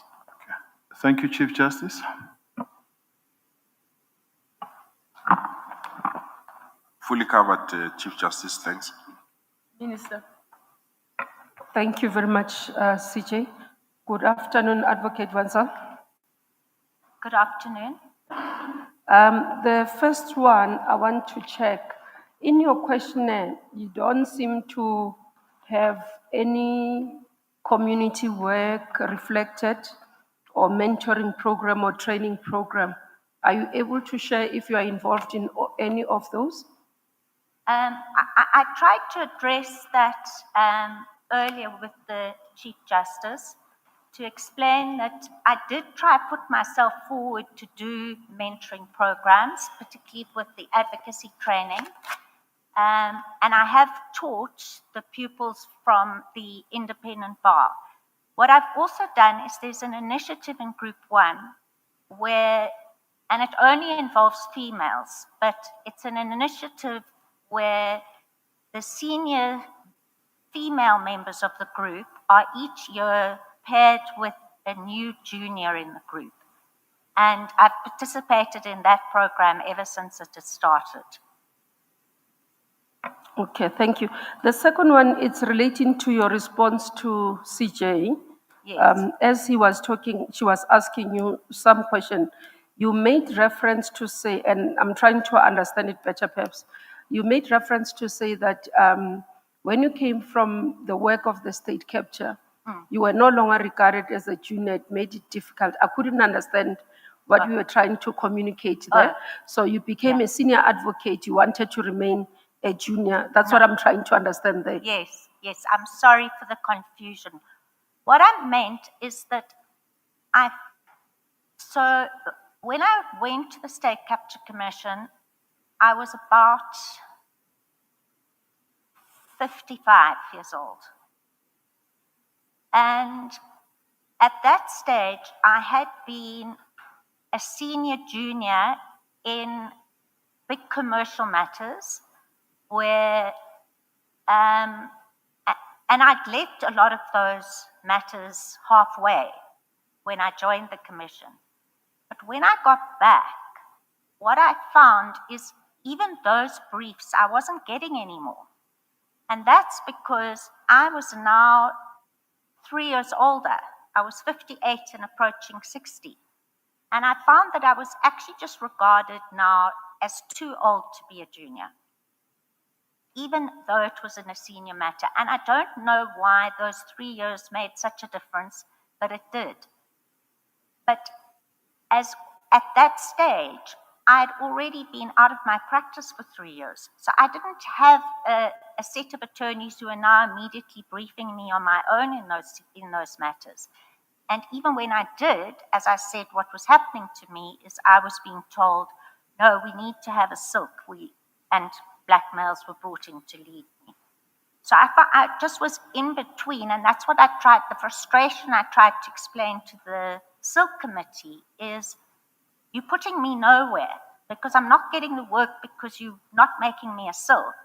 But I'm too senior to be a junior, so I can't do junior work. So it was very, very difficult. And actually, the work I started getting from the state attorney is what rescued me. Okay, and at that time you were also doing the work for NPA. Yes. If I may check, during the time you were doing the work for NPA, were you also acting as a judge? No, I didn't act as a judge because of the commitment that I'd made to the NPA. And I had wanted to, at that stage, I've always wanted to be a judge. Ever since I've acted, since I was 2015, I've always wanted to be a judge. I love acting as a judge. I feel it's the one place that you really can make a difference. So that even though it is not a pleasant exercise reading 80 default judgments for one day in court, the truth is, particularly now with the rules relating to the execution of property that is somebody's primary residence, the new rules require reserve prices to be set, but also giving judges an enormous discretion to allow leeway.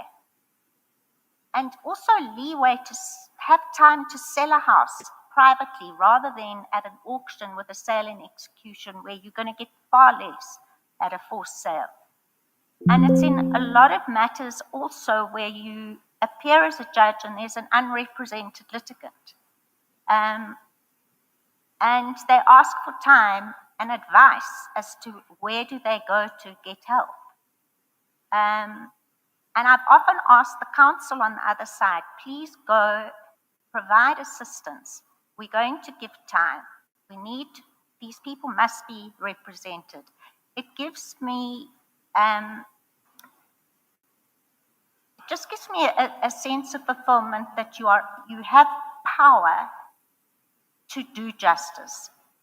The other part I love is... No, I was asking if at the time yes, you were acting for NPA on the matters that are brought before court out of state capture. Sorry, I did Were you the acting judge? So I'm battling to hear your answer there. Yes, you're quite right. I've gone off on a tangent.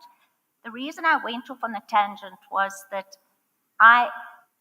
when I left the commission, I wanted to go and apply to be a judge again.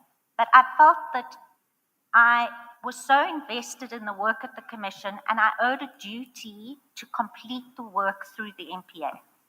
That work was ongoing. It was literally keeping me busy every single month. And so you're still in brief currently from NPA? I'm still currently in brief with the NPA, and hopefully it's going to come to an end. But I've done almost all the preparatory work in that matter now.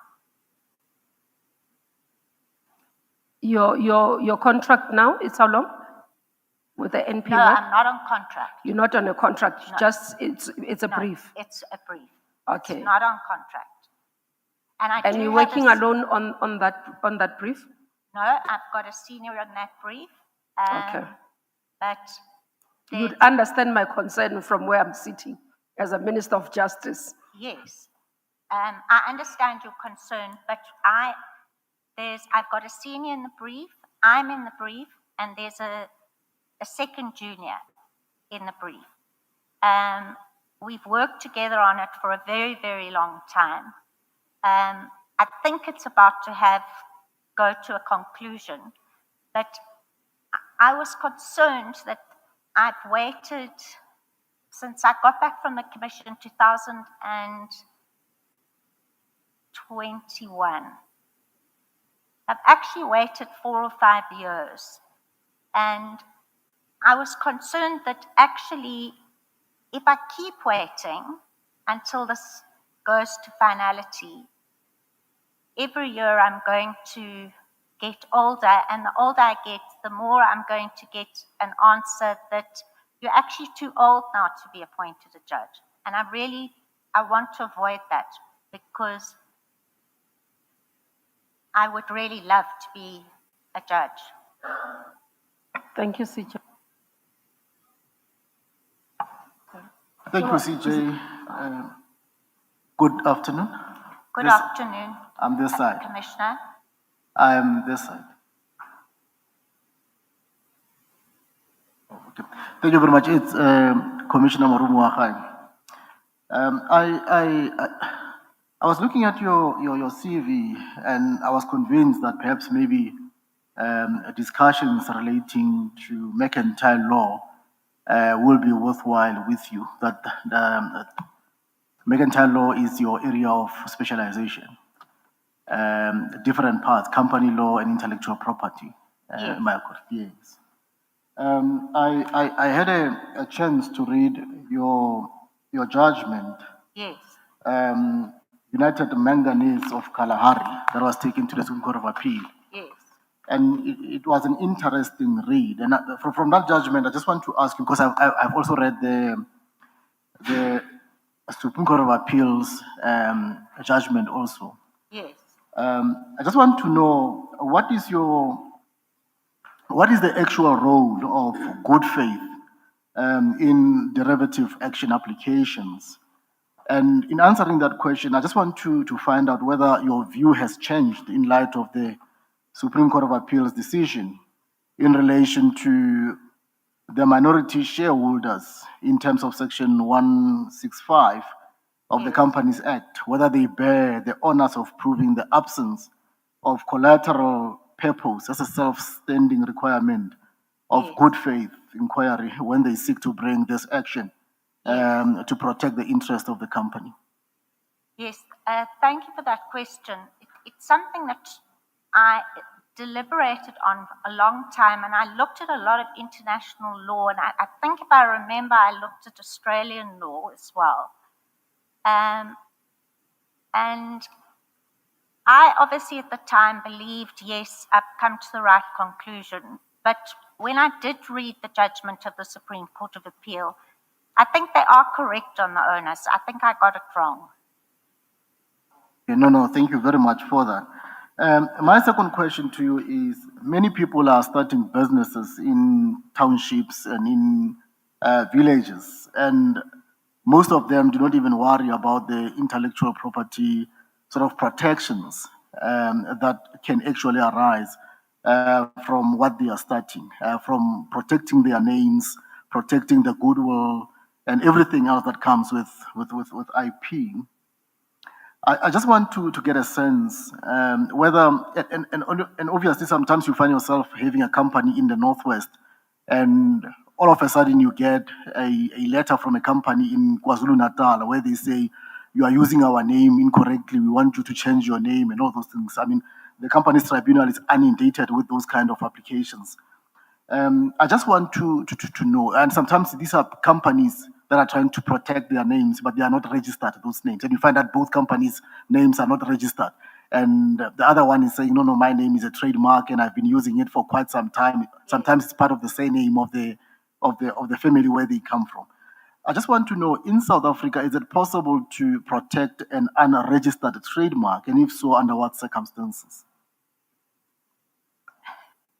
Commissioner, to be honest with you, I haven't done an intellectual property case for several years. But as I recall it, if your trademark is not registered, unless it can be shown that you are passing off that name as the other corporation or entity's name, I don't think there is relief. And I'm not sure if you are in a village and you are not even aware that there is this other entity that is using your name, how you can possibly be found to be passing off. In fairness, I should not take it further because I thought these are things that you are doing on a regular basis. But passing off is an extra thing that deals with unfair competition. So just from a common law perspective, I was just looking at it from a statutory point of view. But nonetheless, I won't take it further. Thank you very much. Thank you, CJ. Thank you. Thank you, CJ, and good afternoon. Thank Advocate you. Wenzel. Thank you for putting up your hand. Yes. I'm sorry to take you back from what you just discussed with the minister. Yes. Yeah, and it relates to separation of powers and the current position relating to the judiciary and the prosecuting authority.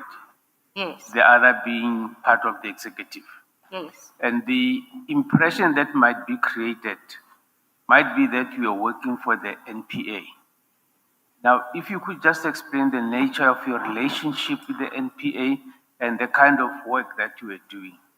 For example, I want to establish whether you were working with dockets, getting involved with police officers and taking decisions on prosecutions, or were you still independent counsel, accepting or doing work for the NPA, receiving work from the NPA and taking independent decisions on professional basis? Yes.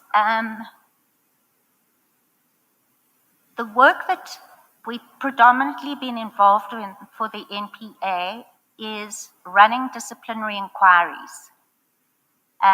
So we haven't been involved in the criminal work of the ID. But if I understand it, and I believe I'm correct, is the nature of disciplinary inquiries are confidential. So I feel a little bit constrained to tell you what the nature of it is, but it's not criminal. It's internal disciplinary inquiries within the National Prosecuting Authority. Your appointment was not the same as the appointment for prosecutors and people who take decisions to prosecute? No, we've not been involved in that at all. That work is all done through the state prosecutors who are appointed by the ID. I see. And then when last did you have this engagement with the state attorney? I mean with the NPA? It's been ongoing. So what has happened is obviously there are delays, so we do some work, then a few months go by, and then we get briefed again to do some more work, and then another period elapses and we get briefed again to do more work. So it's just been an ongoing matter in that respect. On the basis of the briefs that you received? On the basis of the briefs that we received. Thank you. Thank you, Advocate. Thank you. Chief Justice. Thank you, CJ. Minister is a... My apologies, call it just CJ. now. I'm confused, Advocate Wenzel. In IDEC, the work that they do in relation to state capture, yes, it's very clear. Yes. Now I'm confused about what you are saying to the answer to DJP. Okay. JP Tlalets, my apologies. My apologies. If I can, Yeah, I'm a bit confused. okay, sure. Because when I asked the question, that's why he did a follow-up. Yes. And I asked you, are there matters that you're dealing and you understand my concern? Hence, I asked you about your involvement in NPA and acting judge. Your answer to me was that you pulled out of being the acting judge. You've not been acting. You've been focused on the work of NPA. Yes. And I asked whether you're working alone. You said, no, you've got a team that you are on brief on. That's why I asked, are you on contract? Because I wanted to determine No, we're not whether on you a are a contract. Section 38 appointment or not. And that's the context I'm asking now. Your answer to the last question leaves me quite worried and hanging. Okay, if I can understand what worries you is that there's no conflict whatsoever between the work, the disciplinary inquiries we've been insisting with in the NPA and the prosecutorial work that the NPA is doing. So the ID is briefed to prosecute matters that have arisen from the state capture inquiry. But our focus has been on disciplinary inquiries within the NPA, which have gone on for a very, very long time. There have been enormous amounts of delays, and they are not yet finalized. But it's gone on so long that most of the people who were being disciplined have already left the NPA and have retired. No, maybe let me clarify. IDEC was established in 2024. Yes. The disciplinary will not be in IDEC, but directly with NPA, because those will be employees of NPA, not in the IDEC. Because this work of IDEC is more around fighting corruption and organized crime. Exactly. So because they are employees of NPA, yes, the corporate services will lead on disciplinary measures, not IDEC. That's why I got confused about why you're referring. And the reason why I got concerned is because your reference to IDEC is because of the mandate of IDEC in terms of its work within NPA. Now, if you are working on disciplinary, it can be within IDEC. No, it's not within IDEC. Yeah, that's what confused. So your reference, maybe clarify then your reference of involvement of IDEC. No, it is, the work that we're doing is not for ID. Our brief is coming from the NPA and particularly the Human Resources Department of the NPA. That is who our brief has come from, through the state attorney, of course. So they have engaged the state attorney to brief us. The disciplinary inquiries, and this is where I'm saying I'm feeling it's difficult for me to tell you the nature, but there were allegations that were made at the... You don't have to go into detail. That's why I was saying what you led us to be confused. Yes. It's your reference to IDEC. ID. Because I of the mandate of that organization. Yes. Thanks, CJ. I understand. I'm sorry for that confusion. Commissioner Matolo Tlhebo. Thank you, CJ, and good afternoon, Advocate Wenza. Good afternoon. Good afternoon. Sorry, I'm just finding it hard to see who's talking to me. Okay. Oh, thank you. You know, when I looked at your CV and your questionnaire, I got excited that you are serving on the briefing patterns subcommittee and the transformation committee.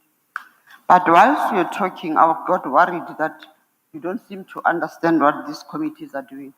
Can you just maybe give me comfort that you tell me what you do in this committee? Because for me, whilst we're talking, it's as if some people were doing it, not you. I need to understand what they No, did. we were meeting on a weekly basis. And everybody was coming up with ideas and how are we going to fix things? What are we going to do? How are we going to be proactive? So on those committees, it is, so at that stage, the project that we were following was trying to approach the banks to try and see if we could give them schedules of previously disadvantaged people to brief. And then they have certain attorneys who get certain amount of the work, and they were instructing those attorneys to please brief the people on the list. And they were reporting back to us as to who had been briefed on the list. So it was a way of trying to assist previously disadvantaged members of the bar in getting work. Because as we all know at the bar, you start your practice doing divorce work, unopposed motion work, and noting a judgment. But every one of those matters is important, and the reason they're important is because they're an introduction to an attorney. So if you can get a bank to say, I want you to make sure that of the briefs, so instead of sending all your briefs for default judgments to one attorney who briefs one advocate who sits with 50 briefs, which they move on the one day. What we were trying to achieve was that work would be spread out. And if they could brief from the list, then every single one of those advocates who then got a brief from the list, they now got an introduction to a new attorney.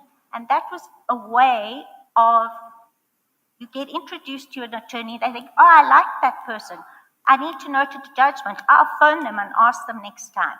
Or, I've got a small trial. Let me phone them and ask if they can do it. It was a way of seeing how can we make a difference. You have been in practice for 36 years as an advocate, am I correct? And how many black juniors have you led? Especially females? I think now I've had 5 or 6. For 36 years? Pardon? For 36 years in practice?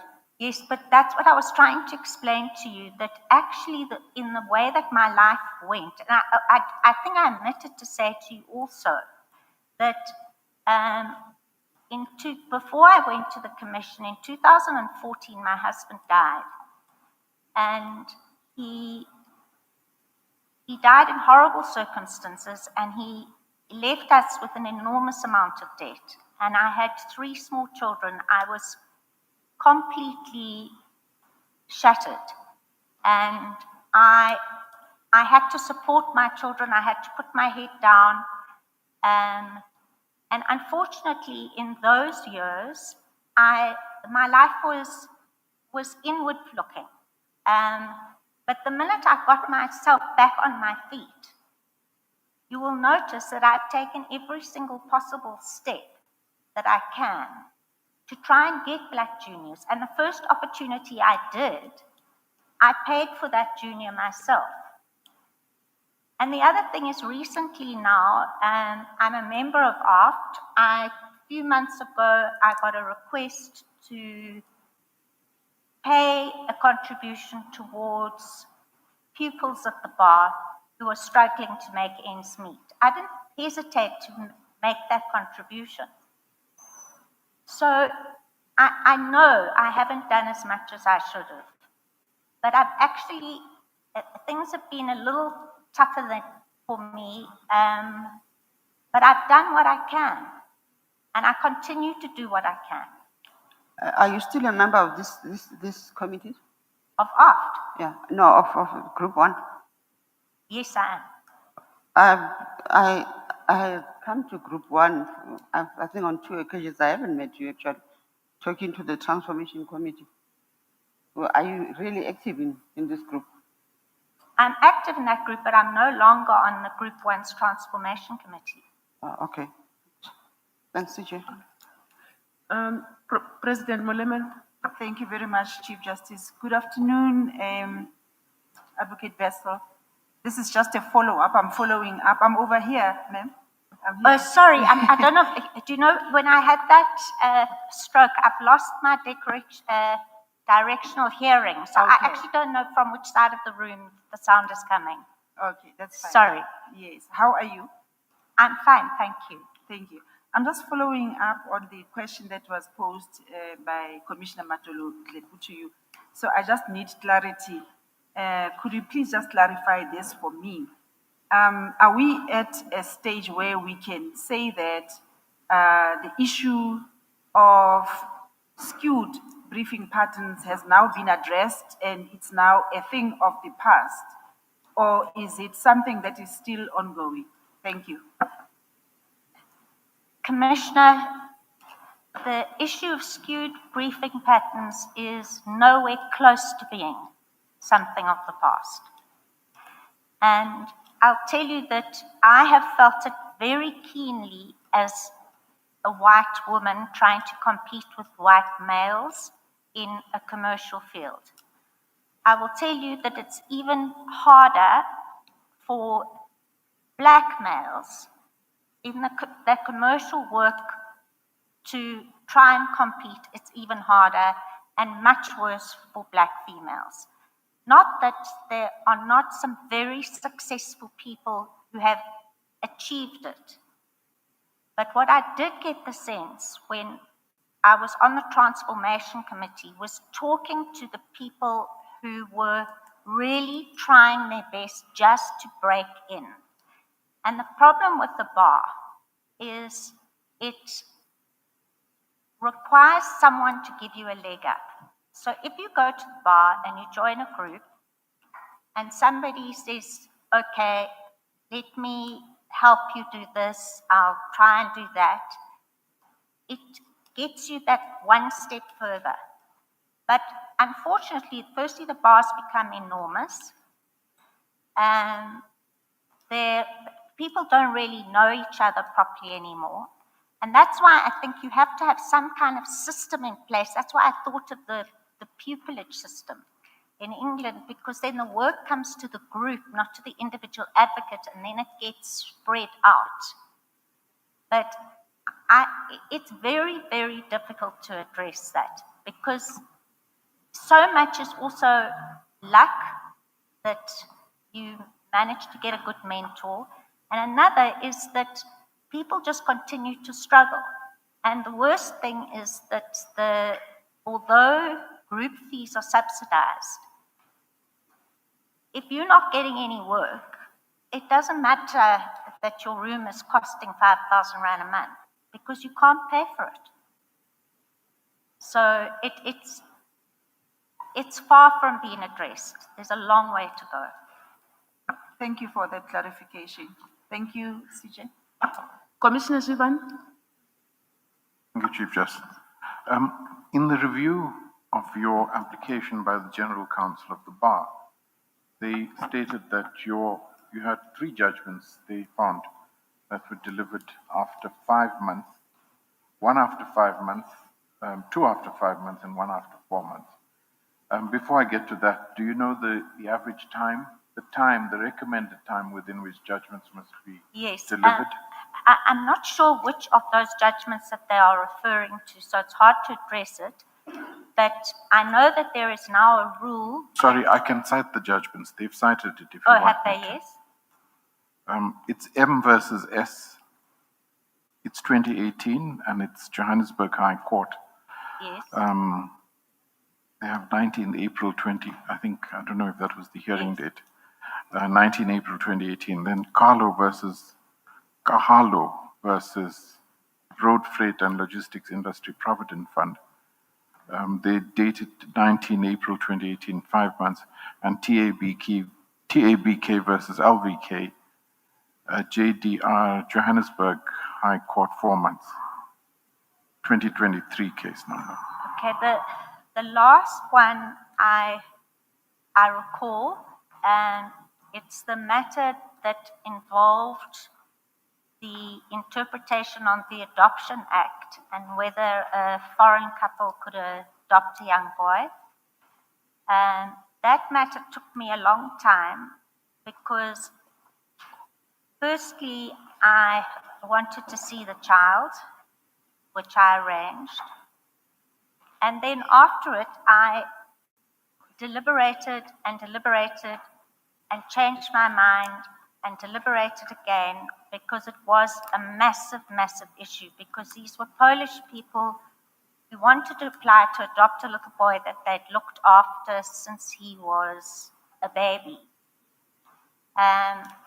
They'd been in South Africa for 5 years, they'd moved back to Poland, and they were applying now, not as residents, to try and adopt this boy and take him to Poland. So that one, I know I just really struggled to come to a conclusion. To be honest with you, I can't remember the reasons for the other 2 judgments, but I know there's a rule that you must give a judgment in 3 months, and I would generally give a judgment in less than 3 months. Thank you. What was your ruling in the case that you said, the Polish adoption case that took you 5 months? What was your ruling? 4 months, sorry. What was your ruling? Okay, so what the argument was is that the High Court didn't have jurisdiction, and because they, not being residents, also had no jurisdiction to approach the High Court. And because there'd been a decision by the Department of Social Work that the child was not adoptable because there was an aunt in the country who was available to adopt him. Therefore, they couldn't go to the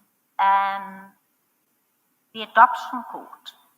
They then approached the High Court to say, please allow us to at least have the matter heard in the High Court. I finally decided that they were entitled to bring an application to the adoption court, where it would then be, I gave a ruling on what I understood by adoptability, and the ruling that had come and had been made by the Department of Social Work was that it was based on policy of the department. It wasn't based on legislation. So I felt comfortable that I could say no, that wasn't going to be applicable, and they were entitled. All I declared is they were entitled to approach the children's court to apply for this child's adoption. But I have seen that leave to appeal has been granted in that matter.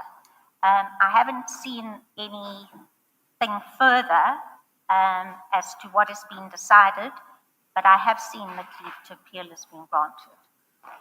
Thank you, Chief Justice. I'm done. Inkos. Thank you, CJ. Afternoon, Council. Good afternoon. I have heard your response, in fact, many responses on the issue of you leading other councillors in your 35-year period. I don't doubt what you have told us, but take into consideration that you passed your LLB degree with cum laude to one of the best universities in our country.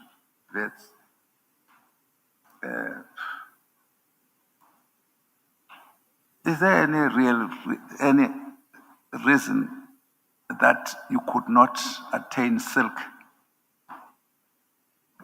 besides what you have told us? Commissioner, you put me in a difficult position because, in my view, I am worthy of silk. In my view, I have been worthy of silk for several years. And I don't understand why I haven't been given silk. I actually feel that I've been treated unfairly. I feel I deserve it, but it's unfortunately not in my hands. I can apply and I'm either afforded silk or not. But I do think I'm worthy of silk. No, thank you, Council. Thank you. You produced about 29 judgments. I actually saw 49. 49. Yeah. Thank you. 49 years, yes. And only the 29 that were reported fed through safely. But you say about one that had been reported in the law reports, if I understood your response to CJ's question Yes. on this regard. Why?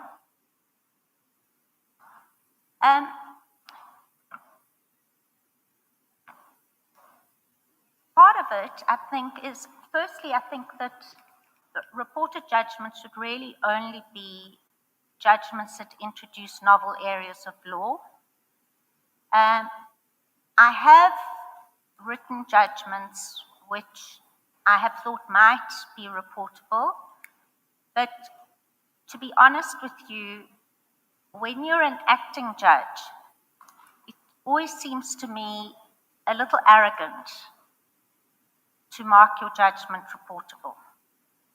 So even the judgment that was reported, I was approached by the librarian and they said, we'd like to report your judgment. Would you like to review it? And I said yes, and they reported the judgment.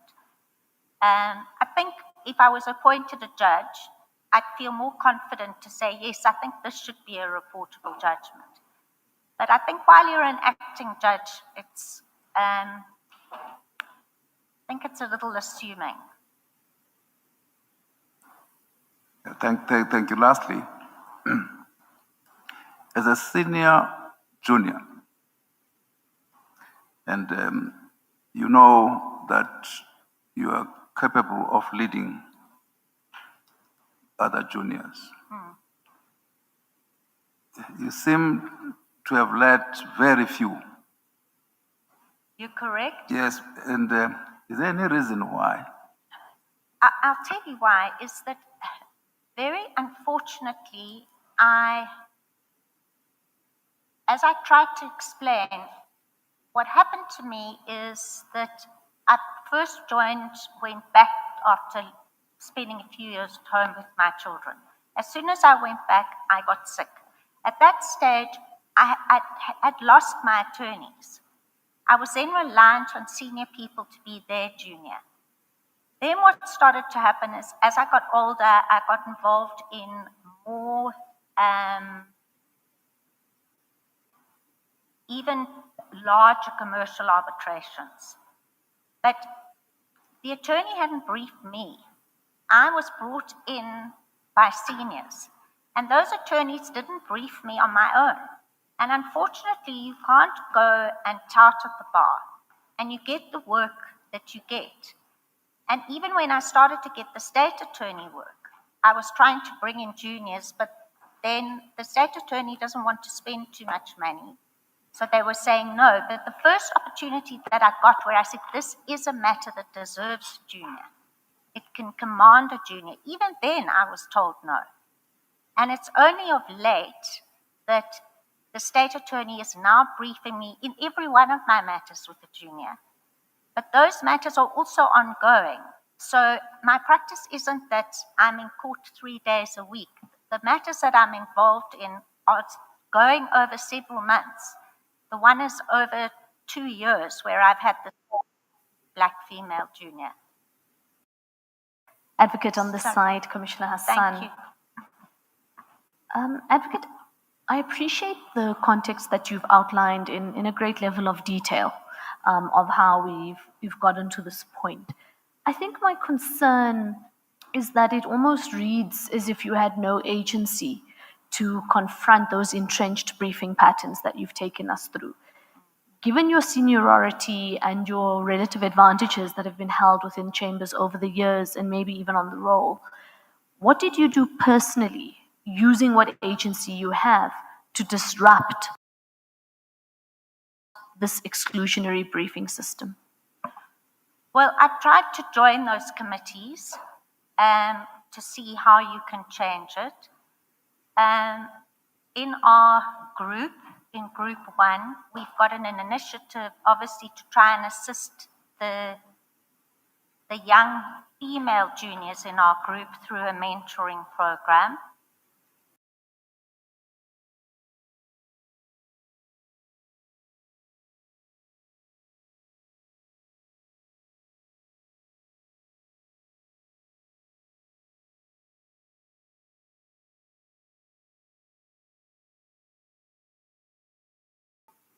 I've always had an open door policy in my group. Anybody wants to come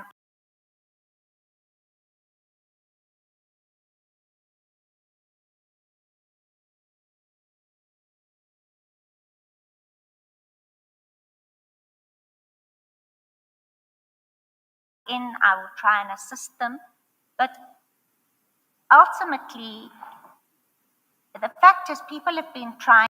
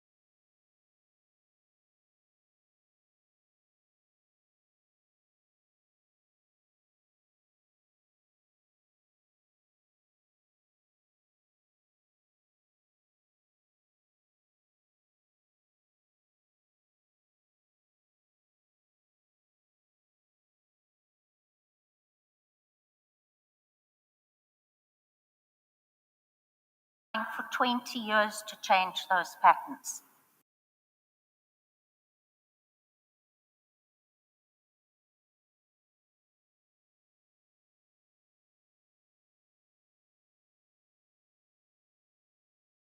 They're not easy to change. And I've done what I can within the realm of my practice and having regard to the nature of the briefs that I've got.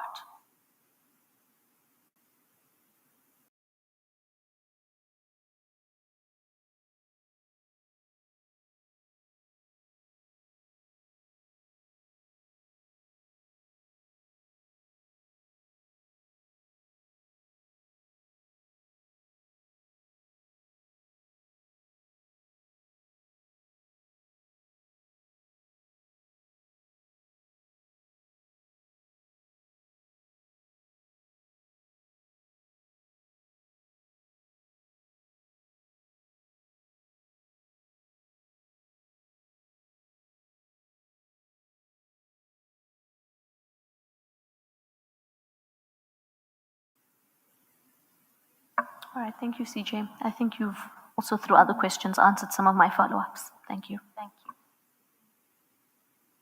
you. No more questions? AJP? Thank you, Chief Justice. Yeah, Advocate Wenzel, as we were busy interviewing you, you indicated that the stroke that you had has got an impact. Did you say on your vision or on your hearing? My hearing. On your hearing. But it's just, I can hear, but it's directional hearing. So if my cell phone rings, and I don't know my bag is here and it's in my bag, I'm not sure if it's ringing here or if it's ringing here. So it's not an impairment that I've ever had a problem in court that I can't hear counsel or because I can see that person standing there, that person is standing here. But in a room like this, it's more difficult for me to see where is the person speaking to me. Also, in court, it does not have any It doesn't impact. have any impact at all in a courtroom. Thank you, Chief Justice. We've reached the end of your interview, Ms. Swenson. Thank you very Thank you much. very I'm much. indebted to everybody for the opportunity. You're excused. Thank you. Okay, shall we clear the room, please?